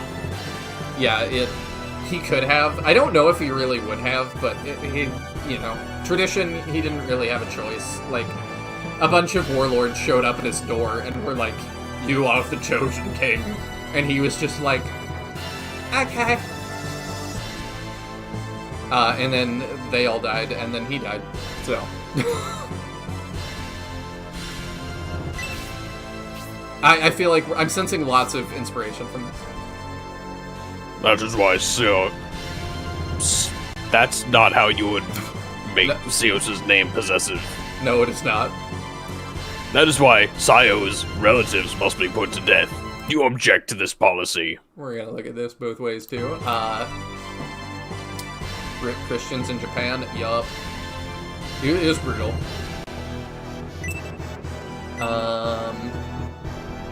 And I find it interesting, too. It's because Ieyasu won, I think, and warring largely stopped in Japan. But I do find it weird that he did that and is viewed as a hero in history, and Nobunaga kind of did the same thing to the Buddhists, and Nobunaga's viewed as, like, this terrible villain. Sort of. Japan still celebrates both, because it's like both are influential. But Nobunaga definitely has a more, like, negative slant to him. Do you object? I'll say yes first. You lack experience, Medion. Once you have gained authority and rule over a country, you will come to understand this policy.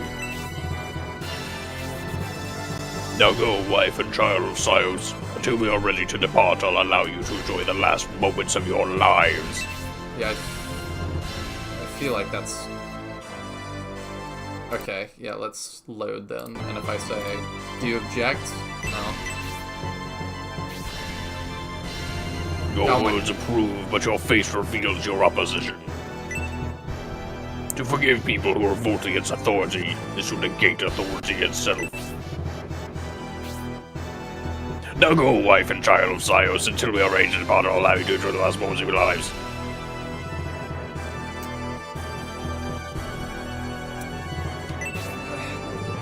I'm very frustrated with the choices. Please, Emperor, nobody can take my life, but please pardon the children.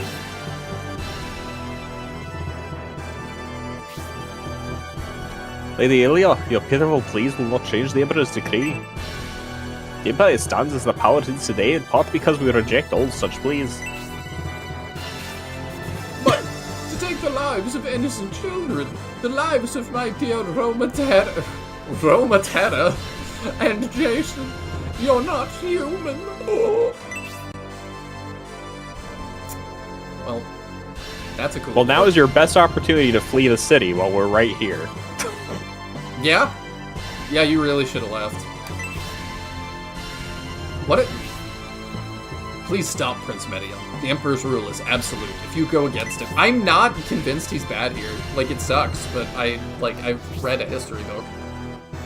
Hold there, Campbell. That's not something that should be discussed as a member of the Imperial Army.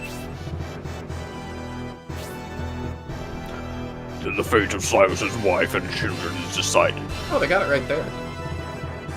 Yeah, I don't know what's up with the previous one. Judgment has been passed, Prince Medion. It wasn't caught in any of the 23 prior passes. Yeah, I wasn't going to comment on it, but that's what I was thinking. Like, how do you go through 24 revisions and that typo is still there? No, I feel the exact same way. I do not understand. Your decision is sound, but the prince's opposition to the execution of these nobles might become an obstacle to the plan from here on out. Are you suggesting I reconsider, Fidert? If you carry out this execution over the prince's objection, he would likely foster feelings of rebellion and cause the opposite of the desired effect. How do you feel about postponing the execution?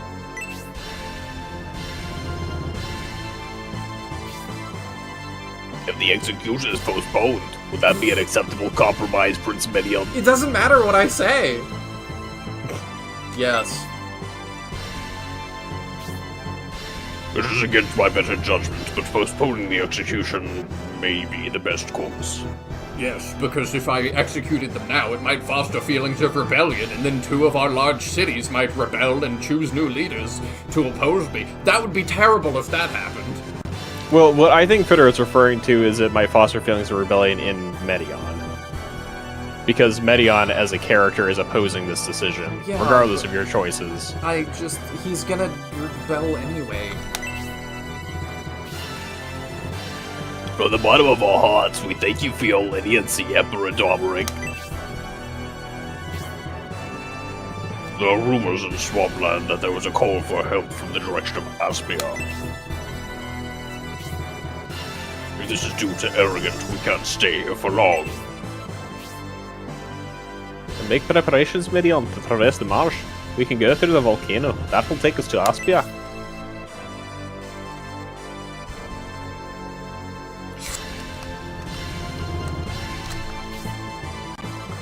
Do not judge General Fitterer too harshly. He's naturally kind-hearted, but fulfilling his duty makes him appear callous. He doesn't seem callous at all. He seems like a super chill dude that's a good advisor. To rule a vast country such as Estonia, one must wield absolute power. You must also instill fear of opposing that power. Understand, cruelty is necessary. Impose your authority or not, you'll be responsible for it for the rest of your life, Medion. Prolonging the lives of Silas's family weakens our influence and delays the annexation of Aspia. Yeah, I don't know why we're doing it. That is a huge mirror. That is a very large mirror, and an odd place to put a mirror, I feel like. We want to show the back of Domeric's head. What was that? Oh, I have Thanatos now. Okay. Oh yeah, it comes from the God Rapier. Yeah, I forgot. I feel like there are 5 items in the castle. Yeah, I was like, I feel like there's something on these walls. Apparently not. And that final conflict was also the battle Yukimura dies in. Yeah. Supposedly the story goes, he is just outside of Ieyasu's camp, got surrounded, sat down, took off his helmet, and said, who wants to be the one to take his head? Because he was so tired of fighting. Yeah, I mean, that was his whole life, but I guess that's not unique to him.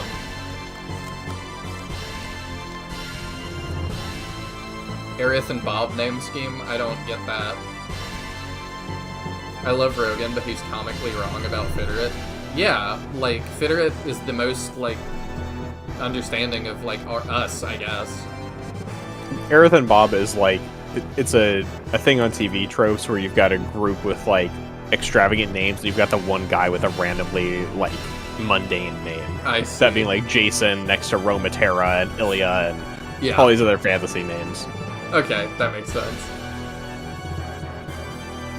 Just as I heard from Lady Ilya, it appears Prince Medion, unlike the Emperor, respects blooded peers.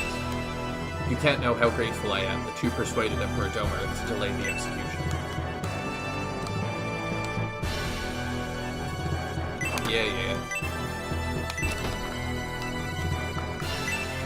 Swampland Army recruitment. The requirements are being changed so that all males of fighting age fulfill at least 2 months a year as soldiers. Swampland meeting minutes. Since the people have more capacity to pay taxes, starting next fiscal year, the tax rate will be increased to 20%. That's insane. Sios sucked. Lord Sios was not merely a noble, but a general as well. With him gone, Swampland won't be able to oppose the Empire without a leader. I don't like this guy at all. Judging from Ilya's day of execution, Prince Medion is not at all like his father, but the pitiless Emperor. He may be the only Imperial with heart.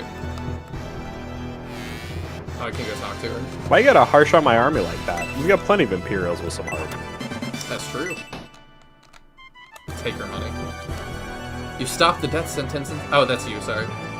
You stopped the death sentence and saved our lives, right? But that person's your father. You're all Daddy's enemies. Should have had him, like, punch you back or something, just as when he finishes that line. That'd be interesting. During the War of Independence, Sios joined the Republican Army and contributed to their victory. Even if this region believes the Empire is brilliant, I want my children to know what freedom is. Do you think she has a page on the wiki? I would be shocked. Let me see. Ilya, right? Yeah. I can actually inspect the bed and it says I Yeah, like she doesn't to have a sleep. page, of course. No page. Before Daddy went to the front, he said he would go to the Empire when he came back. I don't care about that. If Daddy comes home, we can all be together. I don't want to die. Yeah, your dad made some bad choices.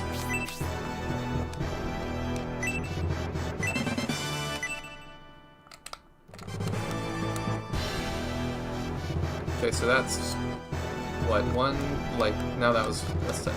1, 2 things so far.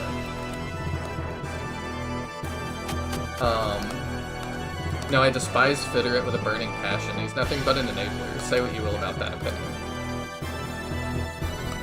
I don't know that Fitterit has a choice.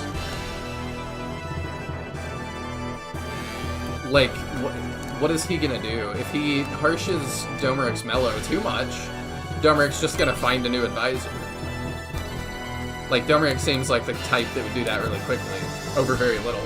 So the fact that Fitterit is, like, trusted and is like, maybe we compromise here. Like, you just push back a little bit. I feel like he's doing more good in that position than other people could.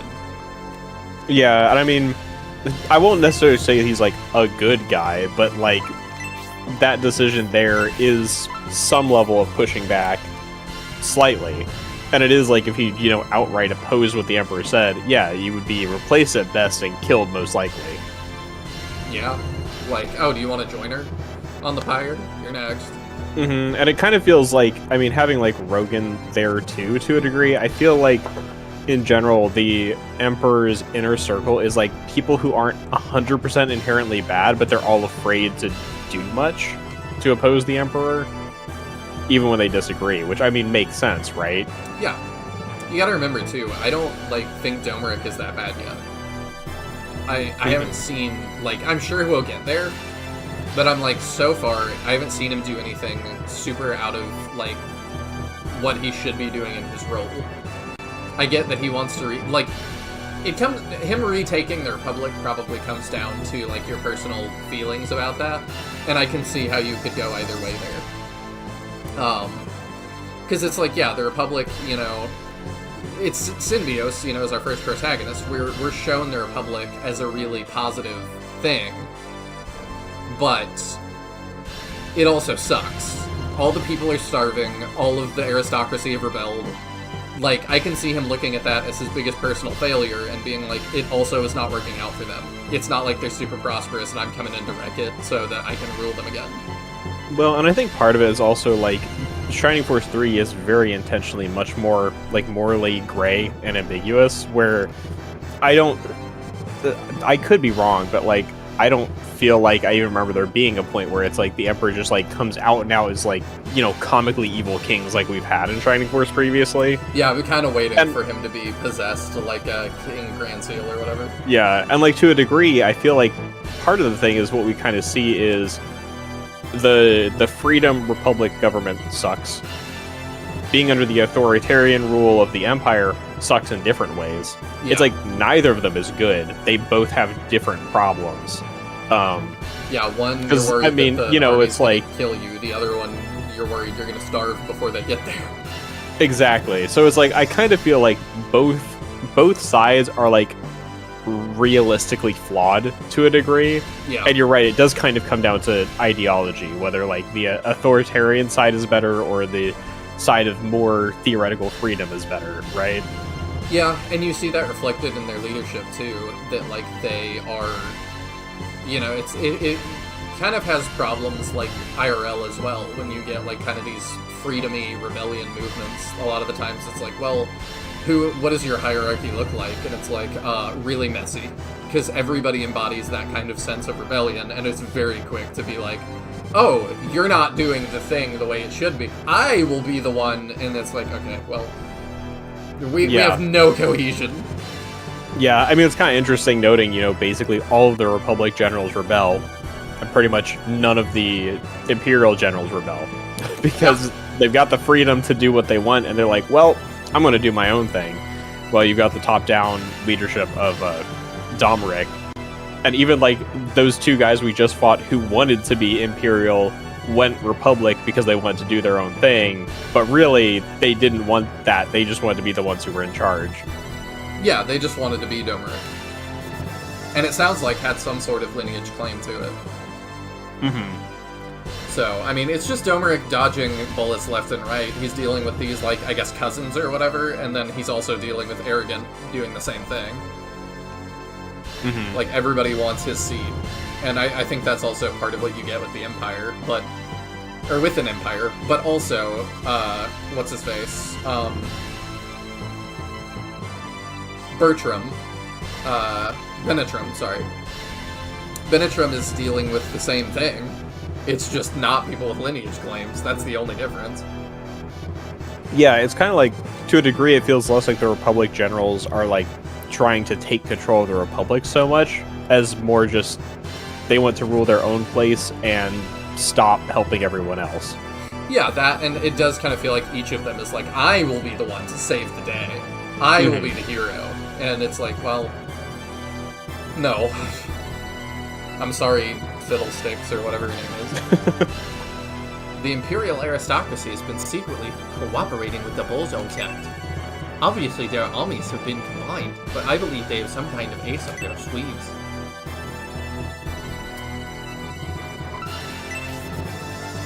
Things were going so well under Swampland's aristocracy, and now they're all going to be executed for making us all happy and prosperous. It doesn't make any sense. It didn't seem that great in that little town. It wasn't, like, terrible, but it wasn't great. You're a maid that lives in the castle. Well, that wasn't Swampland, that was Headland. I thought they ruled that, too.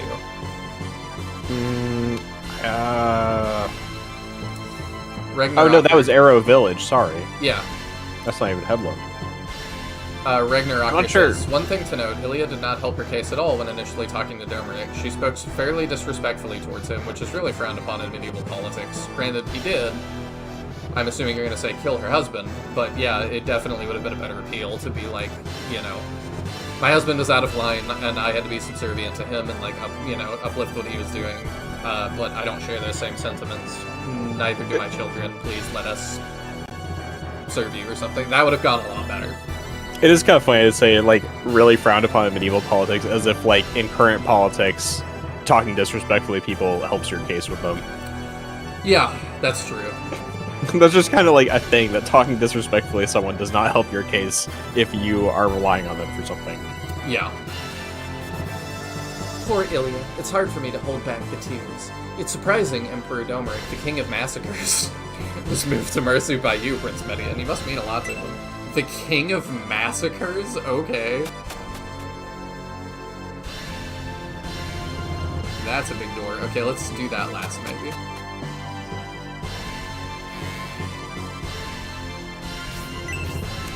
Every time I see these, I think they're laundry baskets. Oh, yeah, I can see that. Isn't Domeric afraid of the marsh? By now he must realize there's an ambush waiting for him. He's either a very smart man or a very stupid one, but don't tell him I said that. Even if you have postponed the execution, it's sure to happen sooner or later. Roma Terra and Jason are just children. They're also Swampland's aristocracy. Yeah, it's a problem.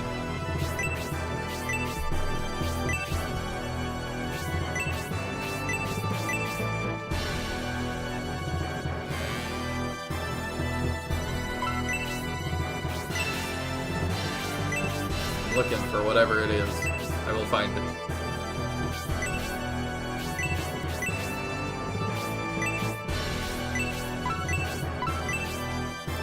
The Swampland army is to be reorganized to ensure we're not recaptured by the Republic. I've received orders from the Emperor to remain in Swampland. If all our I forces think were... there should have been some in that room. Okay, I'll go check it again. If all our forces were focused here, we might have been able to keep the Empire out of Swampland for a while. We had to surrender unconditionally when Emperor Domeric invaded.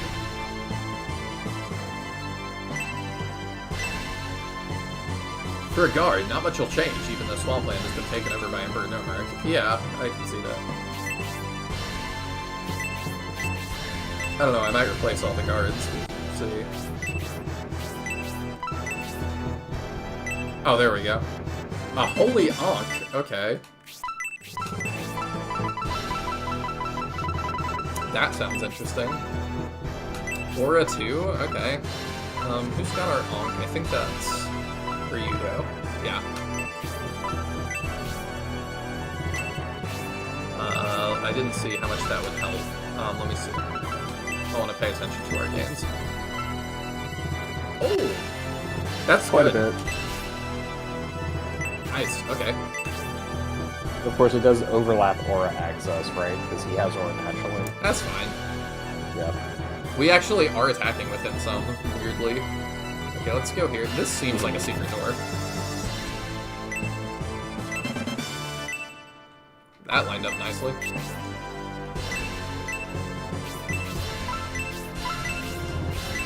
Ragnaroker, feel free. I was guessing what the rest of your message was gonna be. Feel free to like finish that thought. If I had enough courage, I would have died with honor on the battlefield rather than become a prisoner of the Empire, but I'm just a coward. You're a prisoner that still gets a weapon? Headland Castle, where the Lord was lost, must have had its garrison annihilated as well. There is no chance of resistance now. If Ilya and the children are brought here, they may be able to escape Swampland. Please show pity, Prince Bedion. Their lives are in your hands. I don't want them to escape Swampland. What?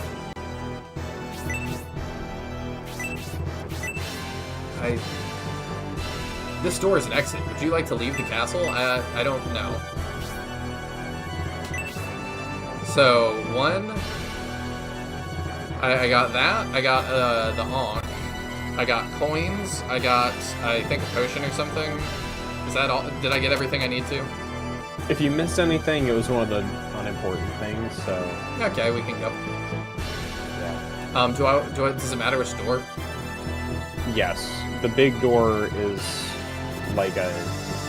Not necessarily a point of no return, but like... You want to go out this door. I want to go out this door first? Yeah, this door. I didn't have dialogue here. Does Campbell still have the goddess here on him? I'm not sure. Does he?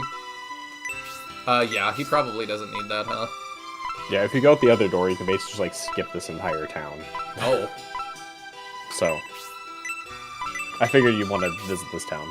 Yeah? There's 7 things to find in town. Wow. There are 2 weapon shop haggles, 1 item shop haggle, and 1 new deal at the weapon shop. Okay.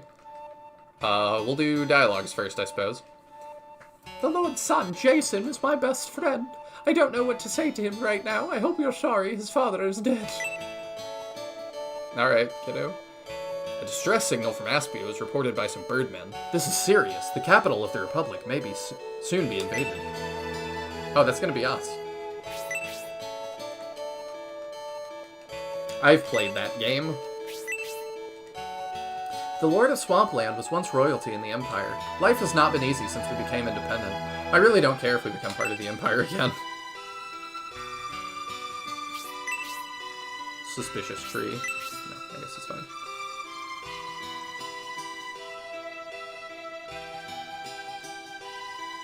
That's also kind of suspicious.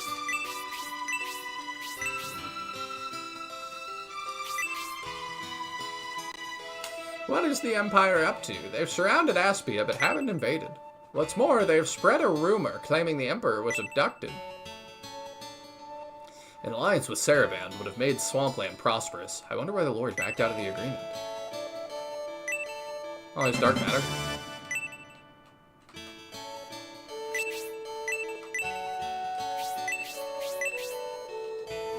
Lord Sios was a good man and a gentle person. He won the respect of the other lords and was beloved by the people. Romatera loved her father very much. She must be devastated that he was killed by the Empire. After the birdmen returned from investigating Aspia, they told me they enjoyed delicious food in the tavern. You should try it if you get the chance. Domeric will invade the Republican territories until they are all under Imperial rule. Most people here don't want to be an annex of the Empire again.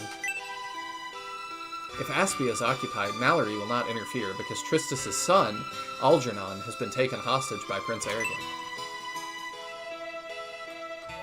It's been a while since we've thought about Lord Triscuits. It has. And his son Algernon hanging off the rope boy. So, with this and Fates, like Fire Emblem Fates, I would be very interested in an SRPG that actually, like, let you, like, not open world, but almost like civilizations that, like, lets you, like, conquer territories and stuff and make choices. I think that'd be really interesting. General Fafhard, who caused a revolt within the Republic, held a grudge against the Symbios army. He thought Storic was hiding riches from the rest of the Republican territories. Yeah, they all thought that. They were all wrong. Yeah. Would love if they killed Benetram to fling open the coffers and be like, oh, it's empty. And then just to walk out of there and be like, So We will never speak of this again. Yeah. Go revive Benetram at the priest, please. Synbios is in Mallory. His army appears to be preparing to march on Aspia. However, the rampart on the Mallory side is being blocked by the army of General Fafhard's son, Braf Fafhard. Brafhard for short. One of my favorite characters. If Emperor Domeric plans to journey to Aspia, he'll never reach the capital safely.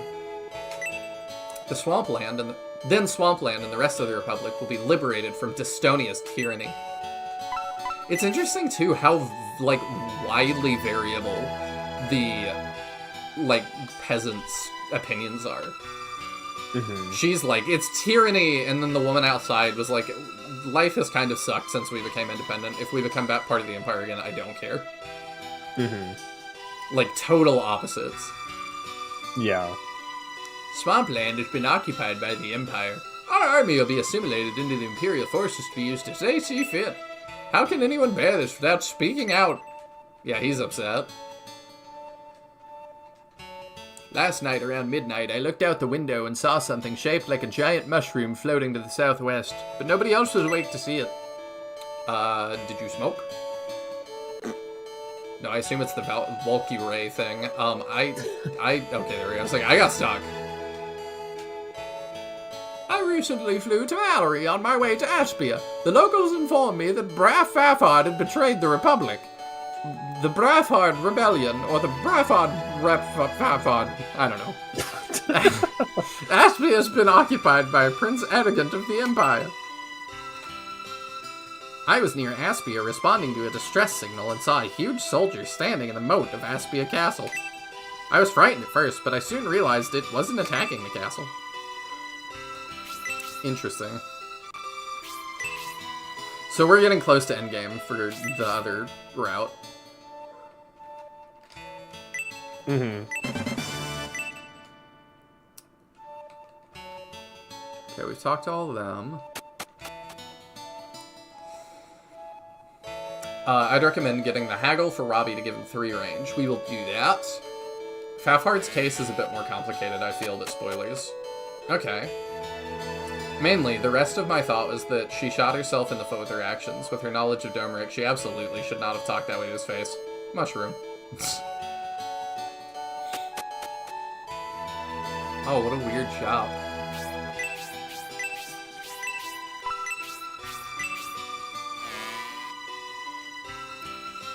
We'll have to do, like... I almost want to do a tier list at some point of the NPCs of this game. Yeah. Like, I Domeric... assume you mean, like, the major named ones. Yeah, like the generals and politicians and stuff. What would the list be based on? That's a good question. Because, like, making a tier list is all well and good if you have a category to rank them in. I don't know how much sense they make. Did you say there was haggles here? There's one haggle here. Okay. I don't know. This one's probably not super important, but, you know. Okay. I just kind of want to make a video on, like, when we're all done with this, like, maybe when I'm done with the Shining series, like, CD and Final Conflict, like, I'll do, like, the politics of Shining Force and, like, go over each faction's, like, thoughts. Their guiding principles, if they stand by them or not. There we go. Ah, power undies. Yeah, some more. Okay, I don't think we need those I think one of the, like, main complicating factors in doing that for the series at large is that for, especially Shining Force 1 and 2, it's like each kingdom is like one city. And you get very little insight into their politics, right? Yeah. Like, this is the only game in the franchise that really gets you deep into the politics of the countries involved. I mean, you can still kind of tell how things are going, I think. Like, Whirl seems pretty happy, whereas, like, what's it called? What's the, like, evil neighboring kingdom in SF2?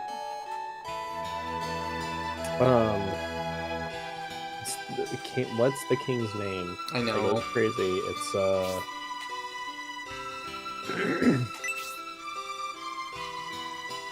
I don't know. Yeah, I'm being dumb. Shining Force to Evil King. Gallum. Gallum. Yeah, Gallum seems like super militaristic. Like, kind of even before he's possessed, and like nobody really seems happy there. But that's just kind of like what it appears to me. I find it interesting how we went from city-states in Shining Force 1 and 2 to proper countries. Yeah, I mean, there's still some, I think, like... Okay, this is what we want for Robbie, I assume? Yeah. There's still, like, some of that, I think, in that, like, Monarena seems to be somewhat beholden to Guardiana. Is it? To me, it felt that way. I don't know if that's me, like, I don't think it's beholden to Guardiana. I think just Henri is, because she's the daughter of King Guardiana. Yeah. But I don't think, like, Manarena itself is, like, subject to Guardiana. Oh, that's me for real. Maybe I should give that to somebody, too. I mean, that's the kind of weapon Waltz uses. Yeah, we'll give it to her.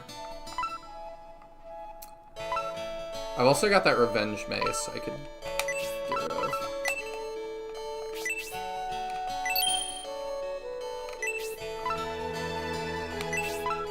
Holy Halberd, and I could get it for somebody. I don't need the foil anymore. I don't think I need either of these maps. And then you also end up with some locations in Shining Force 1 that you really know very little about how they're governed whatsoever. Like, Urnbatal. Right? It's like kind of a fort city, but I feel like Bulbasac just runs that. And yeah, it's really not. But did he make Urnbatal, or is that a fort that already existed that then Runefaust occupied? Because it's a pretty darn big fort. And I guess that's one of the questions, like, how long did the war with Runefaust actually go on before the invasion of Guardiana? Because we don't really know that. Yeah, I mean, I would assume they didn't own the entire continent, and then they reached Guardiana, which is the end of it. So the question is just, like, how long did that take? Like, would it have been long enough that they would have built a fort there, or is that a fort that was already in Urnbatal that they took over? I don't know, because normally I would look for, like, Ancients architecture, and I don't think it has any. Yeah, but neither do, like, a number of other locations. And part of me wants to say, like, oh, well, the war's gone on for quite a while, so, you know, maybe they built it there. But then Bustoke is, you know, it seems like they kind of just took over Bustoke. And they're putting, like, the men to work in the mines, right? It's not like they've been doing that for ages, I would imagine. I mean, maybe they have. Maybe that thing was buried real deep. Maybe?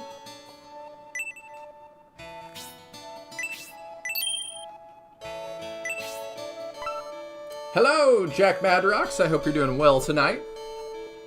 We're debating the politics of Shining Force 1. Or Shining Force is a series, I suppose. Monarena also, always... Sorry. Monarena always seemed to me to be just the mage school where mages are made. I think even Tao went there at some point. I think you're right. Yeah, it is just a school. It's like, you know, kind of governed by Otrant, I guess. But it's more just like they run the place, I feel like, rather than as a proper governing body. Yeah. And then you've got, like, I think one thing that would be hard to analyze is, like, the politics/governmental structure of Bustoke. They've got a king who's a wolf man, but we never see anything about how Xylo, like, runs the kingdom, right? Is he their king or is he their leader? Yeah, he's the king, I believe. Might be right. Okay, we got that for Robbie. What else do we want? We really need a new sword for Zero. And they have one now. That's extra 10. That's good. we gotta move stuff around.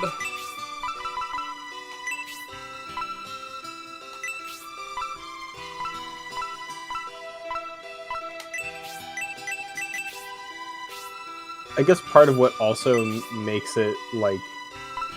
You know what, I'm just gonna search through the editor for any dialogue that has Xylo's name. That'll let me know if they ever explicitly call him the king. I love that you can do that. There's like, you know, I was trying to look through like different information. Like, you know, it's just easier if I just actually search the text of the game we're discussing. Yeah, because even if you find it on the wiki, you're gonna be like, yeah, that's accurate.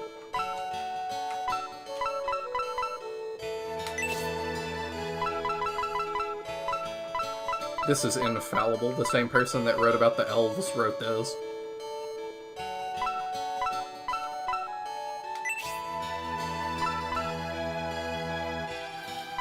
Okay, then maybe we Moonlight Arrow next.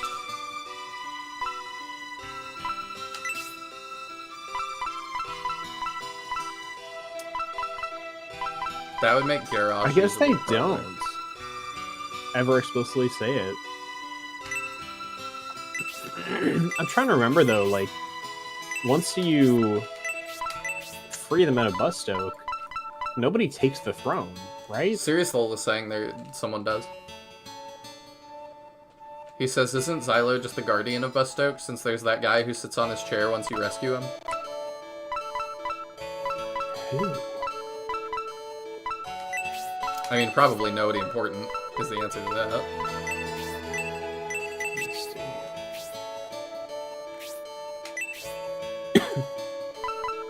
I'm just curious because, like, I honestly don't think I've ever checked the throne room and spoken to whoever was there, if there is somebody. Try to see if I can find that NPC set.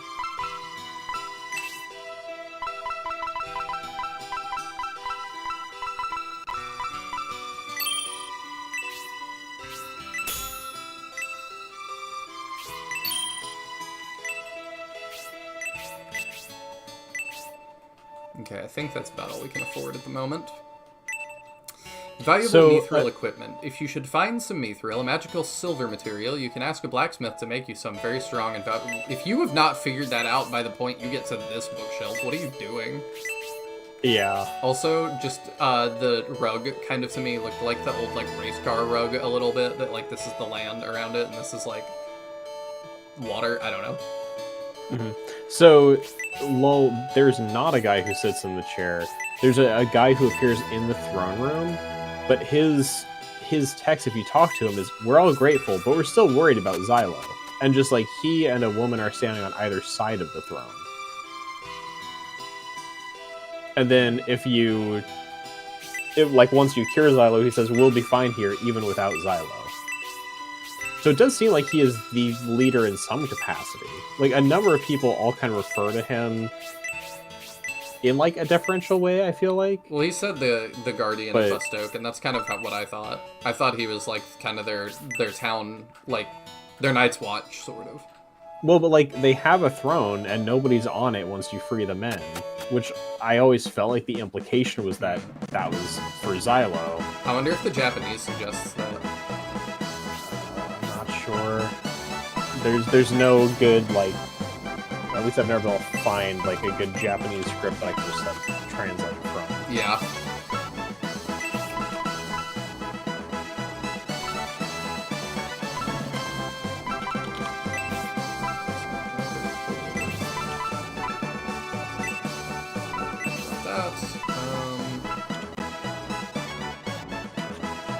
Need to give that to Waltz.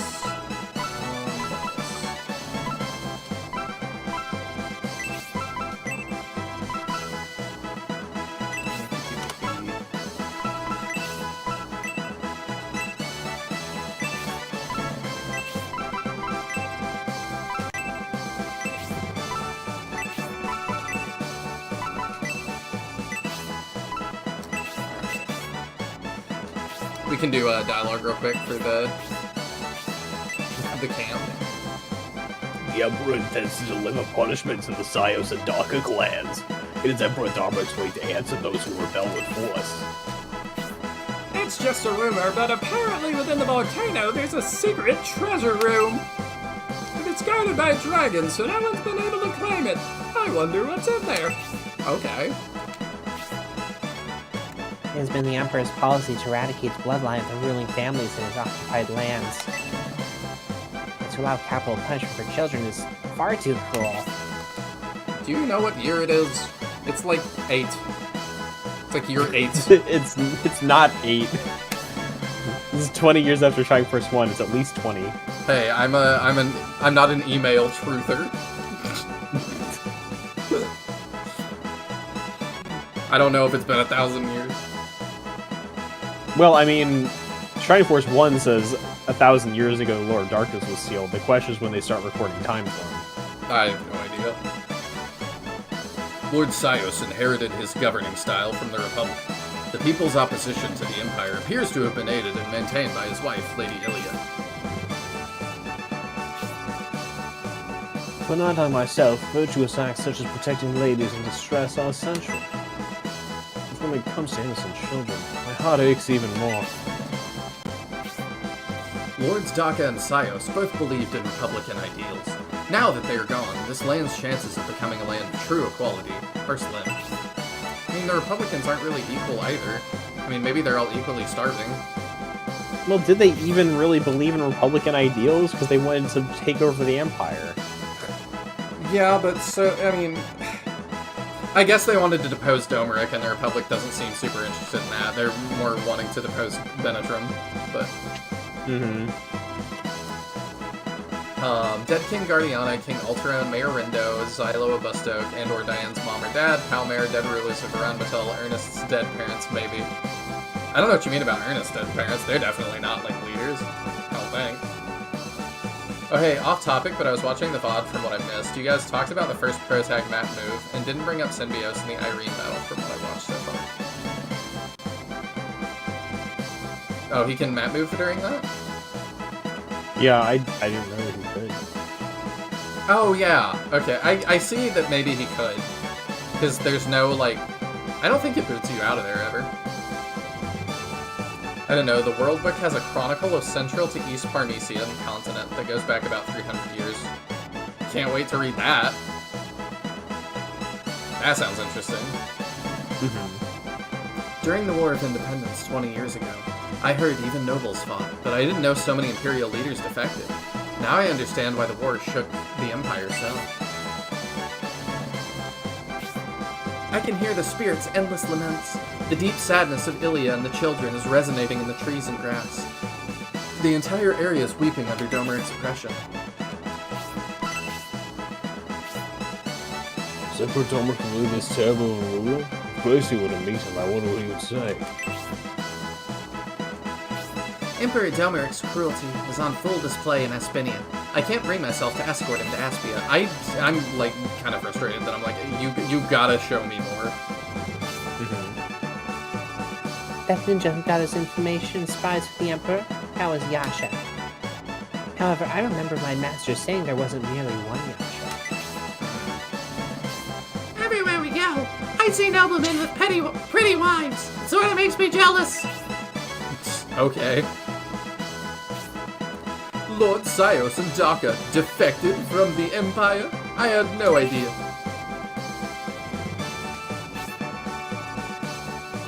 Swampland is a marshy moorland. This terrain is difficult for me to walk in. Mud is the worst. Chirp chirp. Queen, I'm so much cuter than Synthesis, aren't I? Is what she seems to be saying. Definitely higher on the waifu tier list.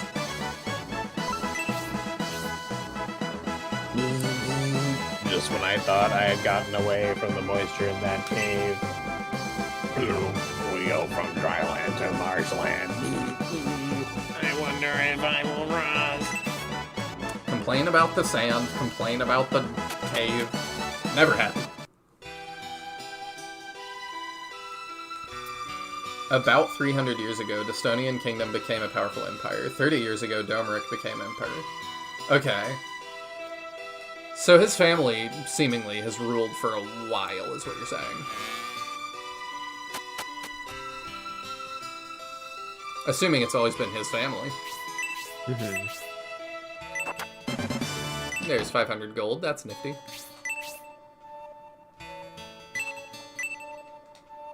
I hear that Symbiote's army journeyed through the volcano very recently.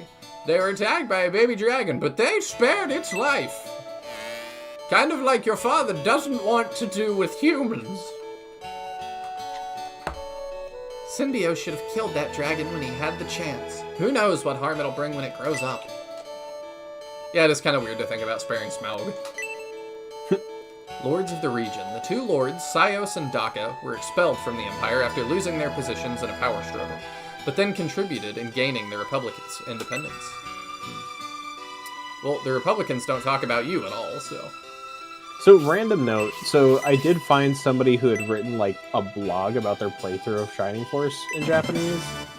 And taking the text after you cure Xylo, right? Mm-hmm. In English, he says, you know, like, yuck, awful taste, I myself again, how will I ever thank you?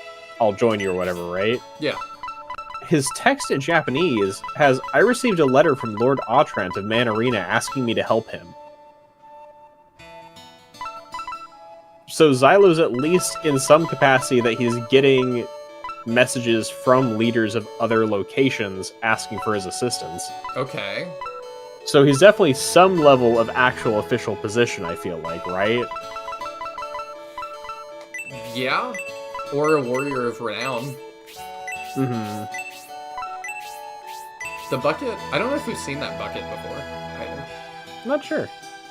But I also find that another, like, I really do want to play. I don't know if anybody ever finished like the patch that like changes Shining Force 1 to be like a completely accurate translation. But it's really odd the stuff that they like just removed. Like this context of, oh, Autrant actually, you know, wrote to Xylo asking for assistance. And like, why would they change that? I don't know. Mm-hmm. Well, it's just like I know I've read that in the Japanese scripts of Shining Force 1, like, Ramladu is mentioned by the King of Guardiana. So, like, you hear Ramladu's name from the start of the game, where in the English version... It feels like I don't think you Ramladu until you're outside his throne room, and then you're like... Yeah, it's like, I don't even know if you hear the name Ramladu until you're in Runefaust. I don't think you do. I think Ernest might mention... Or, not Ernest, Elliot might mention the name. But it's like... He does. I don't remember.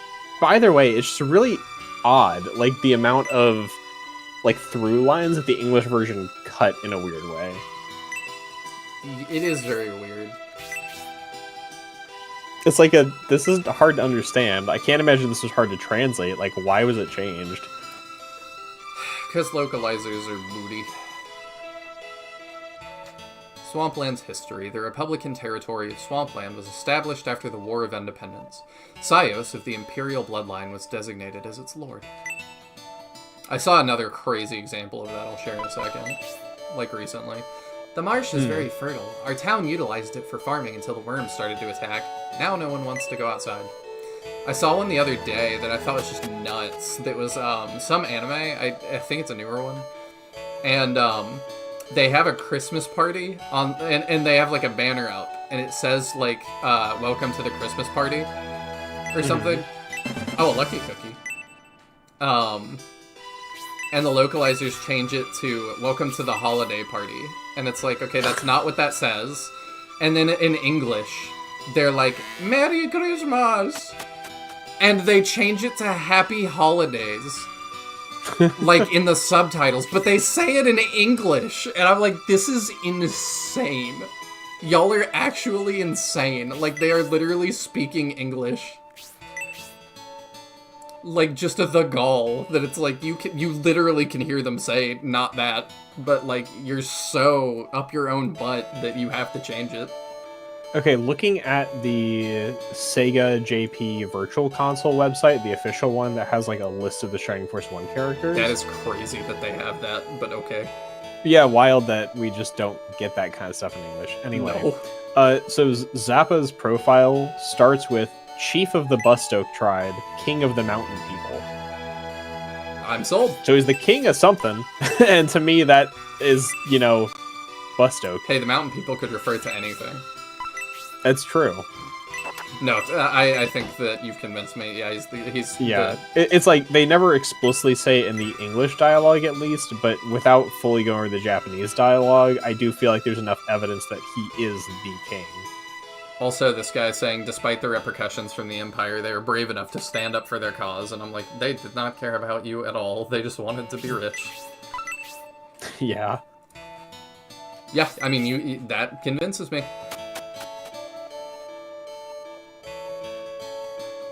See you, Ragnaroker. Night, Is this Ragnaroker. the second time you've left? I think so. You are always welcome, though. Kokichi's profile says he has dreamed of flying, has devoted 50 years of research to it. He claims to be of noble birth. Interesting. I wonder if that's Sarumlatu or Guardiana or what, like, I don't something know. in between. Also, he could just be making that up. He is a kooky old man. It's true, but just the fact that he claims it is interesting. I am curious whether that's in the JP dialogue or if that's just external information. I wonder why my friend is still at the bar. It's his turn to feed the worms in the marsh. Okay. It sounds like you're gonna kill him. Yeah. If you don't bring them food, they'll come to town to search for food. So it's like the opposite of bears. Harvests of the poor southeast region of the Republic by Pulses.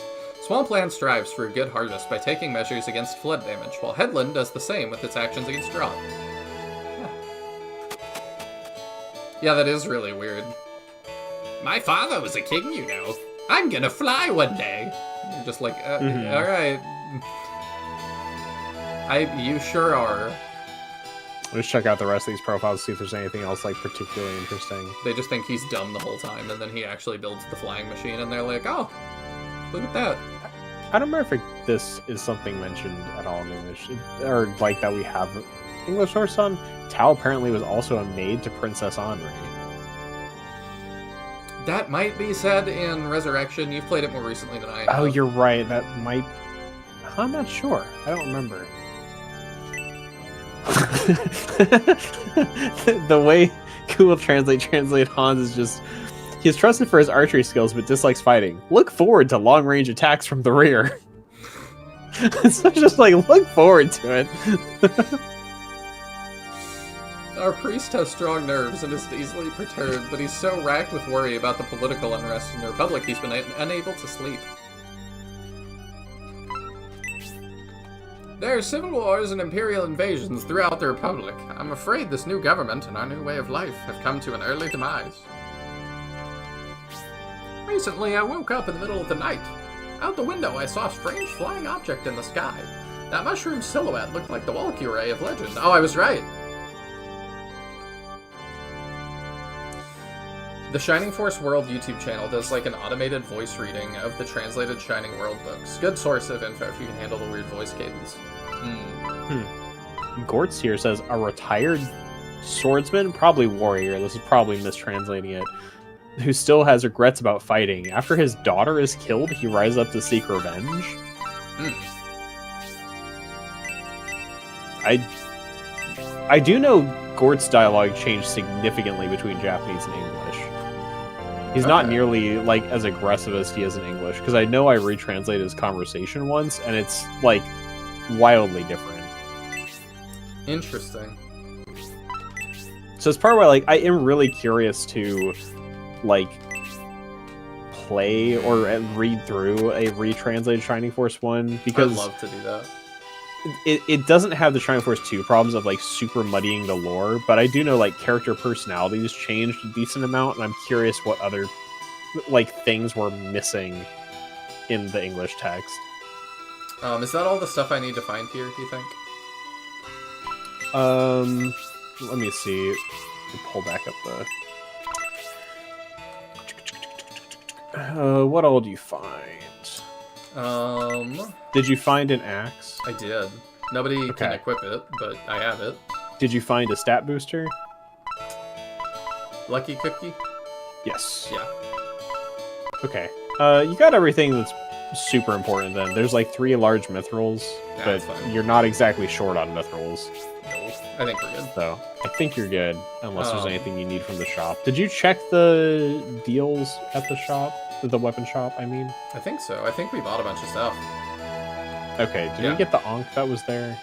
No. Because there was a new Ankh at the deals. No, because we just got the Holy Ankh. It might be worthwhile checking what it is. I don't know what spells it's got on it. We're good. We're kind of poor now. Okay. But we bought a new weapon for... Oh, the God Rapier looks crazy on the icon. Oh yeah, it's nuts. And having Thanatos on your protagonist is super strong. Especially the fact it gives you Thanatos too. It's wild. We bought Zero a Greatsword. We got the Storm Shot. And the Moonlight Arrow. So, I will say the only thing I'll say in partial support of going to check out the extra Ankh is the spell it grants is Resist. And if we had Uryudo holding the Saint Ankh and that Ankh, he would have access to both of the support spells that we're using Hera for, if we decide we did want to drop her. Okay. So, obviously we can get it later if we want to, but it's just of note, because I know when we were discussing who to drop, the reason to keep Hera was her support spells. Yeah. I also So we like could- having a backup healer. It's nice. Yeah. It's not bad, it's just, I wanted to point out that that would give him access to the same support spells. Okay. Does it matter if I leave out the front or the side? The front jewel's just sending me back to the town again. I meant, like, the front of the town. Oh, I don't think you can leave that way. Now I want to try. Yeah, you can certainly try. I'm just trying to get us to the next battle, and then I'll hash out more translation stuff. Okay. Oh, yep, you'd be right.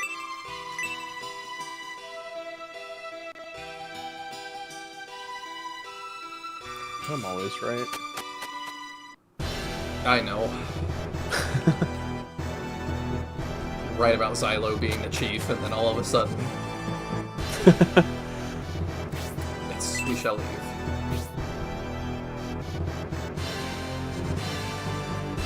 That's you. Oh, sorry. Yes, Prince Medion, let us move out to the marsh. See, I would never know what we were doing if you didn't say that. Mm-hmm. Oh yeah, this is the marsh music. So this is the famous Swampland Marsh. I find it hard to believe there's a cave here that will take us beyond the mountains. I'm more concerned about the violent worms, Uryudo. Everyone in town was talking about them. I hate worms. They're gross. I agree.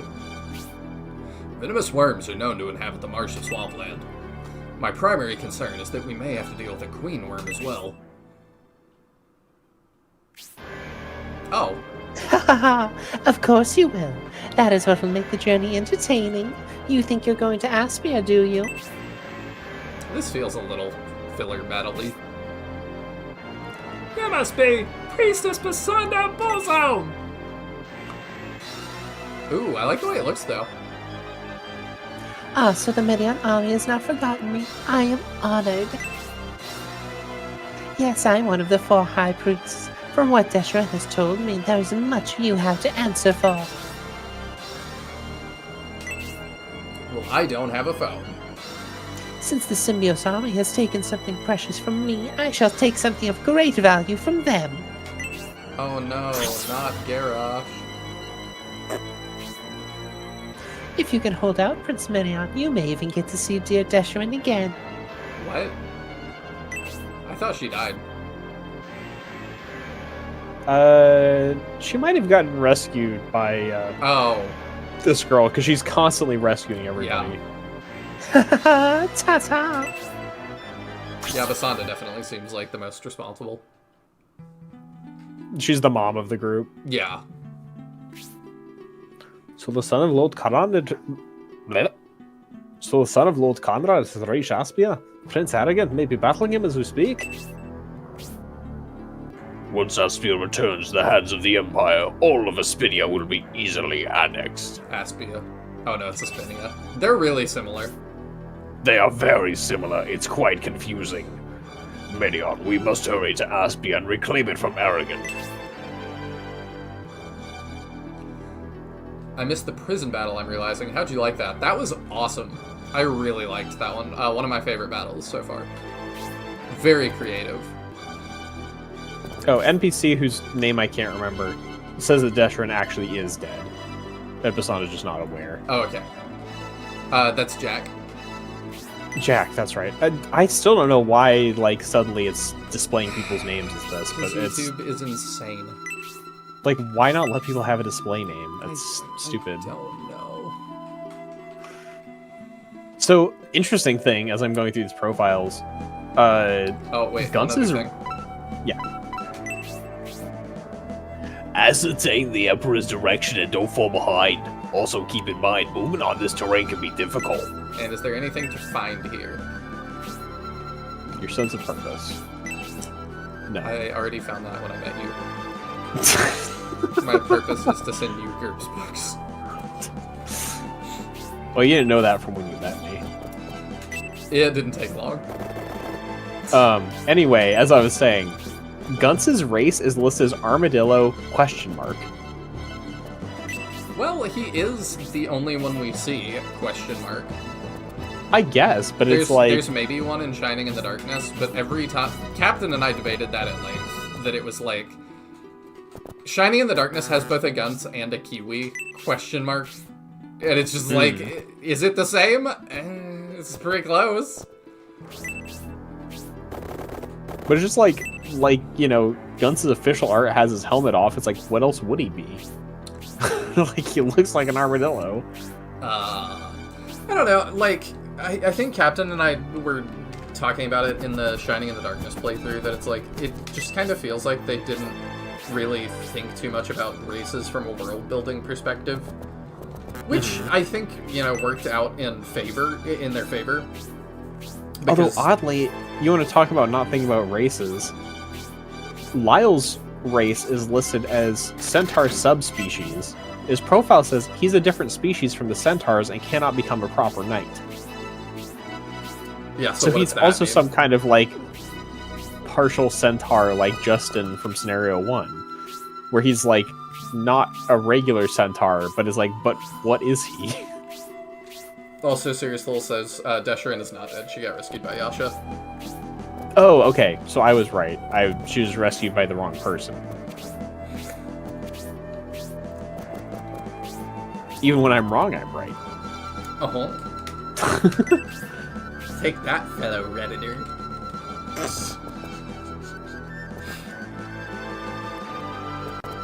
Dark elf / Centaur? You think, like, Lyle's part dark elf? There is no way. He is not nearly attractive enough for that. If I were gonna, like, say any one of the Centaurs of Shining Force was part dark elf, it'd be Ernest, easily. Yeah. That's what I said. Every dark elf is hot. But also, like, Ernest has a notably darker skin tone than the others. He's got, like, an edgy scar and very, like, sharp elfish features. Yeah. Do you think Synthesis is dark elf? I don't know. I don't even know what her race is officially listed as. Like, I assume she's officially listed as an elf. She's just a little bit darker as well. Mm-hmm. I think I'm gonna send Urudo left. I guess we're gonna split in half.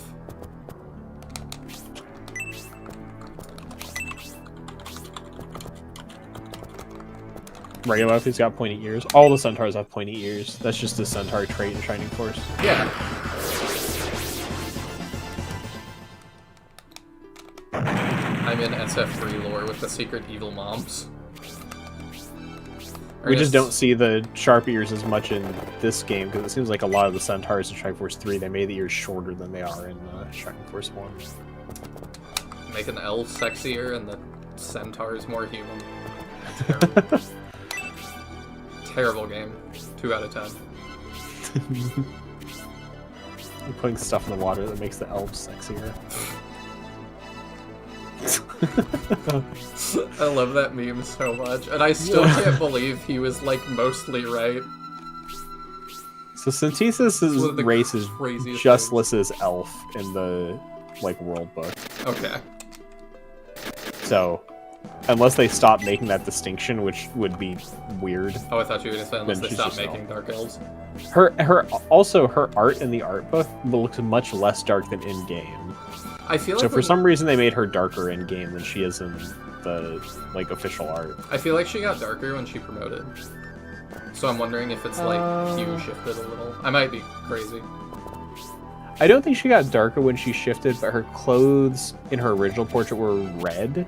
So she probably looks more red now than she did then because she's got less red elsewhere in her portrait. That could be it. Because it looks like her face, like her actual skin tones stayed the exact same, but her clothing color change makes it look a little different. That makes sense. Something color theory.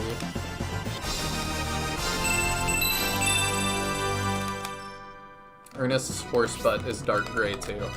True.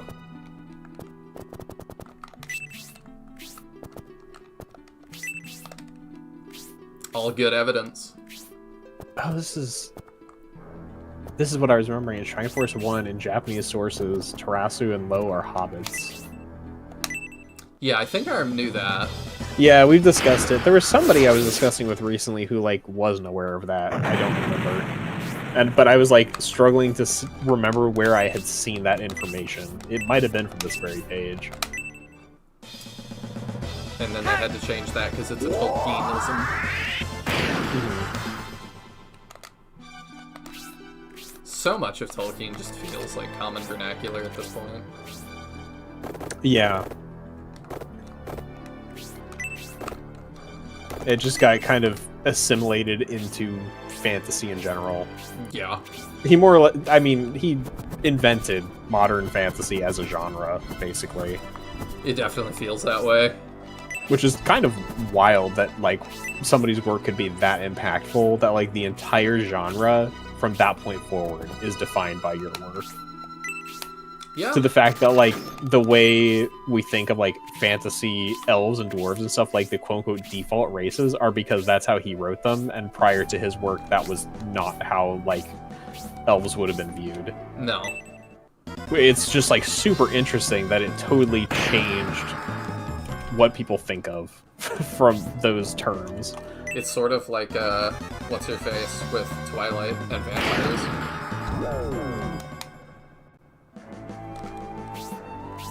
I just wanted to upset as many people as possible with that statement. What's up with Eric in Shrine Force 2?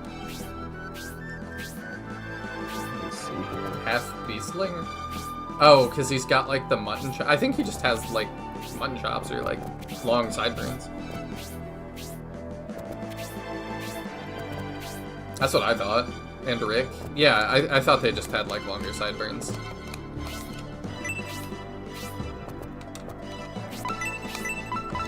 I didn't think that was a similar page for Shining Force 2. The ears are off? No, they definitely have ears. You're so stupid.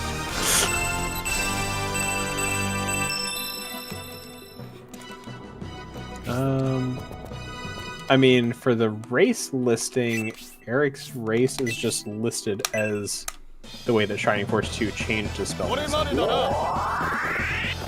Also, before I jump off of Shining Force 1 entirely, the last profile is Tarasus, and I am not sure what to make of the fact that says he has known the fate of the protagonist for a long time and has been training for a long time. Oh, so he's like an oracle or something? Is that what they're... I guess.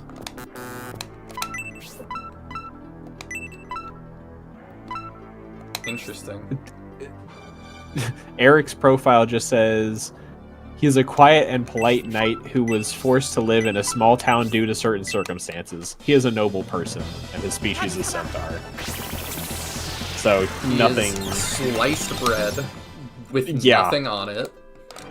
Like, I already knew he was a boring character, but he's an extra boring character. Yeah.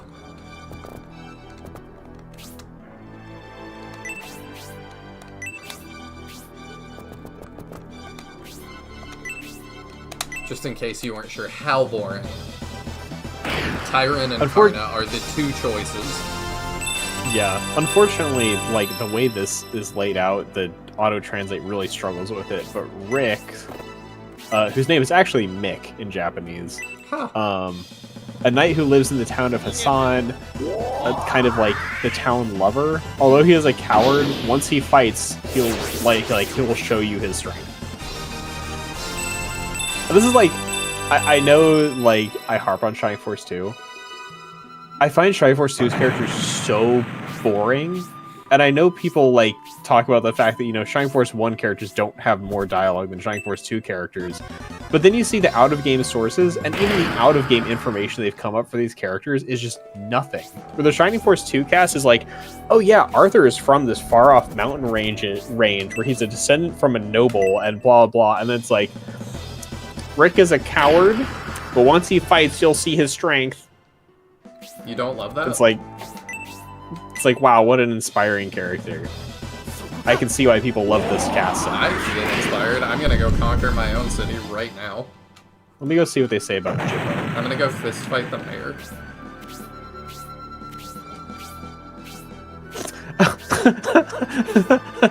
Slade's entire profile. The first person to cause the incident at the ancient tower. A righteous thief who steals from anyone. How righteous are you if you steal from anyone? Did we just shoot a tornado? Yes. Okay. And we confused the Hydra. And y'all want also to his drop race Robbie? is Skaven, which has also popped up as like a weird oddity. Yeah, I mean, and if I had to translate that, like, we have Skaven, but I don't know, to me it's a Warhammer thing. Do they in English that Hydra plays dead?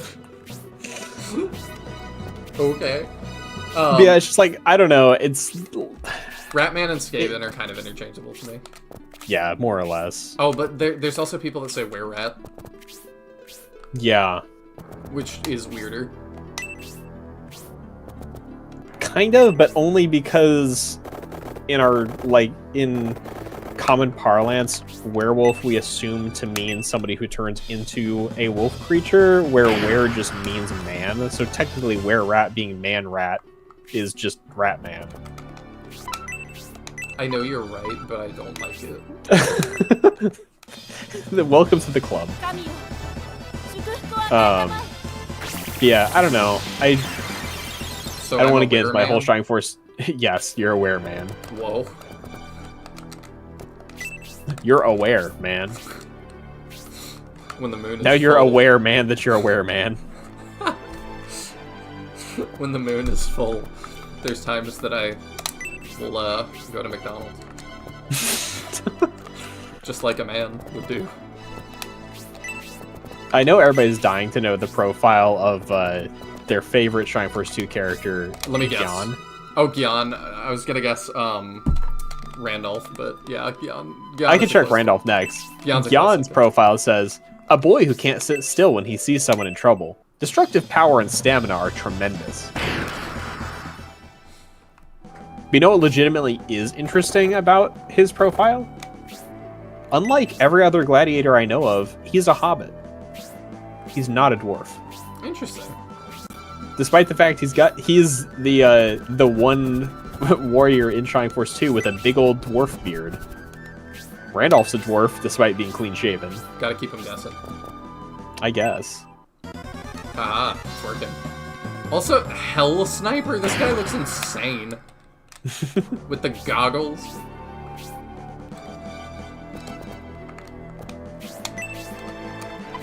I'm trying to save that Hydra for Panko. Lunatic. Wow. Okay, he does damage now. Mm-hmm. That helped. Okay. I know you're waiting for Randolph's profile. Yeah, my favorite. Whose Japanese name is Dongo. Oh, that's so much better. Yeah. One person who is made tiny and small. He's a violent man, and violent, but he also has a good-natured side, and a fierce personality. His destructive power is intense. He's violent and has a fierce personality, but he has a good-natured side. It's like, wow, what a interesting character. I mean, maybe whoever wrote the world book for these FTs. That's kind of how I'm feeling. Well, I don't know, because, like, they care enough that, like, they didn't just assume Gyan was a dwarf. So clearly they have, like, some information, right? Because I would look at Gyan and the first thing I think is, well, he's a dwarf. Did they know that, or did they not care? I don't know. All other warriors at Shining Force that I can even name for Shining Force 3 are dwarves. Actually, that's a... Huh? Jaha's a hobbit. I don't know if I knew that or not.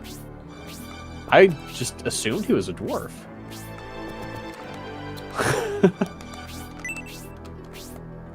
It's so weird. It's hard to get Penko up here. I also don't have... What's it called on this side? A detox. I'm curious, is May a centaur subspecies? Hell Sniper looks like he's from FDK2. Yeah, he really does. It also sounds like a name that would be an enemy in FDK2. Yes.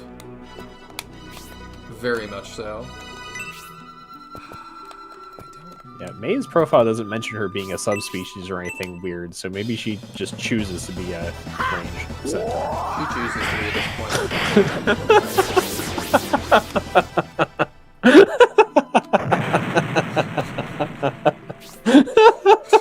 You don't think so?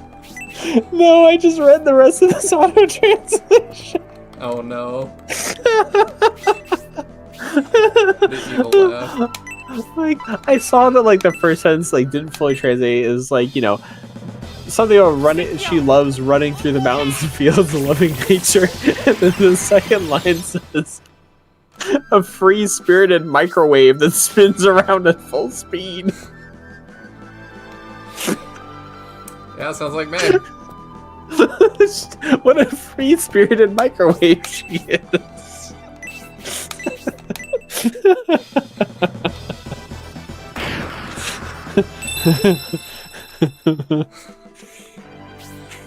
And you're gonna say that these don't have character. What's your favorite Shining Force race? Free-spirited microwave.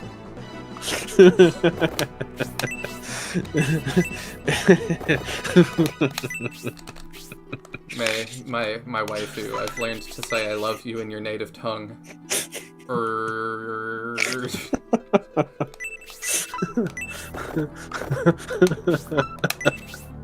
I'm also glad she spins at full speed, not half speed. Your food and I might not get heated evenly. So what is that supposed to be? I don't know. Aw, dang, we're losing Campbell. That's fine. Oh, I know part of why it went wrong.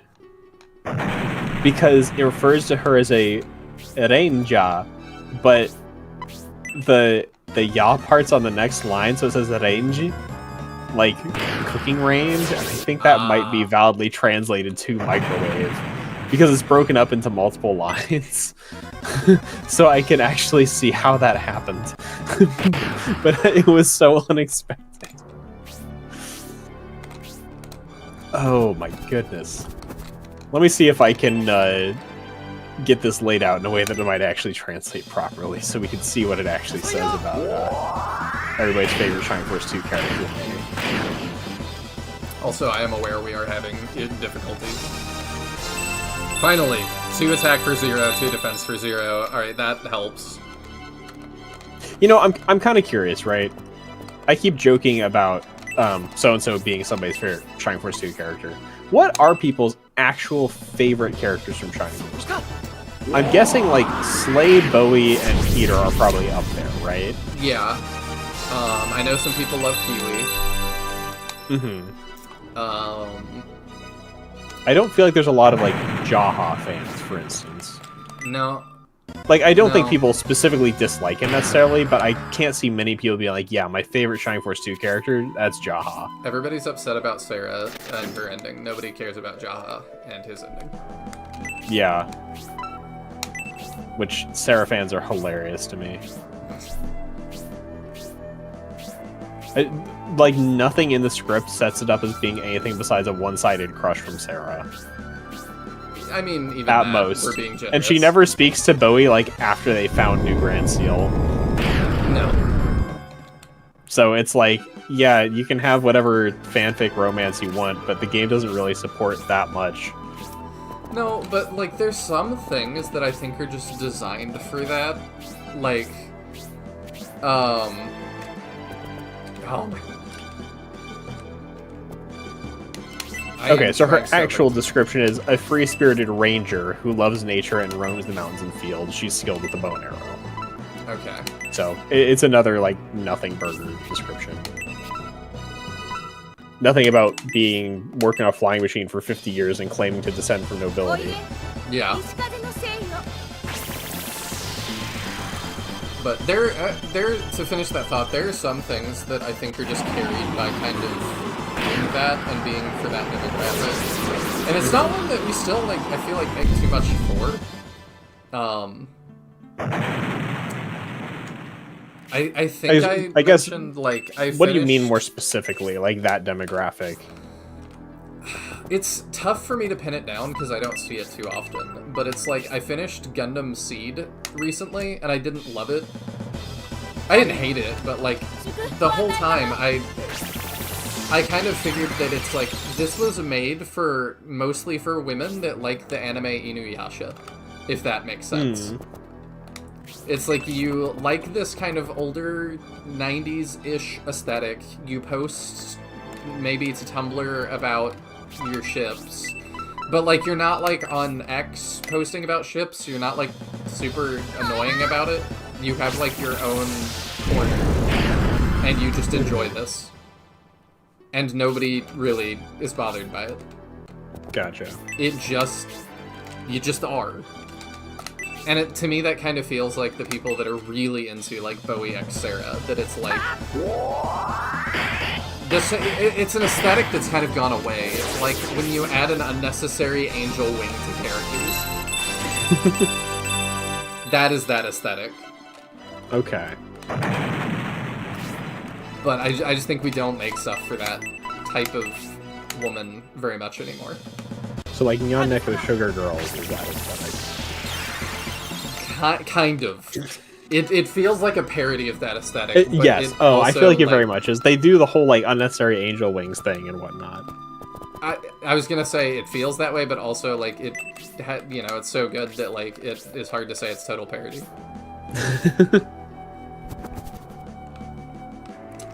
I need Zero to not die. I am trying so hard to get Penko a kill, and man, is she making it difficult.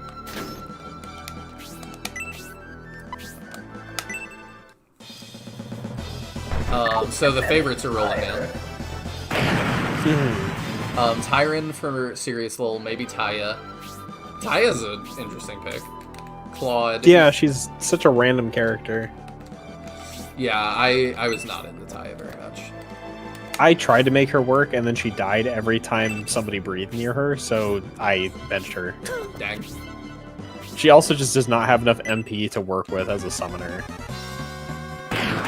Or sorcerer, sorry. Yeah. Same thing. Like, it's just, those are expensive spells, and when she joins, she does not have the HP or MP to function. At least if you're not grinding, and I just don't as a person, so... Yeah. Like you can... Shining Force really does not have many characters that you can't, in theory, make workable if you want to put time into them. Adam is possibly the one, like, standout example of that. I think he's the worst. Oh my... Pango.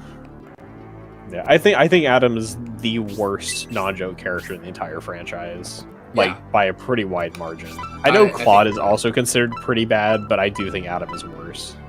Oh, absolutely. Like, I used Claude in my playthrough and it was fine. Like, you just had to give him move. And when you gave him move, he worked fine. He's similar to Adam, he just has slightly better enough stats to make him function. But they kind of fill the same role. Jack says, Kazan, Slade, Elric, Geralt, and Screech. And Road has the coolest portrait that outweighs their usefulness. Also, Zinc is in that same latter category, mostly. Yeah. I wish Zinc had more to him. A lot of the cool ones really don't have a lot going for them, and I feel the same way. It's kind of weird to me that, like, he doesn't, because Adam is such a prominent figure in Shining Force 1 that it is very strange to me that it's like, okay, we're gonna do the Ancients thing again, and it's like a really... Adam, they kind of lean into it, that it's like, oh, he's one of the Ancients, like, they built him at least. He's kind of got a special relationship with Max, and then when Zing pops up, it's like, what's his deal? There was a robot in Shining Force 1. Pretty much. I do also think Zink's portrait is a lot cooler than his battle sprite is. I don't actually like his full design that much. Yeah. His portrait is super duper cool. Like, the whole aesthetic there is fantastic, but then his actual battle sprite just looks dopey. Yeah, I don't love it either. Blood is good, I don't get the hate. Well, his move is awful. Like, you definitely need to save something for him. And so, like, he's already probably lower tiered because of that. Because there's a lot of characters that I just don't have to do that for. Yeah, the mobility always hurts, and just, like, in general, defense is a less useful stat in Shining Force than attack, period. Especially in the late game where you're running into a lot of high-level magic and piercing attacks. Shining Force 2 has it not as bad as Shining Force 1 does, but it is still a factor. That probably wouldn't even have killed if you hadn't hit. Well, I meant to attack with him, I just stayed one tile off on it. Oh, gotcha. On. Oh, that's lovely. Gotta run Uryudo all the way over there now. Does nobody have, like, a fairy powder nearby? Oh, that's true. They probably do. We got spread a little too thin, I think. Yeah, it's really easy to accidentally spread out too much on this map.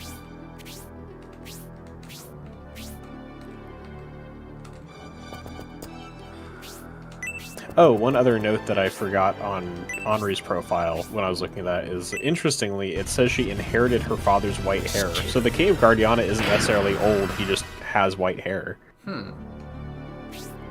Which I always, like, assumed he was old, but I guess he might not be. Like, I imagine he's gotta be in, like, his, at least, like, mid-30s to 40s to be Henri's father, but still. You would think.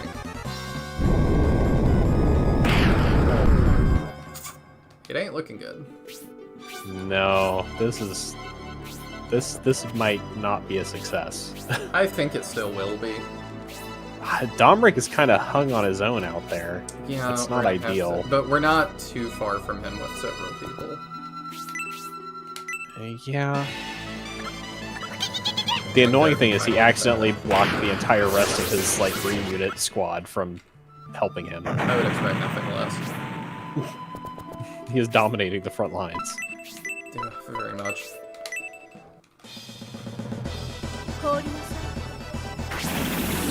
Adam makes me sad. Love his design, and especially in GBA they expanded his role. Sort of. Then flopped him again.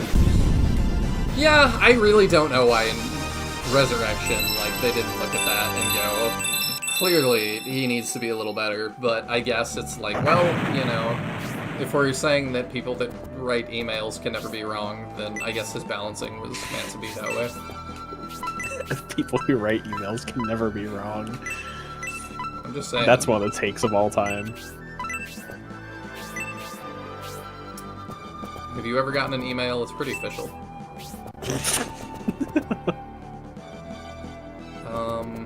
No, I've never gotten an email in the year 2026. There you go. So you know what I'm talking about. Or maybe I guess no, you don't. I don't know what you're talking about.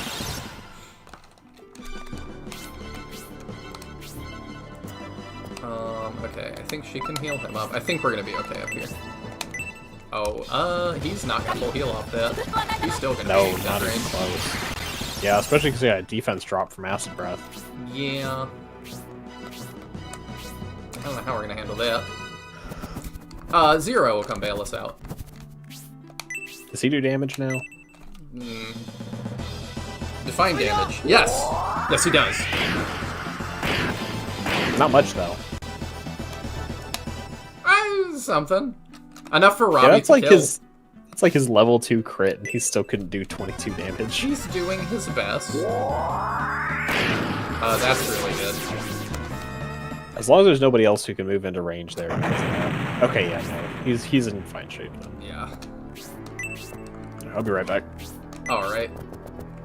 I will not have restarted this battle by the time he gets back. We're gonna win. It's gonna be great. Everything's gonna be fine. See, everything's gonna be fine. Putting worms to sleep. He wakes up already. It's fine. Domeric's taking damage. Surely somebody has a fairy powder over there. Zero doesn't die. He doesn't have a stat drop. He dies by 1. He gets one-shotted still.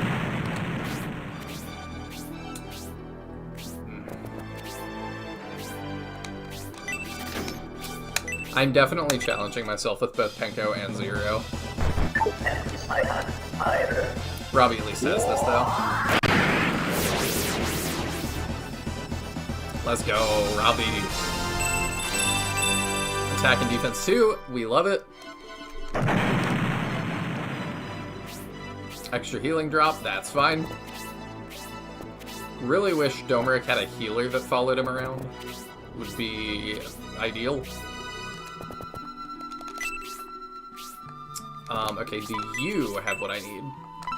Yes. That will at least stop him from dying right this second. Good night, Mahane. Thank you so much for hanging out. And congrats again on the weight loss stuff. That's still super awesome. I'll put some Thesis here as an extra to hopefully not die. And Ryudo needs to get over there to heal the king.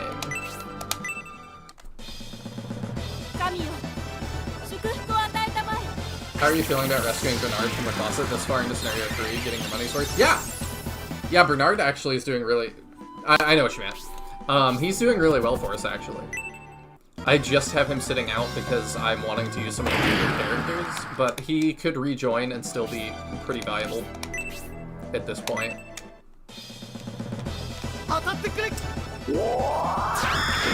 I saved Garrosh and like I reset to do it, so I feel a little bit obligated to use him too.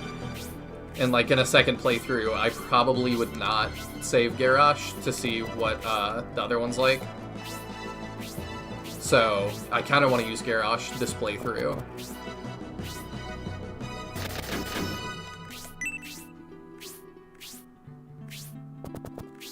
Okay, at least they're kind of shielding Domeric. I need them to not fully stand in the way, because I need to heal him. Fair, I was pleasantly surprised. Yeah, he's pretty decent. Okay, Hedva, do you have heals? Yes, you do. Excellent. How was that brother scene with Garrosh? It was fine. I don't know. I wish there was maybe a little more to it. Like, it wasn't bad. But, like, part of it is, like, you showed me Garrosh for, like, 2 seconds at the beginning of the game. At the beginning of the last game. And now it's just been so many hours. And now I'm seeing Garrosh again, and it's like, my brother! No, my brother! And it's just kind of like... I don't know either of these people. So, it can only be so sad. It would be a lot more sad if it was like somebody I knew.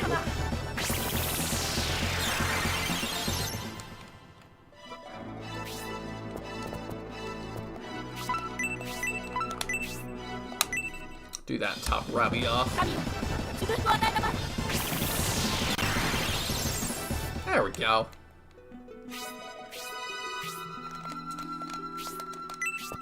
Garrosh probably doesn't need to engage anybody else by himself right now.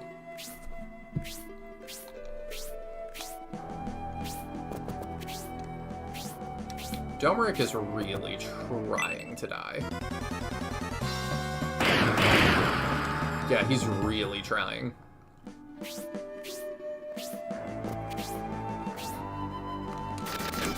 I don't know. Serious Lil said this is one of his favorite maps, but like I am not so sure about this one yet. Like, Domeric is a little bit annoying to babysit, and his goons keep getting in my way. Yeah, I can't attack because his goons are in the way.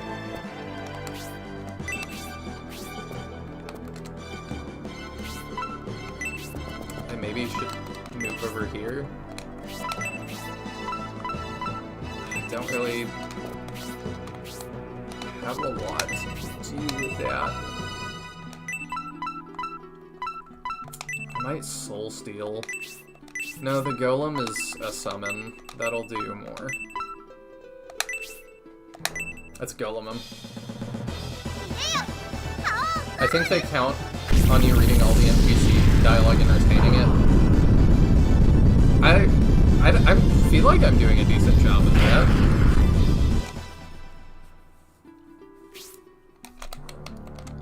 That's the point of him being here. You know what? Fair. You're right. He is just supposed to be in the way and be annoying.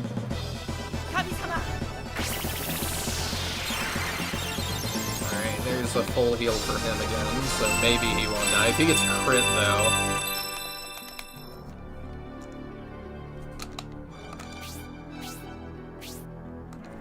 Okay, let's... I'm gonna state... And then... I'm tempted to... Oh, I can Thanatos. I haven't done that yet. Yeah, let's see what that looks like. I mainly like this battle for the way it spaces out its encounters. Yeah, it's doing that in an interesting way. And I like battles that have me split up. There we go. These guys have a lot of health.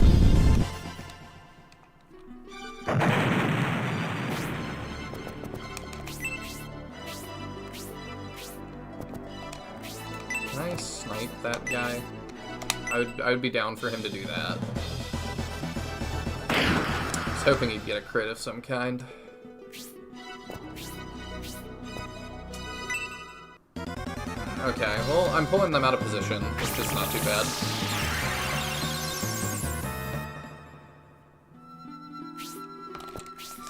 Like, for Garrosh and his brother, I don't mind there being, like, split recruitments.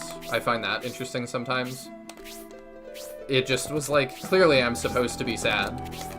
A lot of the stuff around this has not been landing for me, like they want it to. Because, like, they want me to be sad, they want me to hate Domeric, and I'm like, I'm not that sad, I didn't know these people, and I don't hate Domeric yet.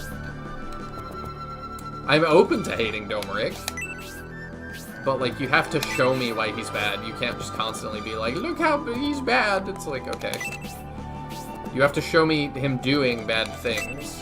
And things that, like, especially that, like, would be irrational and, like, are just evil and don't make sense, and that just isn't happening yet. Oh, you're just gonna run?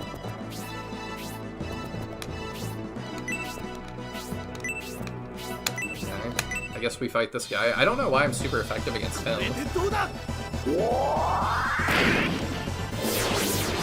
Garrosh, that bow really helped Garrosh. He went from being terrible to doing really well.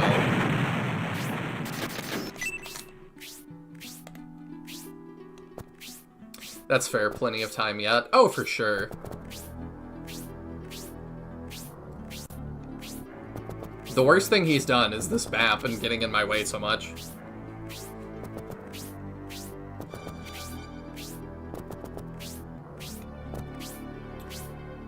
Thank you for the membership, Caldera. I greatly appreciate it. I don't know why the...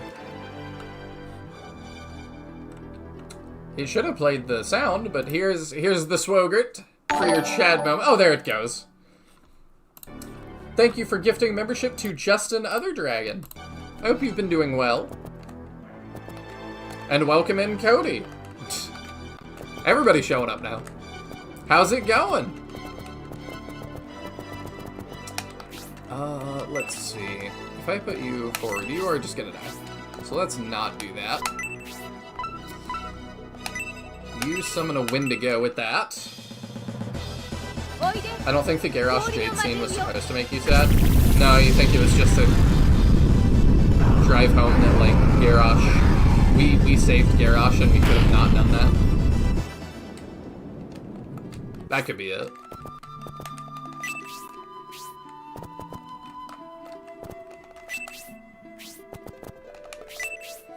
I think it's supposed to make you feel resigned. Just that there's these things happening and we can't really... We're kind of powerless to stop them because all of the choices they give us aren't real choices. Did stand up twice tonight? Back at... That's awesome. At the same venue, 2 sets? Or did you, like, run somewhere else and do a set? That's a lot of stand-up. I still love Veil. I would not expect any less. I don't know how I'm feeling about Engage the further I get away from it. Like, people keep telling me, it's like, oh, you'll look back at it and be like, I really like Engage, and it's like, I don't feel that way yet. But I do soften on games over time. I definitely do. I think I soften on things when it's like, this is not the, like, current thing we're doing. Because when it's, like, Engage and it's like, oh, this is our Fire Emblem for, like, the next, you know, 5 to 8 years, it's like, okay. I'm exaggerating, but, you know. But looking back, it's like, that was a fun thing we did for a minute. 2 different venues, that's the beauty of NYC. Oh, cool! I'm sure you killed it at both. I still have to watch the stuff you sent me. I've had an insanely busy holiday. I guess I'm too progressive to stomach Domeric's dumbass policies. I mean, I, like, IRL would be pretty opposed to an Empire. I'm kind of opposite end of the spectrum, but looking at this, it's like... The Republic is not, like, my IRL ideal either. And it's clearly not working out for them well at all. Like, everybody just, like, I feel like one thing I do like about SF3 is that it's like, everybody's kind of suffering. Which sounds bad when I say it out loud.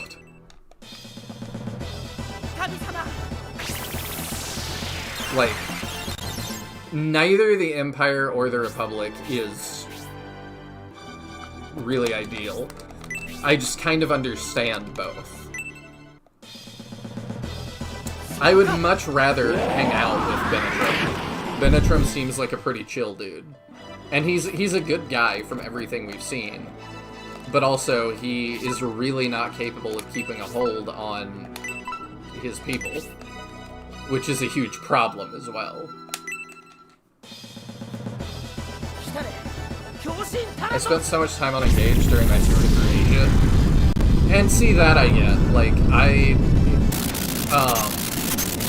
played Sacred Stones a lot whenever I went to visit my dad's parents. I don't know why. I just liked playing Sacred Stones there. And so I have, like, these really fond memories of Sacred Stones tied to that, like, location and stuff, and, like, hanging out with my grandparents. I think because it was quiet there and I could, like, sit and think better. I have a soft spot for brother-related story arcs. Makes me sad to not get them both. The Lord of Massacres Domeric having unique dialogue for it made it hit for me. I mean, I'm glad it hits for you. It just hasn't quite hit for me yet. But yeah, after I use Garrosh for a playthrough, like, maybe it'll hit harder. Edva is out of MP. Hera's also kind of out of MP. Synthesis has the MP pool of an ocean. She's great.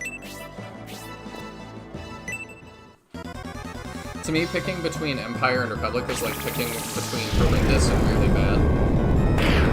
I don't think the Republic is really bad, though. They're all starving enough.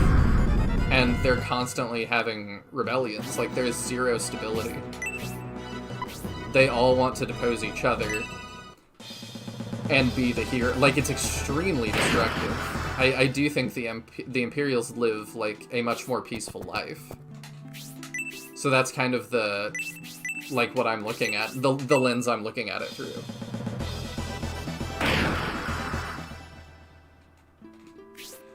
Because, like, Domeric's really upset because, you know, he lost the Republic area.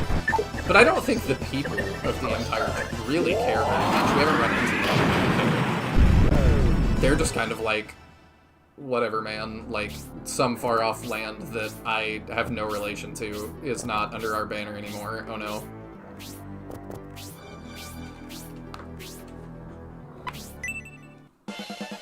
Oh, it's...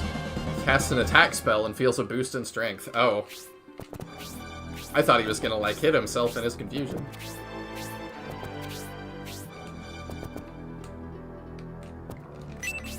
Like, I would probably, if I lived in this world, I honestly would probably choose neither, if I could, and, like, go live out in the wilderness. I would move to Guardiana.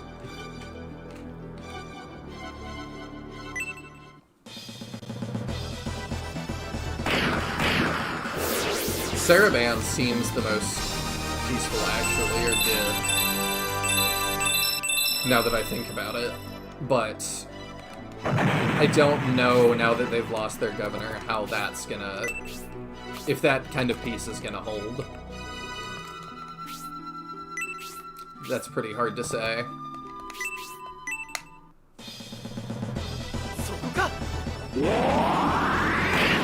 Julian is my favorite pro tag for a reason. Yeah. That's kind of what I am leaning towards. He's, like, so moody and emo, I kind of love it.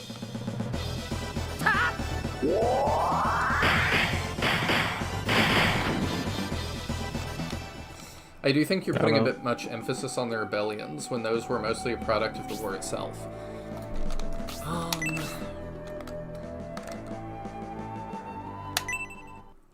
Yes, like, you're right. But, like, you're right, it's a product of the war. But I do think that it is worth it's worth noting that every single major general did rebel.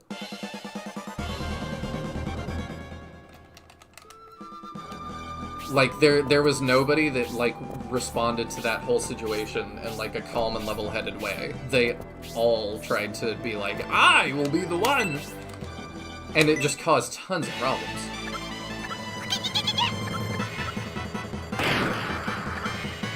Let's go, first Penko level up. They did not 100% rebel. We just didn't fight the ones that didn't, because Produn is a Republican general who did not rebel. We fought him in this game. Yeah, I was about to say, in the first game, we kind of lose track of it. Yeah, but in the first game, like, it feels like everyone's rebelling because those are the people we're fighting. It is a lot. I was trying to think off the top of my head of any other, like, Republican generals, and I am struggling to think of any others who didn't rebel off the top of my head, but Produn did. The journey. Oh yeah, that's right, we've got a chart.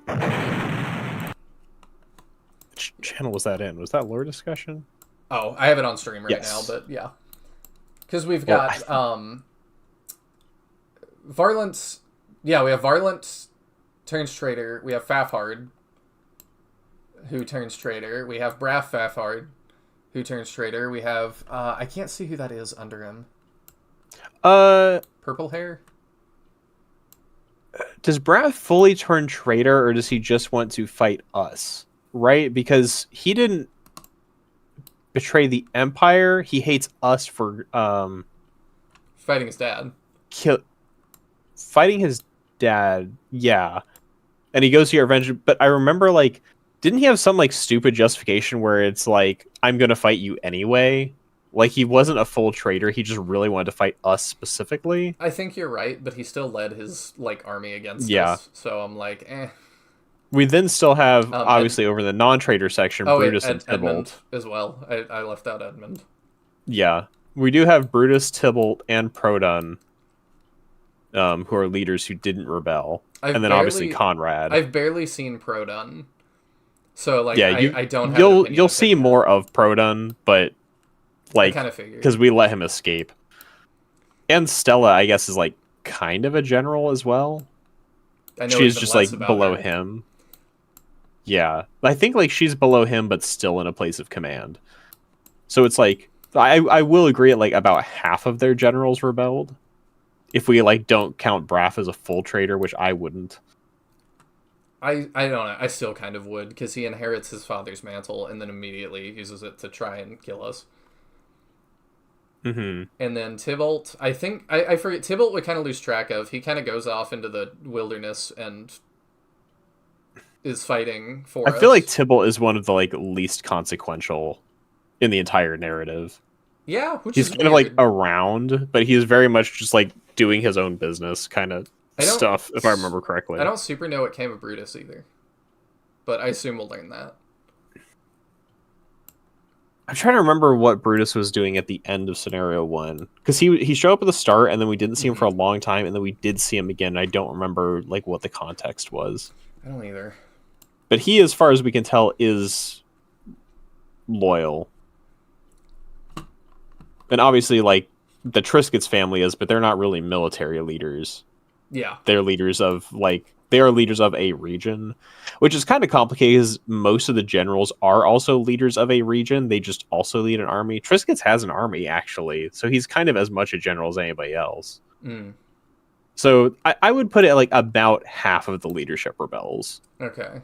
And then if I come over here, it's like I don't have too much to begrudge Domeric for yet. The Rainbloods are definitely suspicious.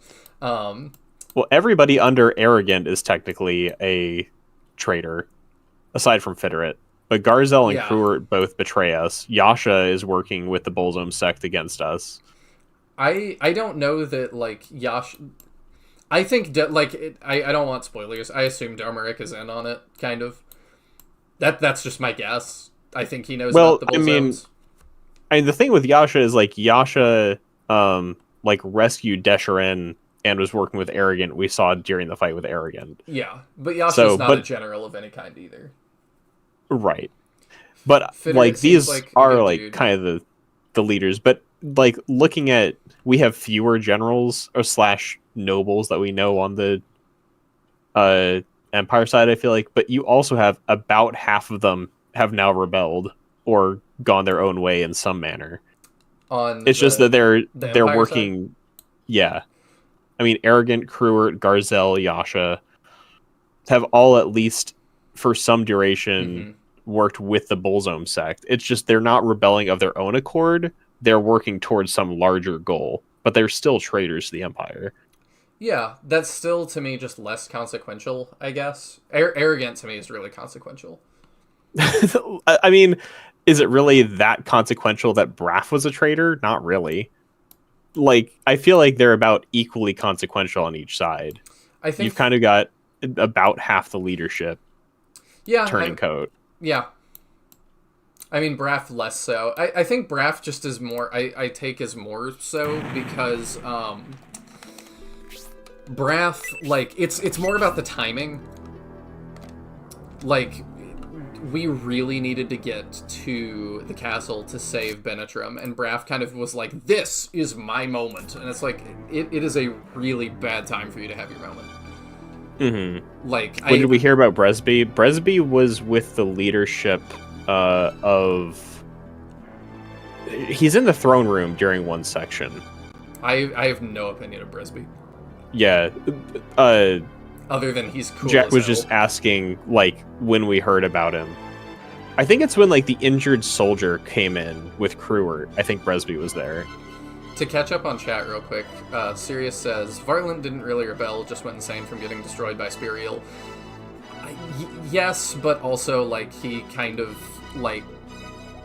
When Brenetrim is, like, giving you direct orders and you're like, ha, I'll fight you anyway, I'm like, okay, you're a traitor. Even, like, it can be an ego thing. I don't think we fought Varlin as Symbios. We fought him as Medion. Yes, but Benetrim told him to stand down. Mm-hmm. Fafhard, I appreciate the not spoilers. We'll get to that, I guess, then. Yeah, I don't remember the details on Fafhard, so I'm just as in the dark as you there. Raph is also listening to his mom, allegedly. I mean, he's still in the traitor category for me. Tybalt is kind of the whole reason this thing is even happening, since his people rebelled in Barand because he was a terrible lord.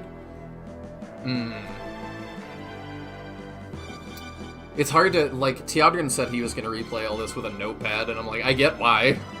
Yeah, it gets really convoluted, and it's like, you know, we're getting towards the end of the second game, and it's so hard to remember all the motivations of moving pieces from the first game. Resby Oh, that's right, also Resby did invited show back up. Julian and Gracia to Dystonia. Yeah, he did. I forgot about that, but yes, he did. Yeah, so far, if I have to pick a side, I'm picking Julian. I'm picking Gracia. We'll see, though. The baby dragon and its mothers are both in the cave. The dragon will destroy you. You will not make it out of the volcano, even if by some chance you do. Asbia will have straightened his defenses by then. Melion, Dobrik, you will be stopped soon enough. Ah! They set another trap for us. There's no time for preparations. We must get to Aspia. I'd like to point out I did make it to the end. Prince Arrogant and the Bullzone forces have slowed our progress a great deal. If our goal is Aspia, then the encounters to come will be much more difficult. Very true, Grantak.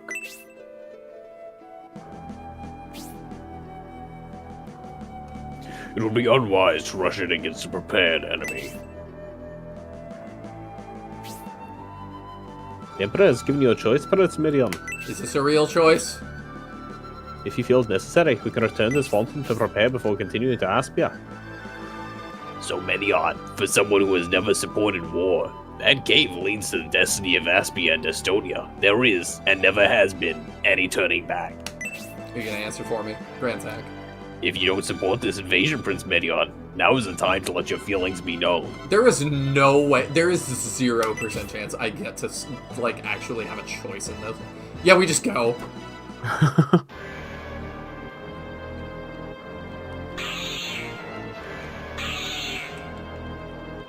I hate this battle. This is a stinker fight to me. We still probably need to egress to res people.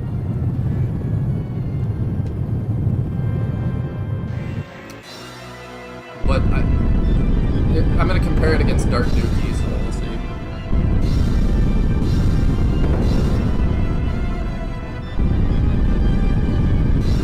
Oh, I see why you don't like it.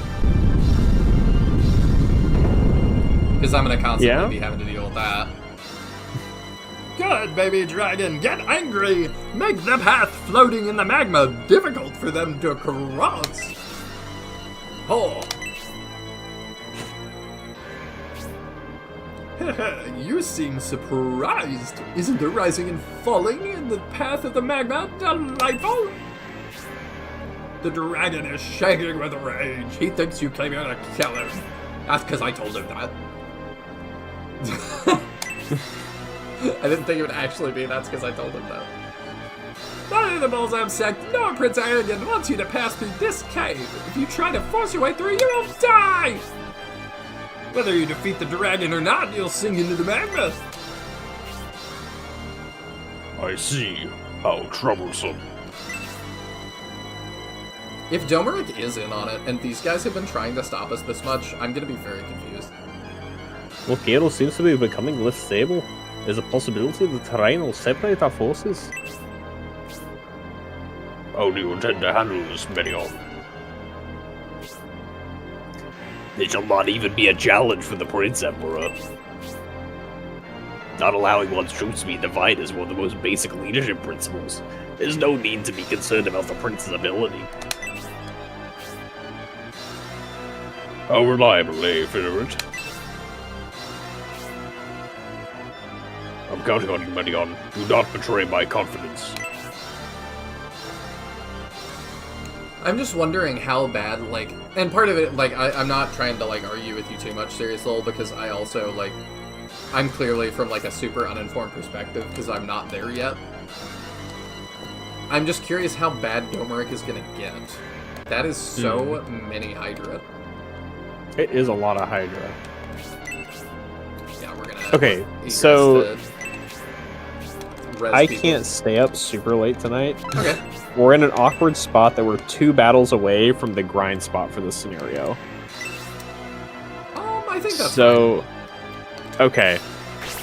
I guess because we'll do a first run of the grind spot next time anyway, right? So it'll be like 2 fights and then however many floors of that. If we have to grind, like, the last time I had to do it, it was like 1 or 2 times. It really was not bad. Yeah. It's just, like, considering how long some of these fights have taken us, I'm curious how long the next 2 will take.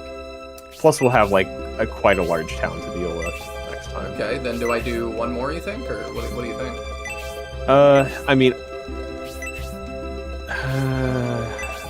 honestly, if I'm being responsible, I should check out.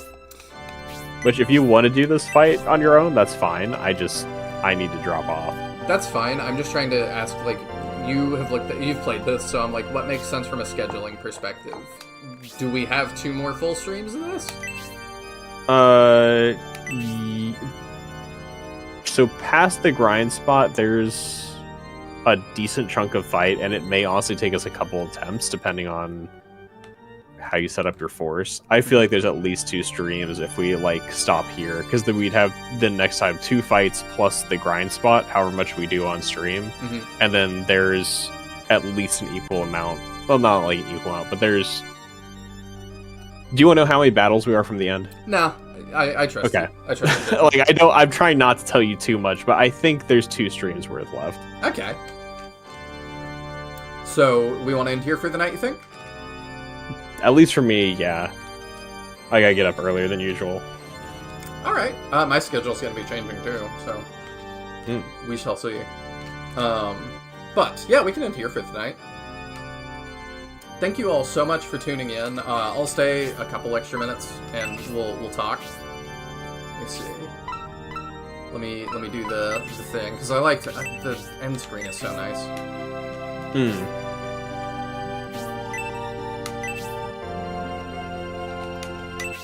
More games need an end screen like this. Leaves me in such. It's definitely fallen out of fashion. It has. It's a combination of missing info and difference of opinion. Yeah, like I said, I just don't think I would choose any. I would not pick any of these options in front of me.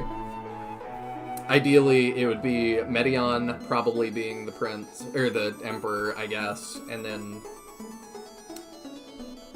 I don't know. I guess Benetrim.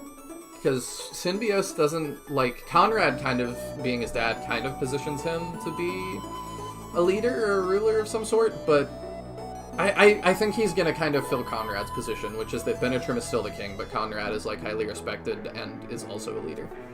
Yeah, well, and also Palsus, right? Because they were a trio who founded the Republic. Yeah, we're gonna put him back in his tower when we're done with him. I mean, he pretty clearly was not helping out very much. He just was sitting in his tower waiting for us, I guess. Yeah, a little bit. Yeah, there's nobody else that I feel like I really would want. I mean, maybe Bresby. Emperor Bresby. Yeah, you just don't know him, really. Maybe that's the good ending. I mean, to be fair, right, currently Majoron is in line for the throne, and I don't know that we have much really against him at this point. I have nothing against him. If anything, he just seems, like, uninvolved is his main flaw. Like, he doesn't seem to be doing anything about all the problems going on. No, I don't know what he's doing. I'm like, he's pretty conspicuously absent. Like, Spiriel was brainwashed. If I remember, Franz was not that bad of a guy. Bresby, I have no opinion. Yeah, I'm trying to remember. I'm like, is he like fighting some border war somewhere that is like occupying all his resources? Because like I feel like every time we've seen him, he's just like hanging around, like the Empire home base. Like he's not doing much.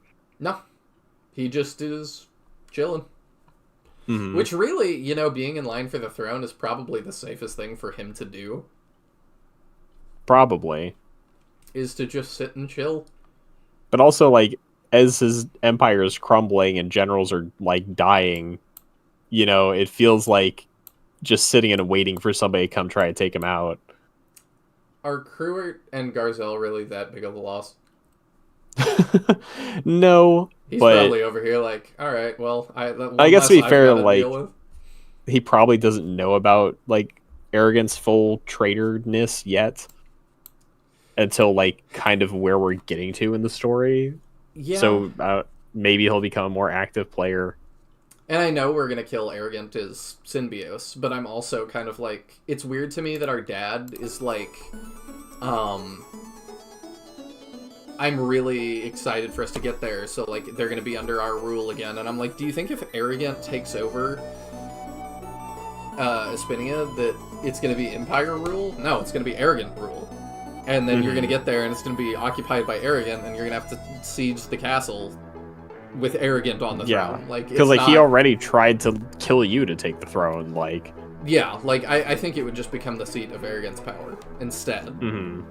And like, if we're looking at like, we're marching our armies really quickly across the continent to go deal with this. By the time they get there, if we're being realistic, they're gonna be exhausted. Mm-hmm. And if Arrogant has had time to, like, defeat Synbios and crew, set up defenses, and rest for a minute, it's not going to go the best for us, I wouldn't think. Right. But then again, who does Arrogant have by that point? I should probably... Fitterit is already clearly back with Domeric. Cruert is still alive, I guess, because we don't have even a single death mark for him, so I don't think we've seen him die. Yeah, I suppose you're right. Unless he, like, died in the past stream, because I don't think we got an updated one after last stream. We did not. Actually, did we fight him last stream? Let me see here. There's a chance we did. I feel like he came up again recently, and that's why I'm not sure. Oh, maybe he did. I don't know. Arrogant, by that point, I don't think has much. Oh, and also, assuming the Synbios crew fails, he's gonna have the Titan. Oh, yeah, we killed Cruert. That was the ship fight. Oh, okay. Yeah, I'm dumb. The Executor, yeah. So he is actually dead now. So he's got potentially Yasha. And, like, whatever random mooks he has. Okay, Sirius Lowell says the Chronicle says that Pulsus resigned as consul of Aspia 1 year ago. Oh, okay, so we just came and dragged him out of his retirement. Yeah, basically. Oh, okay, well now I feel bad. That's why we're rushing forward, to make sure that Aspia can't muster its defenses, whoever it may be controlled by. Okay, that makes sense. Mm-hmm. And it seems like we make it. Spoilers from Scenario 1. Because, yeah, we do... We pretty much defeat the Titan, and then, yeah, the Medion crew shows up. It is also interesting that we don't currently know what the Rainbloods are doing. No, I have They, no like, idea. popped up and we left them behind, and it's like, okay, this is the Emperor's, like, elite crack squadron. Where are they? Maybe with Majoron. Hmm. Because, yeah, they're both really conspicuously absent. Like, it almost feels like in Scenario 1 they hadn't come up with the Rainbloods yet. Mm-hmm. So, I don't know. I assume they're doing something, but yeah, there's still really big holes in my understanding of things. Yeah. I don't know, maybe I just want what's his name, Garm, to be the ruler of the world. Oh, Galm. Galm, thank you. Garm is Hector's axe, I think. I think you're right, yeah. Yeah, maybe I just want Galm to be the ruler of the world. He seems chill. But I don't know what he wants either. I have no idea. Yeah, he's been specifically evasive about what his goals are. There's a lot of I don't know goals yet. Mm-hmm. So, Yeah, I guess, we'll like, see. who do we know the motives of? The Bullzone motives are pretty obvious. Arrogance motives are pretty obvious. Yeah, because the Bullzone Majoron is pretty committed to just being the crown prince. He doesn't seem to have any ulterior motives that we know of. The Bullzomes want to revive Bullzome. Mm-hmm. Yeah, Galm, I have no idea. Cooler, I didn't even notice that. Cooler Vandals, but different, question mark? Yeah. I don't know what Gracia wants. Like, that's a big question mark still. I think Gracia is in general trying to stop the Bullzome sect, because I think that's what Bresby like came to get us for. I'm trying to remember what exactly Bresby says. Yeah, I think you're right. It does feel like the Bullzome monks and Gracia are kind of having this conflict outside of what we're doing. Mm-hmm. And that's why like Julian goes with them, because like Julian's whole thing is like, I want to fight the Vandals. Yeah. It's kind of like, to put it in Star Wars terms, it's kind of like the Jedi and the Sith having their thing, while their politicians and the Republic and the Empire and stuff are really not too pressed about that outside of like the people that are part of it. Right. But yeah, we kind of know what they're doing. We know what Medion... We don't really know what Medion wants, actually. Medion seems to want to just be a good prince and like to take care of the Empire and its people. Yeah, it feels like Medion... I feel like Medion is kind of torn between two goals, right? He wants to be a good prince and like set a good example and generally do the right thing, but he also wants to prove himself, specifically because he comes from lower birth. Yeah. And I think that's part of what drives him to like agree to things that don't seem to fit his moral compass, because he wants to prove himself so badly. I mean, I'm struggling with Medion specifically because I don't feel like he is agreeing to things. I feel like it's just happening, and then he's like, I don't approve of this. I would never do this, and then he does this, and it's like, okay. Yeah, I think, quite honestly, I feel like Medion is the character who is hurt the most by not having proper dialogue. I feel the same way. Because he has a lot of scenes where he should be giving input / has text boxes, but the lack of actually having his input on the situation really stops him from being the acting character he should be. Yeah. Because I think there's a lot of room where he could be a really interesting character and have some clear-cut motives and drive, but the choice to make him a silent protagonist really sucks a lot of that out of his scenes. It really does. Like, that is a huge problem I'm having with him. Because, like, Symbios is very generic hero, you know? It's like, we didn't need a lot of input from Symbios, but Medion is in a very, like, strained position where we really would be helped a lot by knowing what he's thinking. Yeah. And like I said, they're trying, it feels like, to show what he's thinking, but then it feels like the plot just kind of bulldozes it and ignores it. Yeah, I do think this scenario gives you specifically a frustrating amount of like yes or no questions that don't matter. Yeah, and my philosophy is, like, I don't mind some flavor text, but if you're gonna do, like, massive moral decisions, it's like, okay, either give me a choice or don't.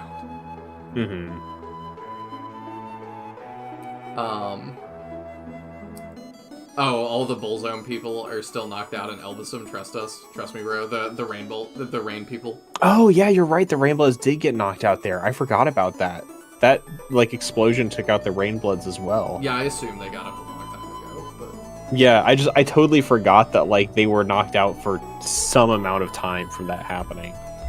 But I just still don't know what they want to do. Like, I get that they were there for... It felt like they were there for whatever they could get. They were there for the Bullzome people, they were there for Gracia, they were there for the staff. Like, but it was like, what is our actual objective? Whatever we can get. Whatever power we can bring back Domeric, I guess. But then, like, if we're concerned about Domeric having that power, we really should not have handed Gracia over to Bresby.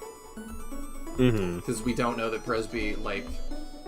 Bresby's loyal to the Empire unless he proves otherwise.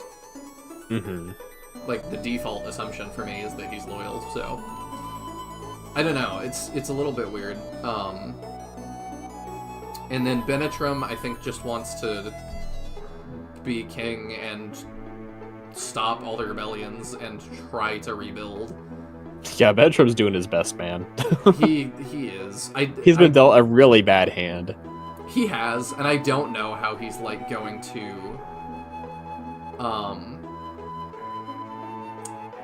I don't know how he's going to deal with a lot of the problems they're having, because, like, the food thing is the worst thing. He's going to have to make, like, some sort of trade deal with Saraband or the Empire.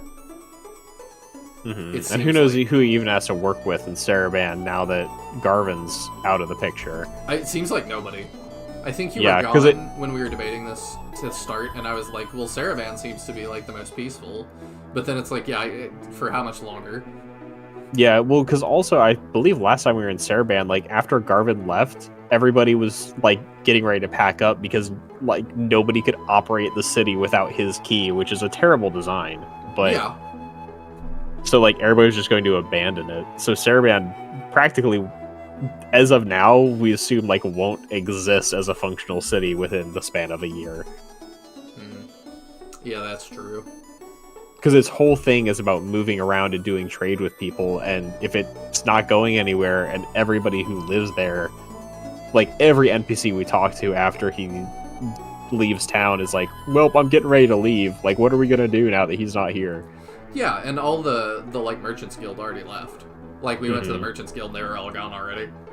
Yeah, so it's like, Saraband's a lost cause, currently. It does seem to be.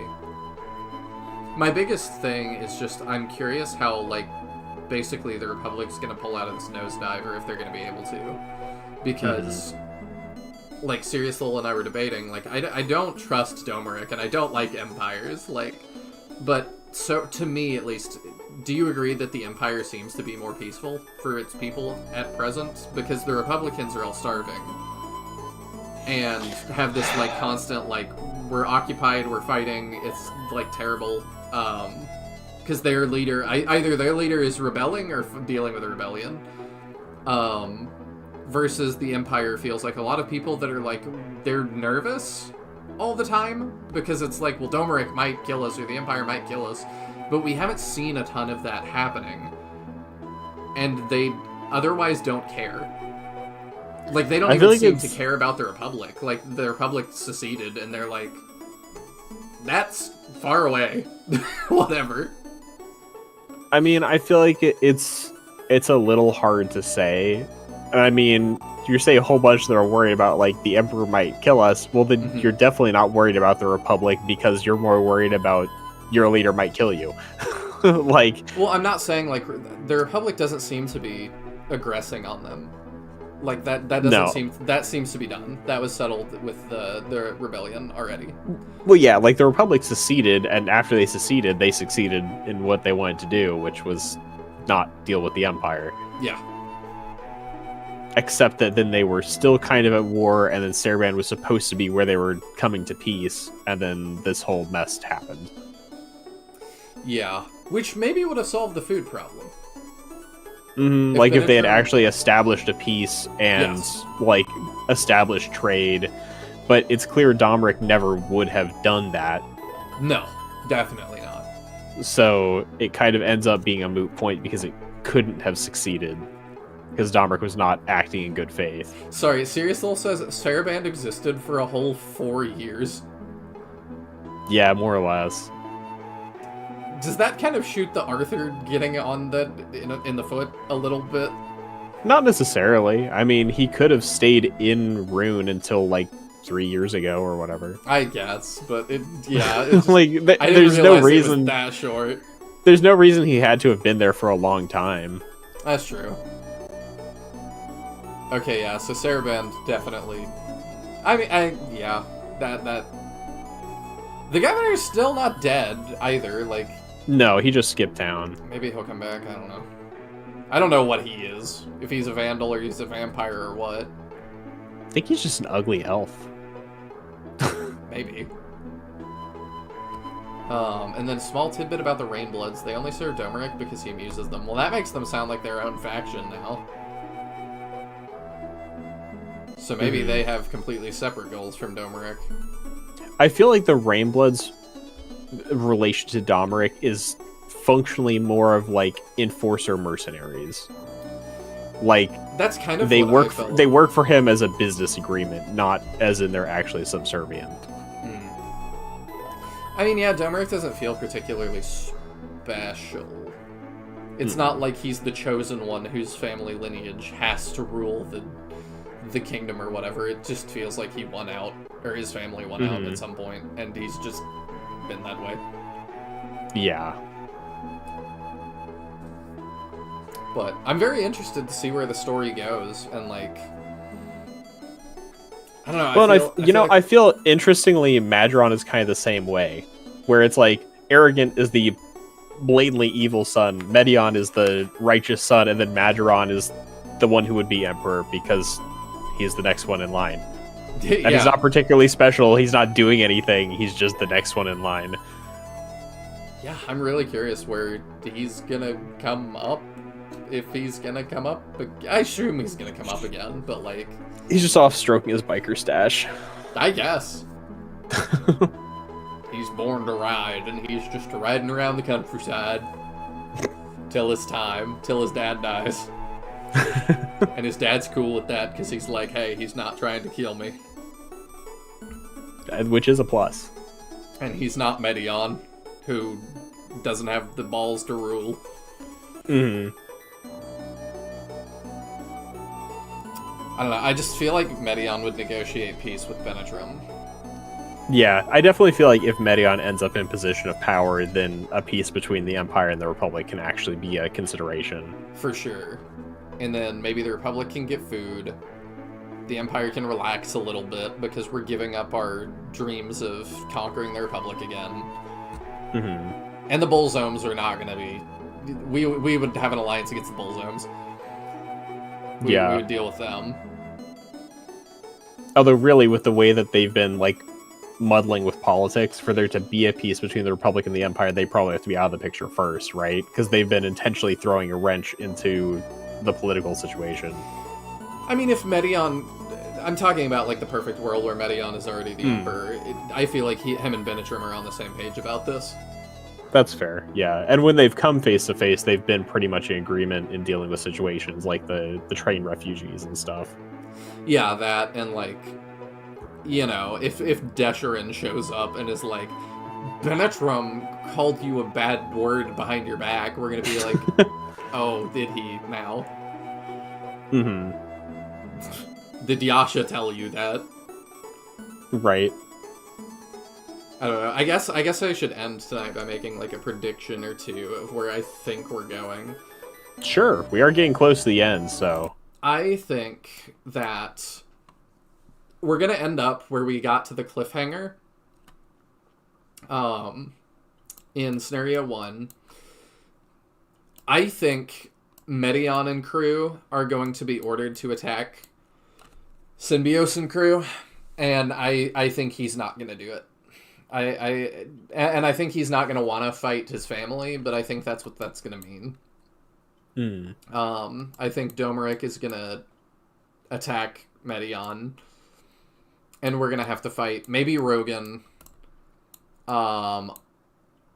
Honesty maybe seems like a Julian Force member. I don't know. Oh yeah, Honesty's not even on this list, is she? No, and Because that was last stream. Yeah, she's conspicuously absent. I'm trying to remember what the last thing she was doing was. She took She the technically letter serves to- under Rogan. Yeah, she took the letter that Domeric gave her and said, don't read this. Oh, that's right, yeah. So I guess she's probably still off delivering that or whatever. And then her and Rogan did something weird at the desk, or in that room together.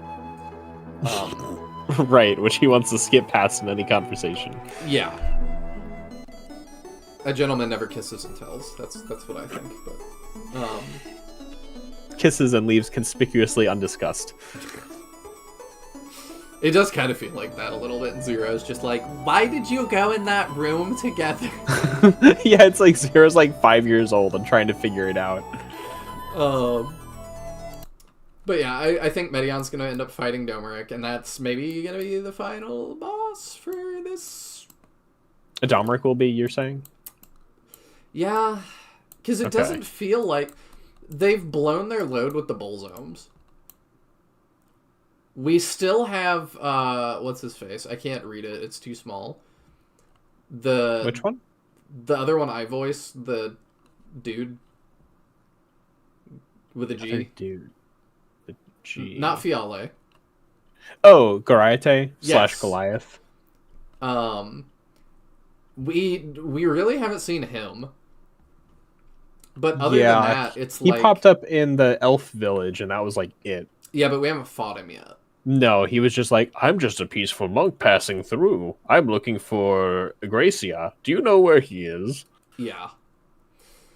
So my thought with that, He is, has like, seemed the least unhinged of the high priests so far. because it feels like he's on a mission and he doesn't care what we're doing. Like, it's not that, like, we're not that much in the way of his mission, so he's just like, whatever, man. Yeah. I wonder if he's gonna be like, I'm surprised there's not more Julian threads, because when we did scenario 1, it was like, oh, he got washed into the waterfall. I wonder if he's gonna show up again. And it's like, yeah, there felt like more obvious kind of threads. This, it's like, okay, he went off with Gracia. That's it. Mm-hmm. So, like, I know he's gonna pop up again. I know he's gonna be Protagonist 3, but I'm like, what else are we doing? Like, Yeah, it's definitely a little, like, knowing that there's going to be the third game with him, it feels a little weird when you're playing through the two of these, because you play the first game, you're like, oh, okay, we're dealing with the Empire a lot, we've seen Medion a few times, and then you play Scenario 2, and you're like, oh, here's the other side of it, this is the, like, Imperial side, and, you know, I can see how these stories are connecting, and you're like, oh, there goes Julian. Oh, there he goes again. And I have no idea what he's up to. But yeah, and I thought we would see a lot more, like, potential Force members for Julian. I thought it would be obvious who's going to join, but, like, now, especially now that we have Garrosh. Oh yeah, there's Don Hort. I forgot about Don Hort. Yeah. So yeah, Julian's force right now is Don Hort and Gracia. Yeah. That's it. Which is also weird because this game is named after Gracia. Mm-hmm. So it's weird that he just kind of shows up for a minute and then it's like, all right, we're going to hand you off to strangers. No stranger danger. No takesies, backsies. Bye. Right. But I expected to see a lot more Force members that were going to be Julian's Force members, like just NPCs, kind of like Elliot or something that don't join you. Mm-hmm. And then you're like, that's the breadcrumb. That's going to be. I'm a little curious. Let me see. Because you have seen a few. I kind of figured. I'm just maybe not... maybe Prodon. Let me see something here. Where is he? Yeah, Prodon and Stella, maybe. Okay. Maybe or Stella. So of characters that you know Gracie and Don Hort are with him, you have seen 4 other potential Force members. You will not necessarily get all of them, but you have seen 4 potential members. Oh, Spiriel. That are not amongst the ones you know. Okay, Spiriel is one of them, because I don't... Maybe we're going to get her at the 11th hour for Medion, but... For, like, the very end here. Yeah, maybe she's going to be our, like, Fitzding or whatever. I'm trying to remember... Fitzding? But, like... Finding? Yeah, but... I'm trying to remember what exactly she said when she dipped, because I know she was, like, trying to figure out what to do next. She just kind of stood there, and we left. Yeah. Well, no, not in Scenario 1. In Scenario 2, I think we saw her post mind control. No, we don't. She just kind of leaves after that, because she's like, maybe the Republic isn't so bad, and, like, I need to figure out some stuff. Oh, and then we leave her. I hope you're not spoiling a like Shining the Holy Ark character showing up. Unless you're just talking about Golem, I guess. I don't think any Shining the Holy Ark characters are playable, so I'm not entirely sure who they're talking about. I don't want to know, but... Yeah. Golem, obviously you don't want to know, but... that's true, Golem is around. If the Emperor were to die, they may go back to where they came from, or seize control of the Empire. Are you talking about his, like, squad of red goons? Like, that's... That's right. That's what her vibe was, lol. I've lost faith in the Empire, but I still don't trust the Republic. What should I do? Oh. I mean, that does that sound was like a Julian Spiriel's, hook. like, final thing. That sounds very much like a Julian hook, but... It's definitely the most blatant, like, Julian hook sounding thing we've heard from anybody that, like, just disappeared from the story. Yeah. I'm just kind of confused, like... I don't know, I don't want her to join for, like, one chapter. Or, sorry, one battle or something. Like. Yeah, you've got a few battles until the end, so there is a chance of getting a character late here. I think we're going to get maybe 1 or 2 more characters. I just don't think... I don't know, you think not her? I think not her. I hope not her, because she's interesting, but... I'm worried that we're going to get this baby dragon thing. Like, that's going to pay off right now, and we're going to get a baby dragon for, like, 4 battles. And like, that'd be a little sad. Like, I want to use characters for more of the game. Well, and to be fair, we do know that characters like Gracia, Dawnhort, Julian all obviously go to the Scenario 3 Force, and we've got a whole nother scenario to play. So who knows what characters will continue to be relevant in theory. Yeah, I don't know, because I also, like, it's hard for me to say, like... I feel like a lot more of Medion's story took place later in the timeline versus Synbios. Like, because we talked about, like, by chapter 2 of Medion, it was like, we're on, like, chapter 4 of Synbios. Yeah. Timeline-wise. So I'm like, it would be weird to me, like... I don't know what to expect from Julian. It would be weird if it, like, had me wake up in a back alley and then join Synbios for, like, 5 battles and then join Medion for 5 battles. That would be really weird. I'm not expecting to replay those things from Julian's point of view, because I feel like we already kind of saw that. I think that we're going to pick up from where Gracia leaves. Right. Is my guess. That would make the most sense. But I don't know. I don't know how they're going to do that.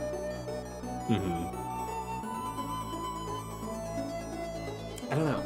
So, I think that we're going to, like, last predictions, because we got to wrap up. We're going to fight Domeric. Yasha feels like he's going to be a bigger thing. I think he's going to continue on into Scenario 3. So we're going to fight Domeric. I don't know that I think the Rainbloods are going to be more antagonists in Scenario 3. I think we need more time to set them up. It'd be really They have only weird. popped up the one time. Yeah, it would be really weird for them to just show up at the end of Scenario 2 and be like, we're the big bads. I would be like, okay, y'all came up with this idea when we met them the first time. Although you were also predicting that we will fight Domeric, and if they are working with Domeric, it would make sense that we would then probably end up dealing with them to some degree, right? I think we could fight them, but I think they're going to leave Domeric out to dry. And maybe they have, like, a bigger goal that we're not sure about. Gotcha. The Bull Zone people, like I said, they feel, other than Gariete, they feel kind of spent. Like, it would be really weird that it's like, it's me, the final boss, Fiale. I would be like, really? Again? Yeah. Like, I feel Although like I do think, like, none of them are dead at this point, right? Like, none of the high priests have died somehow. Basanda, like, fell in the water in the sewer system. Yeah, I don't remember if she was confirmed dead or not. No. Fiale, we just left knocked out in Elbasem. Yeah. And Desharin got teleported away by Yasha. I don't know why we didn't finish Fiale. That was just baffling. Because Medion's a little bit stupid. Campbell really should have just lanced him in the head. Yes. Yeah, I don't know. And then, yeah, Pulsus is over here on a boat. I don't know that... I don't think that's going to get paid off in this scenario. I think that's next scenario.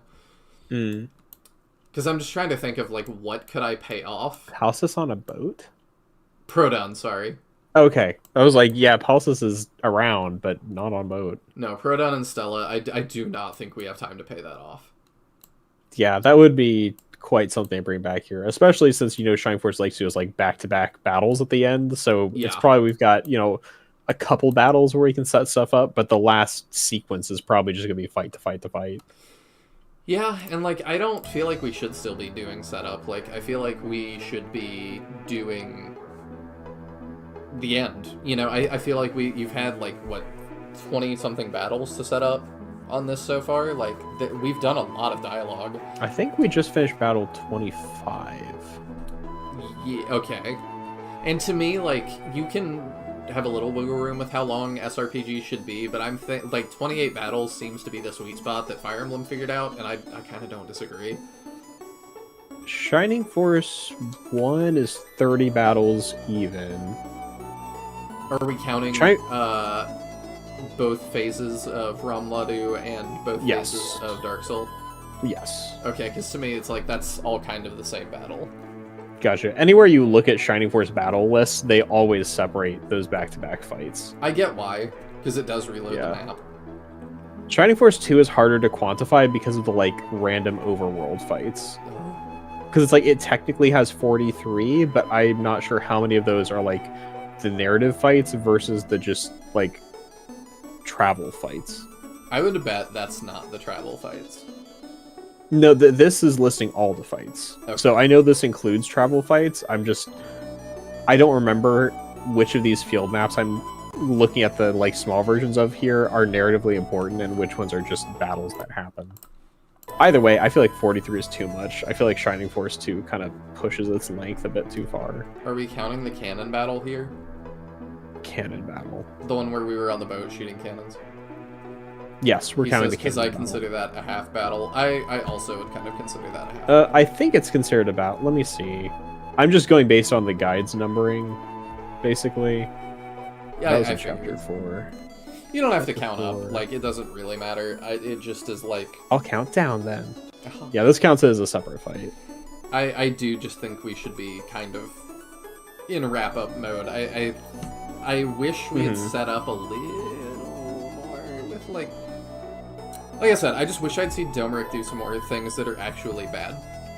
Because so far he just kind of seems reasonable, and like maybe we'll just get to the end and he'll be like, "I'm with the Bullzomes, and you should join us." I don't know. It would just be weird from Medion's perspective to be like, it's like your dad joined a cult and then suddenly was like, "You should join," and it's like, what? Like there was no like basis for this. I'm trying to remember what exactly he was saying at the end of Scenario 1, because I felt like his dialogue at the end of Scenario 1 was pretty evil. But I don't remember most of it verbatim. It still didn't feel super unreasonable. It's that we know he wants to conquer the Republic, and I'm like, I get why. Like, I think you should let it go, but I'm like, from his perspective, I get why he's doing it. And then he wanted us to fight Symbios because they killed Ariant.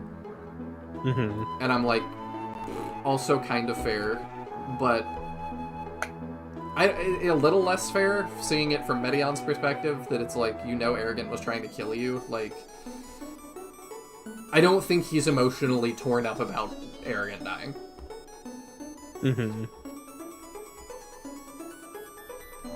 Oh yeah, there was that. What is that?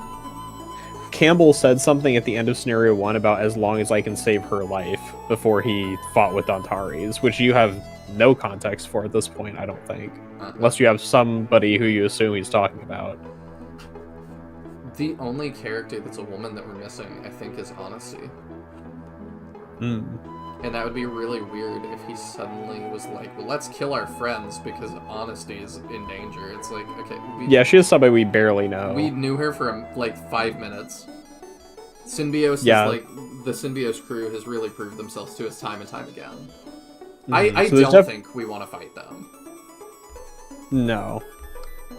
Well, because that was kind of like the ending of Scenario 1 was the like, where like Medion is being egged on to fight Symbios, and it was kind of the back and forth on like, will they attack or won't they? Excuse you, I only speak English. They agreed to leave and go home and think about it. I still can't believe that was the English end. Oh yeah, I forgot about that. Yeah, that was baffling.